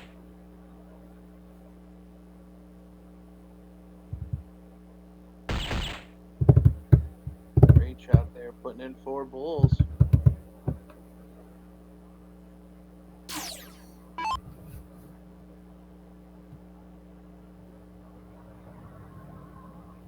Pressure on Alex now to get the point lead. So up by 8. A single 18 does move it to a 2-bull lead. Or you can go double bull for the win. So he's going to force Dustin to have to hit 3 perfect darts. That won't happen now. But will he take the point lead? No. So 2 bulls coming in for Alex to take the title. Yeah, a little life breathed back into this leg after the 4 bulls from Dustin. And maybe again, if Alex goes sideways here, there it is. Dustin gonna shake hands, no doubt gutted after being double dipped here. But congratulations to Alex Spellman. Again, I think we had the final that we expected. Again, just from the standard that we saw from all the players throughout the stream today, and commiserations to Dustin, as again, no doubt he's frustrated. Any final thoughts on that one from you, Dad? I mean, based on the performance we saw earlier on between Dustin and Alex, and really Alex in general, it felt like he was the better player on the day coming into it. But the double dip is just such a tough beat that you almost had to peg Dustin the favorite, given the situation. But I did feel like if it got to that second set, Alex was going to win it. And that seemed to be exactly the case. Alex come out firing early, managed to jump on a cold Dustin who hadn't played in a while, and then kind of coasted from there. Yeah, and four legs straight, right? Yes. So emphatic style there for Alex in the final. But as our open players get ready, we're just going to step away for just a moment as those players make their way to the bullpen, and we'll be back to watch that. Again, it'll be the open doubles cricket final. Open singles. Open singles. Sorry, open singles cricket. Again, the Bull Shooter Regional in Myrtle Beach, South Carolina. Stick around. We'll be right back.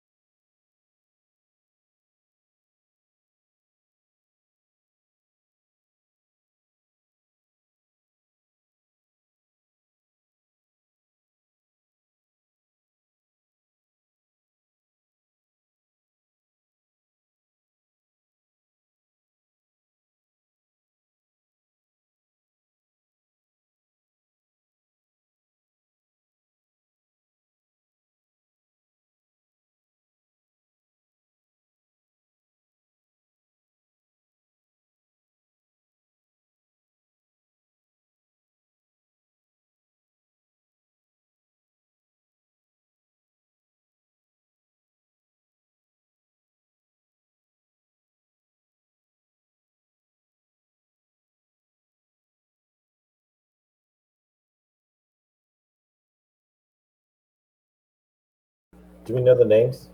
Welcome back. We've got our men's final. Sorry to join a little bit late here. The boys were at the board and quick. So we've got Brett Hollanday taking on Dale Louden. We do not know which is which. So let me see if we can get a little help on that issue. My guess is this is a Dale.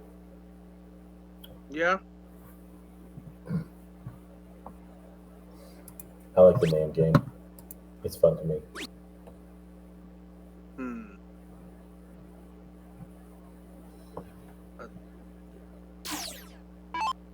I don't know if you're right or wrong.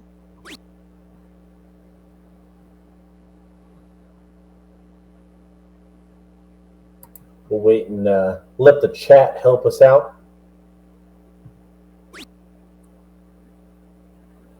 I think you got it backwards. Brett is in the black. I think this is Brett Hollanday, and the gentleman in the white shirt is Dale. I'd have lost.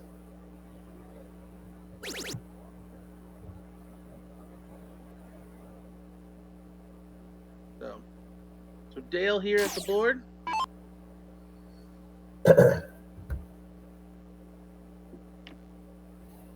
And coming out of the winner's bracket was Brett.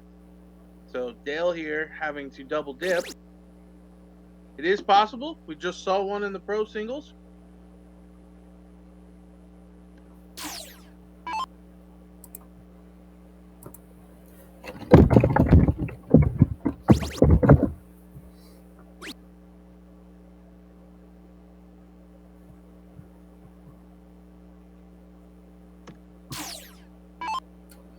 Oh, we've had 218 comments. I have not been keeping up with the chat. Glad to see all of the engagement. Hope everybody's enjoyed the action today. Like I said, the timing down there in Myrtle Beach has been absolutely impeccable.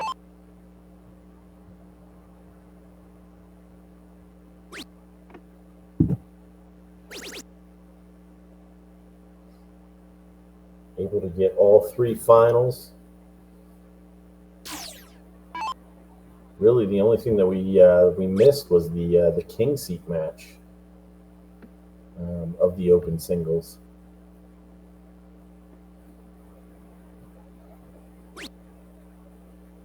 See some frustration there from Dale, shooting at that 18.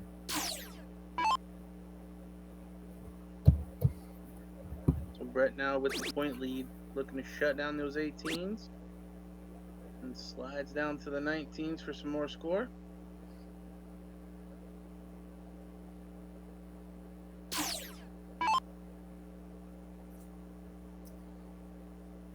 Just looking at these averages, I have a feeling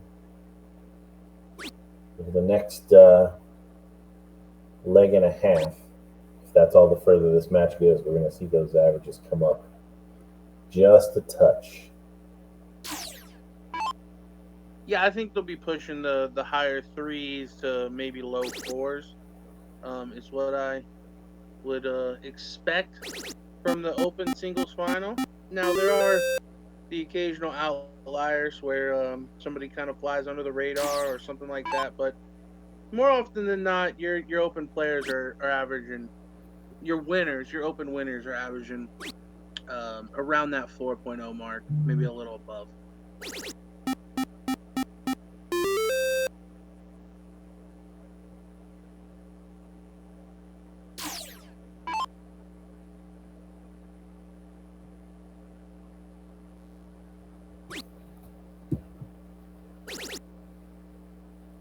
Brett finding a triple with his third dart to shut down the 16s. So Dale's going to have to mount a comeback on either the 15 or bull.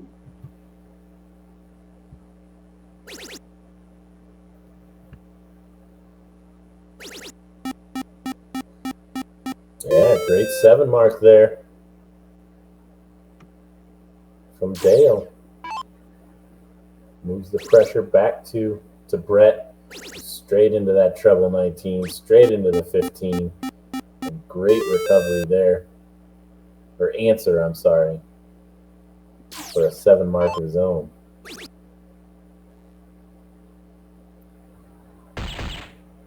Dale not going to mess with the 19s heading into bullseyes. Because he's got a perfect turn with a treble 19 and 2 double bulls. Laying down a marker that he is capable of finishing this if Brett does not.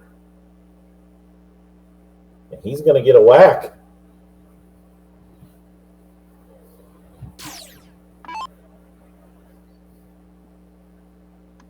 Dale with 4 bulls on 2 darts the last time.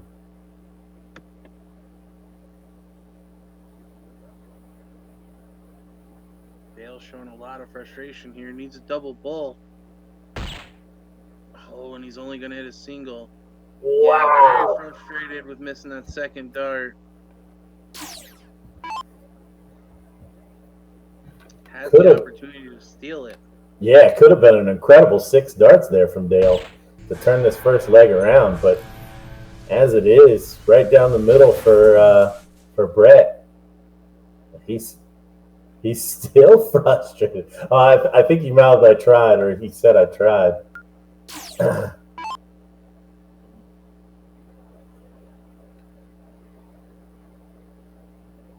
So both players maybe showing that they're into this match now.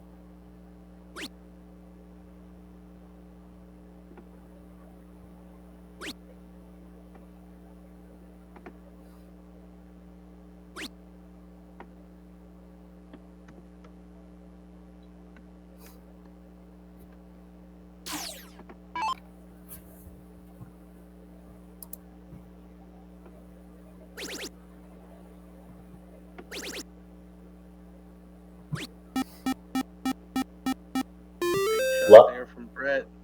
Yeah, a lot of support for Brett in the comments.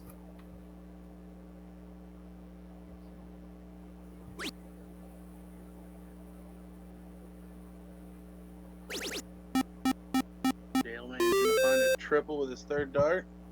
This is a must-win leg for Dale if he's to stave off elimination in second place.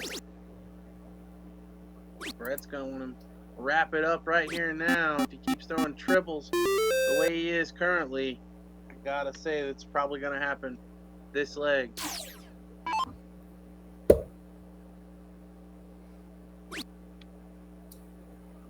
Yeah, it's odd. Aside from the fireworks at the end there from Dale, there really hasn't been a whole lot of stringing shots together. Plenty of 7 marks from Brett, which is what no doubt has got him in this position.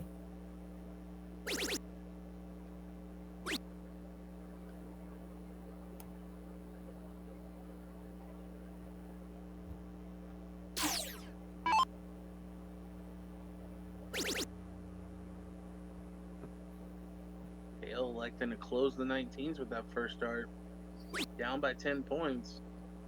Really needs to find a triple 18. And he does. Big third dart there from Dale. Yeah, nice aggressive shot. He's done that a couple of times. That was part of his fireworks there at the end of that first leg, where he just got sick of that 19 and took it away.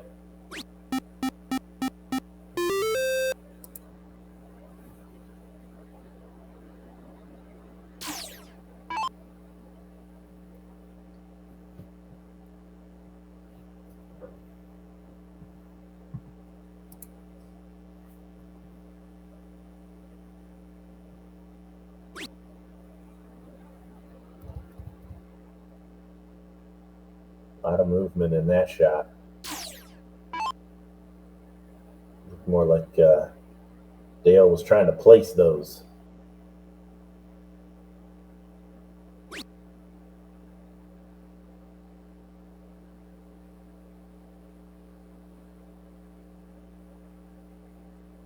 First real slack shot there for Brett.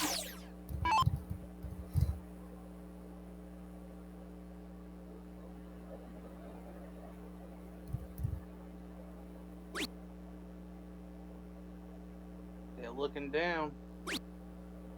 Oh, tried to take away those 17s.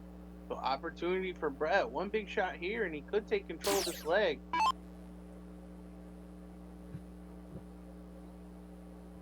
Yeah, I think statistically he's due.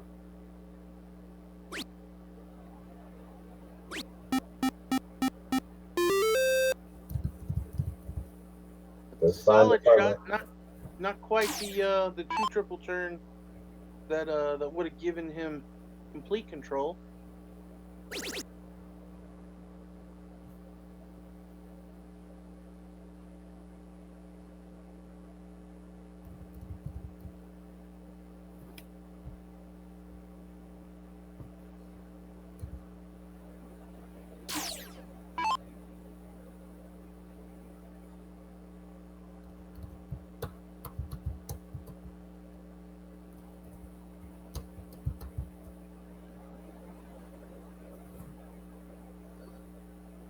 Right now should look to take that 18. Does. Now load up the score.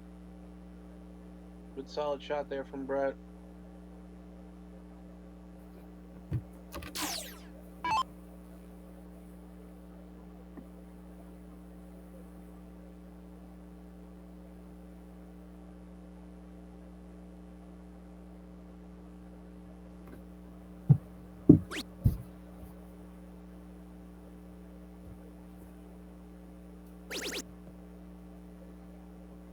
Nice find there from Dale. Able to sneak in that treble 16. Rescues the shot a bit. But Brett's still in a good position. Take this 2 straight. Oh, tries to take that 16.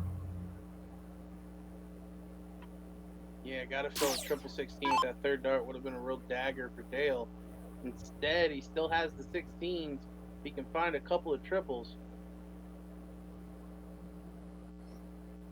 Kind of similar to what we saw in our pro singles match. Dale playing the role of Dustin in the sense that he's really showing a lot of frustration. Whereas Brett just seems to be going about his business. Even there, with the 6 mark turn, Dale's shaking his head.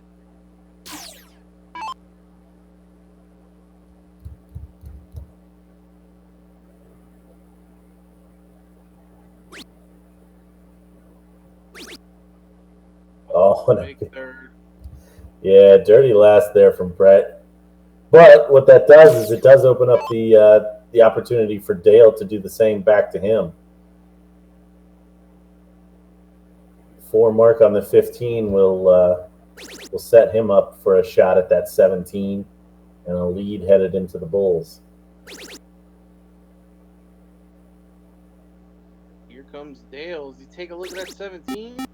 No, he puts a 3 in the bed on the 15. So close and score 90. Great shot there from Dale.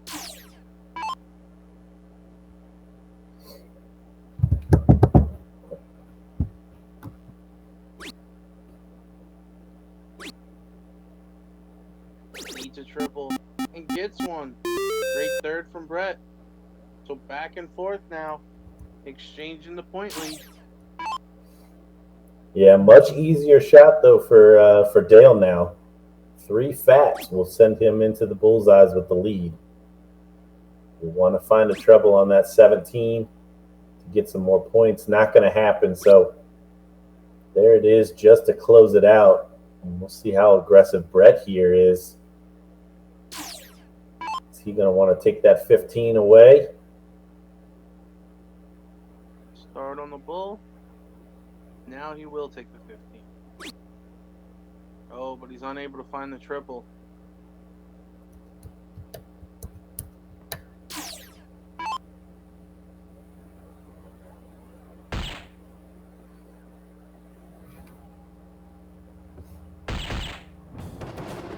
There it is.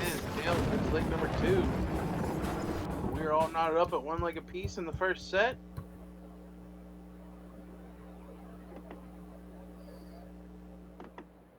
We said those averages would rise, and we see up to the 4 and a little bit over averages.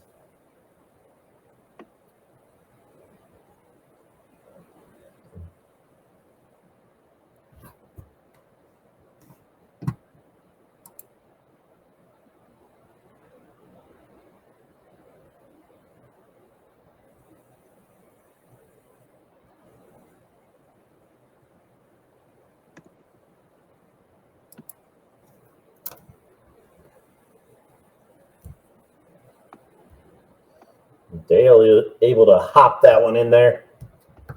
So game 3 of our first set, which looked unlikely, maybe 7 minutes ago.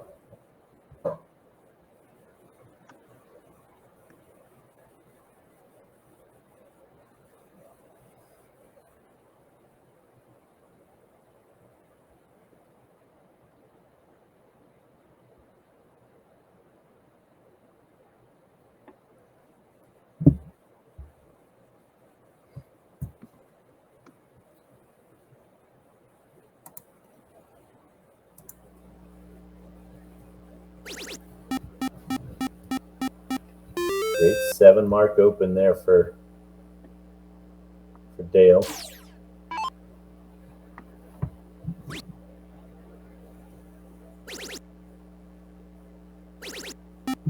Brett gonna follow with a 7 of his own. Back and forth. Yeah, we are clearly in the middle of a final right now.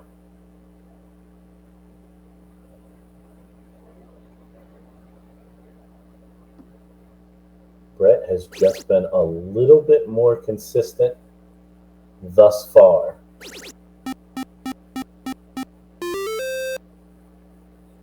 Dale on the back end of these legs has played extremely strong, and here he's going to play extremely strong at the beginning. So he's going to do that in addition to play strong at the end. We may be headed to a second set.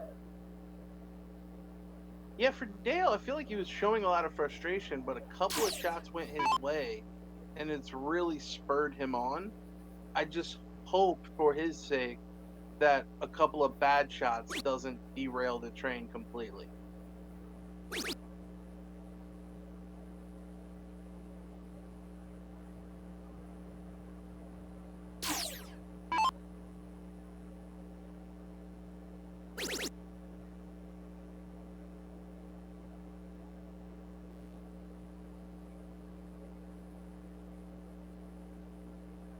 It's Brett's turn to look a little wobbly here.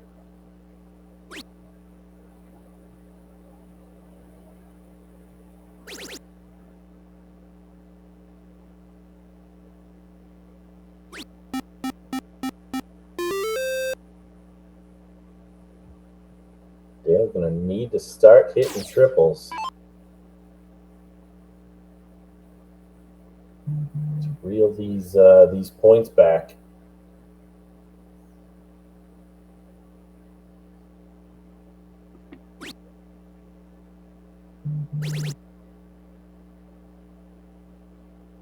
Yeah, there's still a good bit of time left in this leg, but Brett's really got to get going. Can't give up too many more rounds. Otherwise, 1 or 2 good shots and Dale could have this pretty well wrapped up.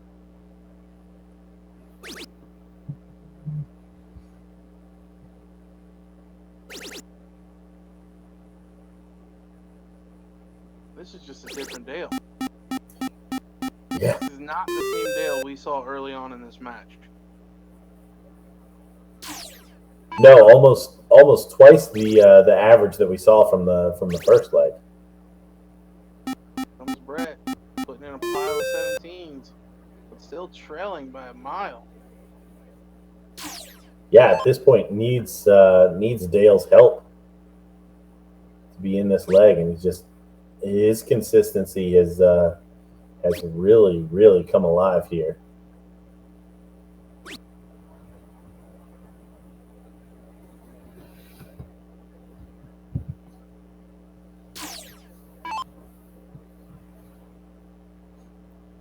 3 to close the number was really best case scenario for Brett. And he's only able to pick off 16.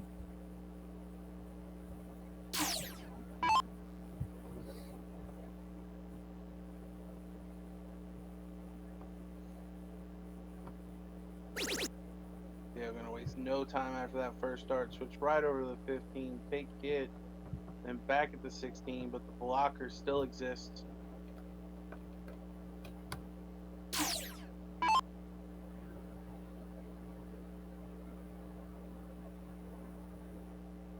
Yeah, I would have thought a step to the other side would have been that, or maybe just a dart at the bull. You don't. I mean, with that sizable of a lead, he didn't need to finish the game right there. I think I would have tried to pick off a bull and throw it a clean 16 on the next turn.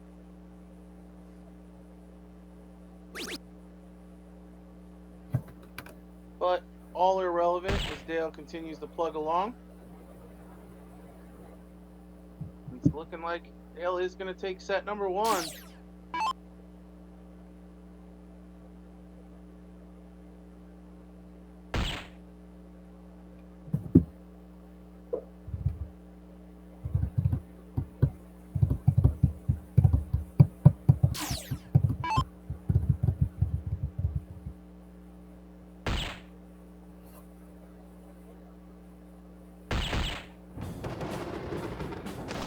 There it is. Your winner in set number 1 in this open singles cricket final is Dale. So we're going to see another cork and another set between these two.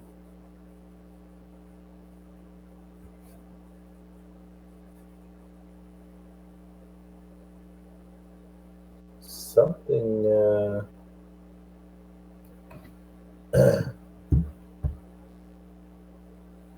oh, maybe just completing the flip there, just off camera. Yeah, I'm not sure if there's actual discussion going on or if they're just figuring out the next set. But I do see Brett coming to the board now. I think I read that he said, "I'll show you one." So we do get a court coming in.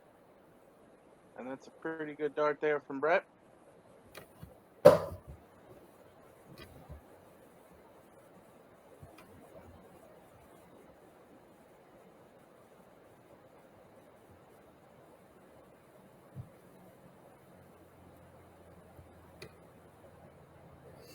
Oh, and I think Dale got him. I think Brett even said, "How about that?" See if we can't get.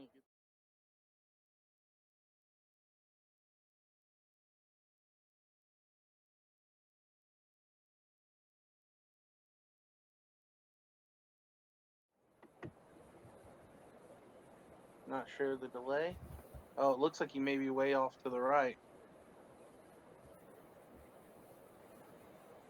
He goes just on top of the first dart.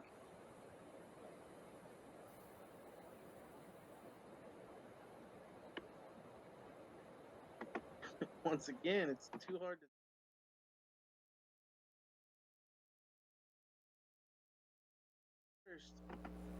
Yeah, I think Dale got that one. I think Brett went maybe 3 or 4 holes out. Okay, so yeah, Dale to lead us out. Now, who do you have to peg here as the favorite? Well, I think it's completely flipped. I think you got to think Dale is going to take this one now. Yeah, I think based on the momentum, we talked about it in our pro singles final. Momentum is kind of key. It plays a lot with your confidence, and when you have it, you feel a little untouchable, and when you don't, it's very hard to get the darts to fly where you want them to. So I think a decent start here from Dale, and he'll continue to fly high. But there, a big opportunity for Brett. Yeah, the only thing unfortunate about that is this format. If Brett is able to punish and he doesn't do it, very surprised by that. Was I was just going to say that doesn't mean that he's going to get to start or even court for the next start. Dale would be right back up there, but point is moot at this point. It looks like we may go back to both players trying to jostle for position here.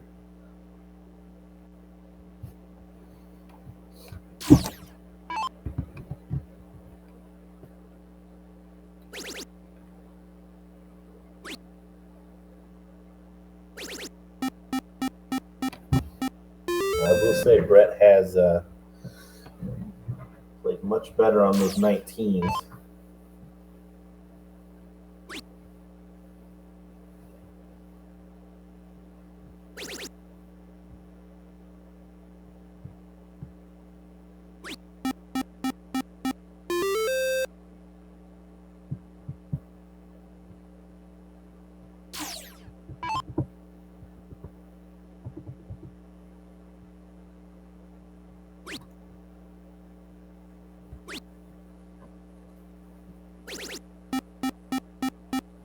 Last dart there from Brett. Transfer a little. Back solid turn for Brett on the 19s there. Transfers a little bit of pressure back.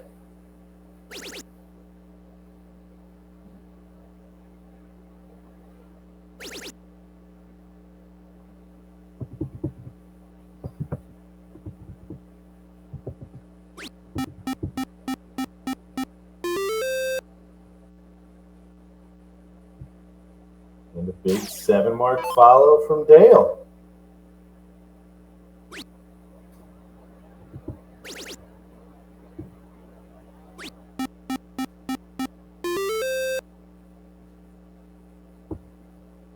Just a little blip on the radar there from both of these players in the first 6 darts. It seems we're back in order here.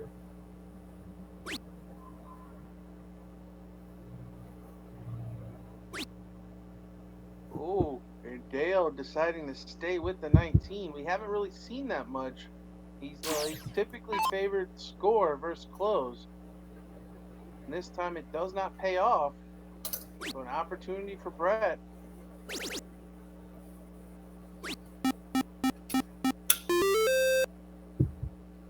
He's going to take full advantage.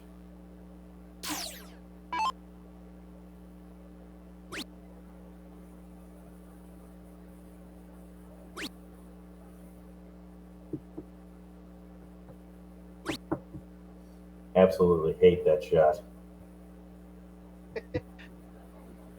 Yeah, that triple 18, or excuse me, that triple played on the 18 would have been much better served.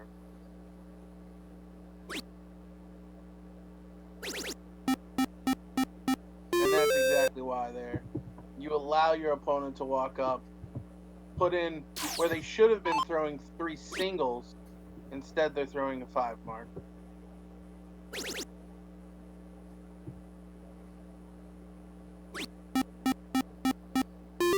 Dale going to continue to close behind.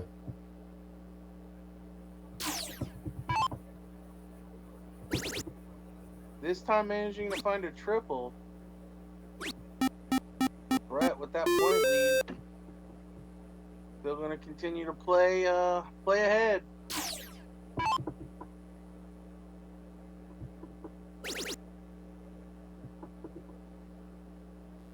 Again, confusion as Dale decides to throw out an open number instead of one with a 6, or excuse me, an X on it in the 16s.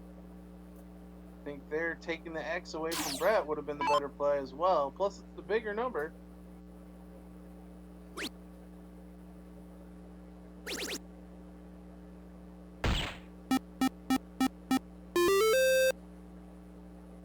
Surprised Brett didn't go back at the score of this third, but good shot nonetheless.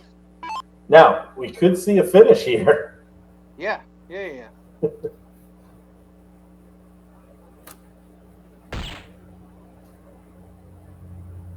Won't see the finish, but very surprised we don't see a whack at that 16. Of all the spots that he didn't try to close out, I'm very surprised by that. But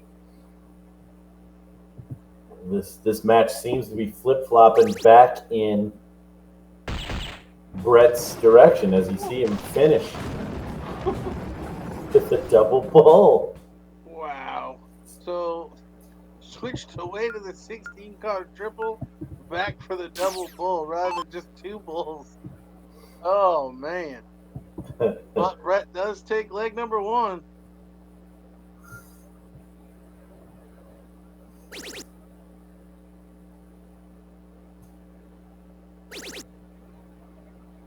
Dale gonna try to go around the bull horn here. Push down to the 19s.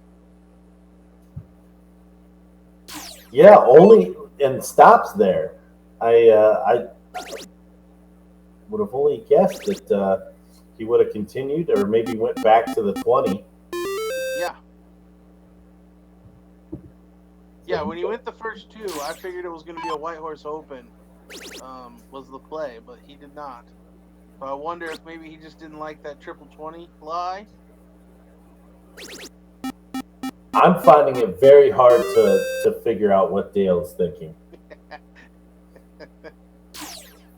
But it's unpredictable. You can't deny the trebles, and those are going in for him. So honestly, if you're averaging 7 marks a turn, it doesn't normally matter what you're throwing at. You can pick the order.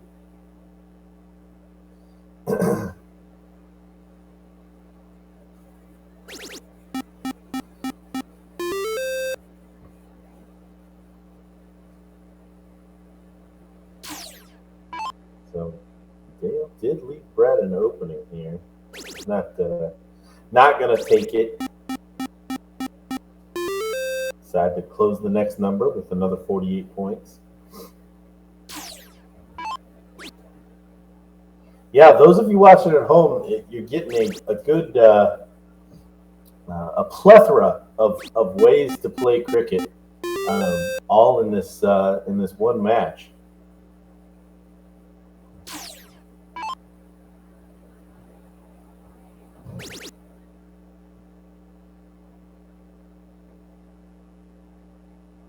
Oh, and a slack turn there from Brett. He's only able to hit 1 triple, just scoring 48. And really, the only emotion we've seen from Brett was really just then. You saw a slight look to the left as that third dart didn't find a 16. Whereas it looks like Dale would throw the board across the room after every shot if he could. So a lot of indecision there from Dale. You saw before he threw his first dart, he kind of lined it up in multiple spots, couldn't really figure out what he wanted to go at, and I think that's the culprit for the 1 mark turn there. You got to get your mind made up before you approach the board. Good shot there from Brett.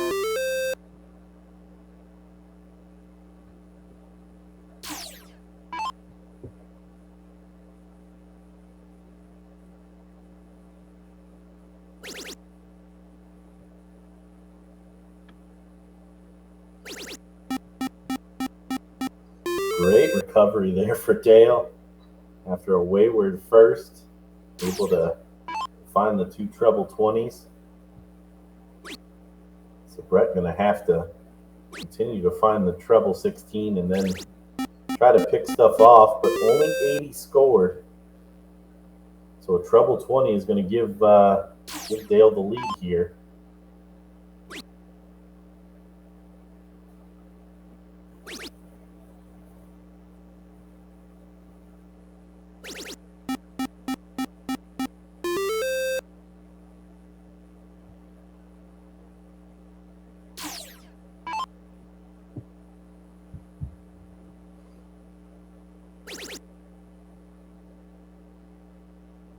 Brett, once again, only able to find a 1 triple turn. Dale really in control of this leg to tie us up again. Through 5 legs, send us into a 6-leg decider. Yeah, what a way to end our coverage down there in Myrtle Beach. See a little frustration there, but really no harm done.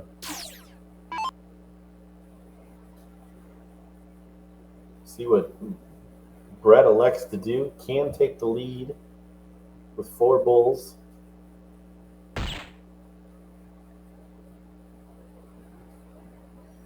Isn't able to do that. So 2 bulls, and we're headed to the decider in the second set.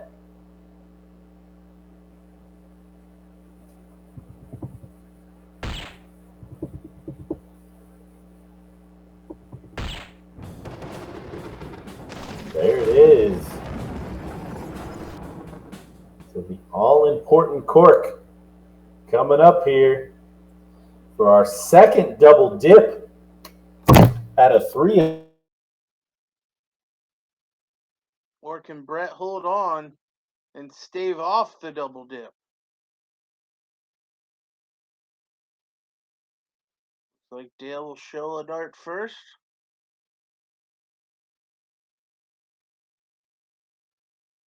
Just barely in the bullseye. Lots of room here for Brett, unlike last time for these two. Oh, and I think he tied it again.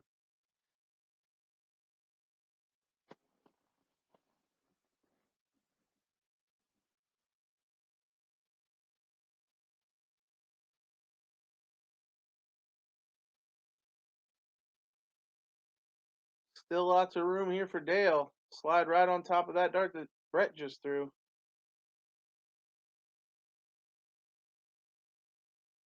Dale really thinking about this.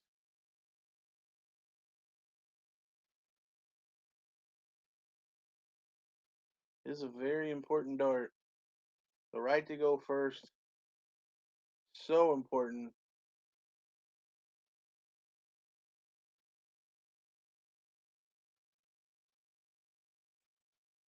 So Brett will start us out.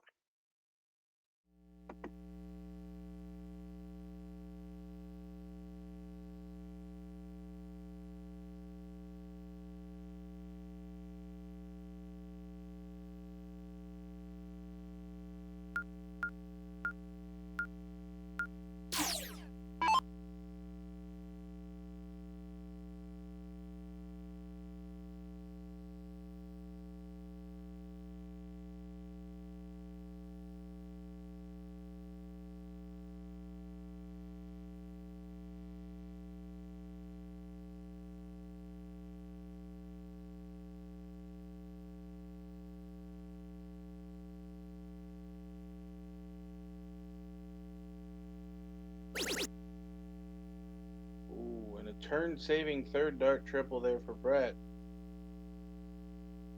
He'll walk away thinking he just hit 3 singles and he's not too upset.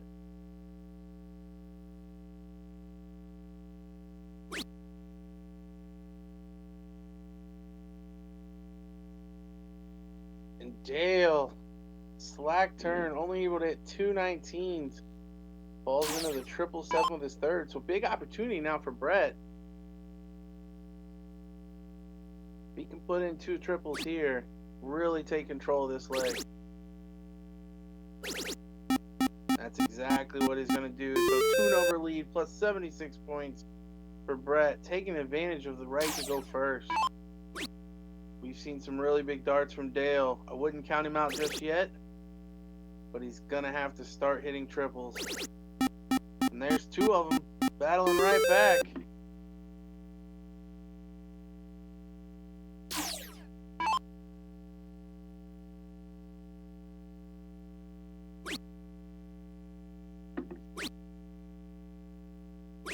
Brett looking to close behind, and he does. But that exchange, better for Dale.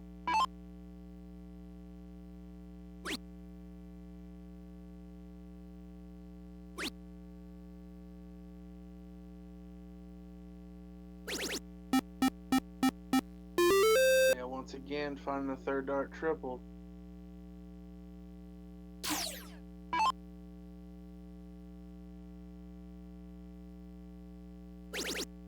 time Brett going to try to score on the 19s and take the 17s. Pile of marks there for Brett. Good shot. But both players rise to the occasion. We said that they would be in the low 4s. They've, other than the first leg, they've consistently been above that. So really putting on a good show here as these two players. Just as I say that, Dale, with a flat line, that could spell disaster.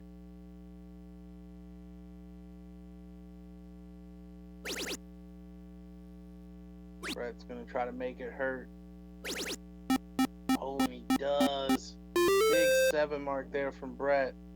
Scoring 76 and taking the 16s.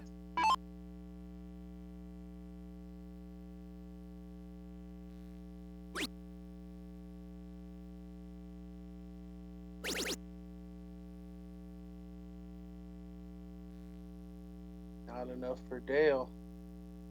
Brett doesn't need to get it done here. Just put in 3 15s this time and 3 bulls on the next.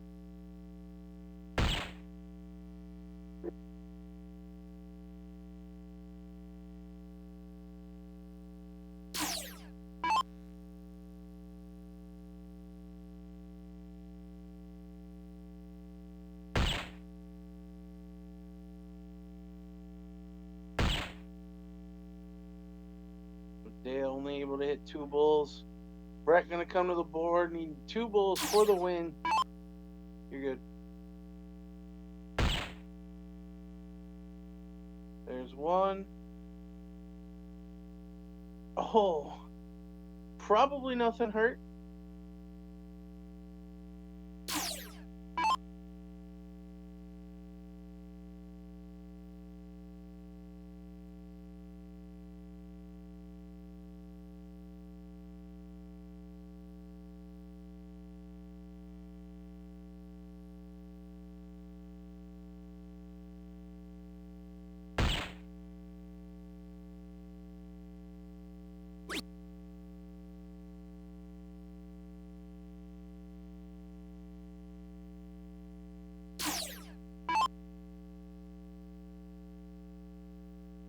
For the title of South Carolina men's singles cricket champion, there it is.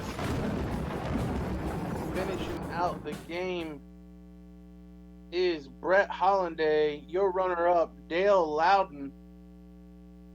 Pretty solid performance. The first and the last leg overall, not the greatest of standards, but I tell you what, that middle bit, we saw a lot of really good darts from these two.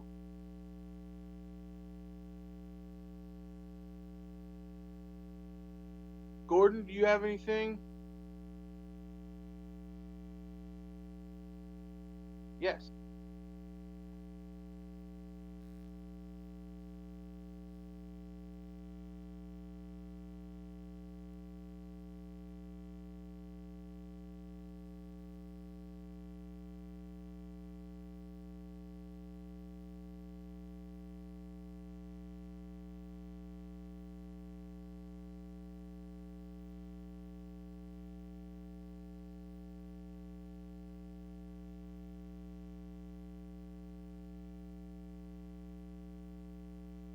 Yeah, I'd completely agree. I think we were treated to some really good darts today.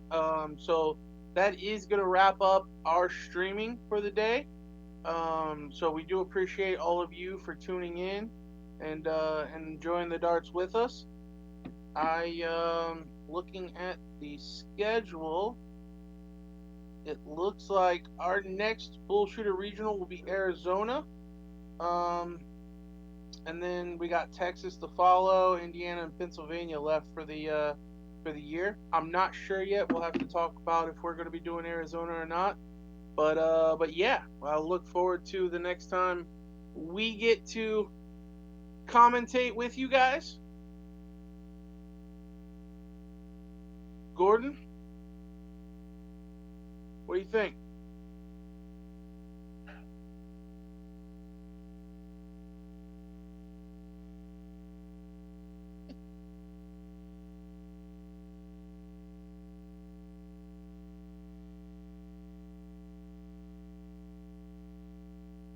Alrighty. For Gordon Dixon, Arachnid, Bullshooter Regionals, and everyone involved, I'm DJ Sayre. Thank you for tuning in.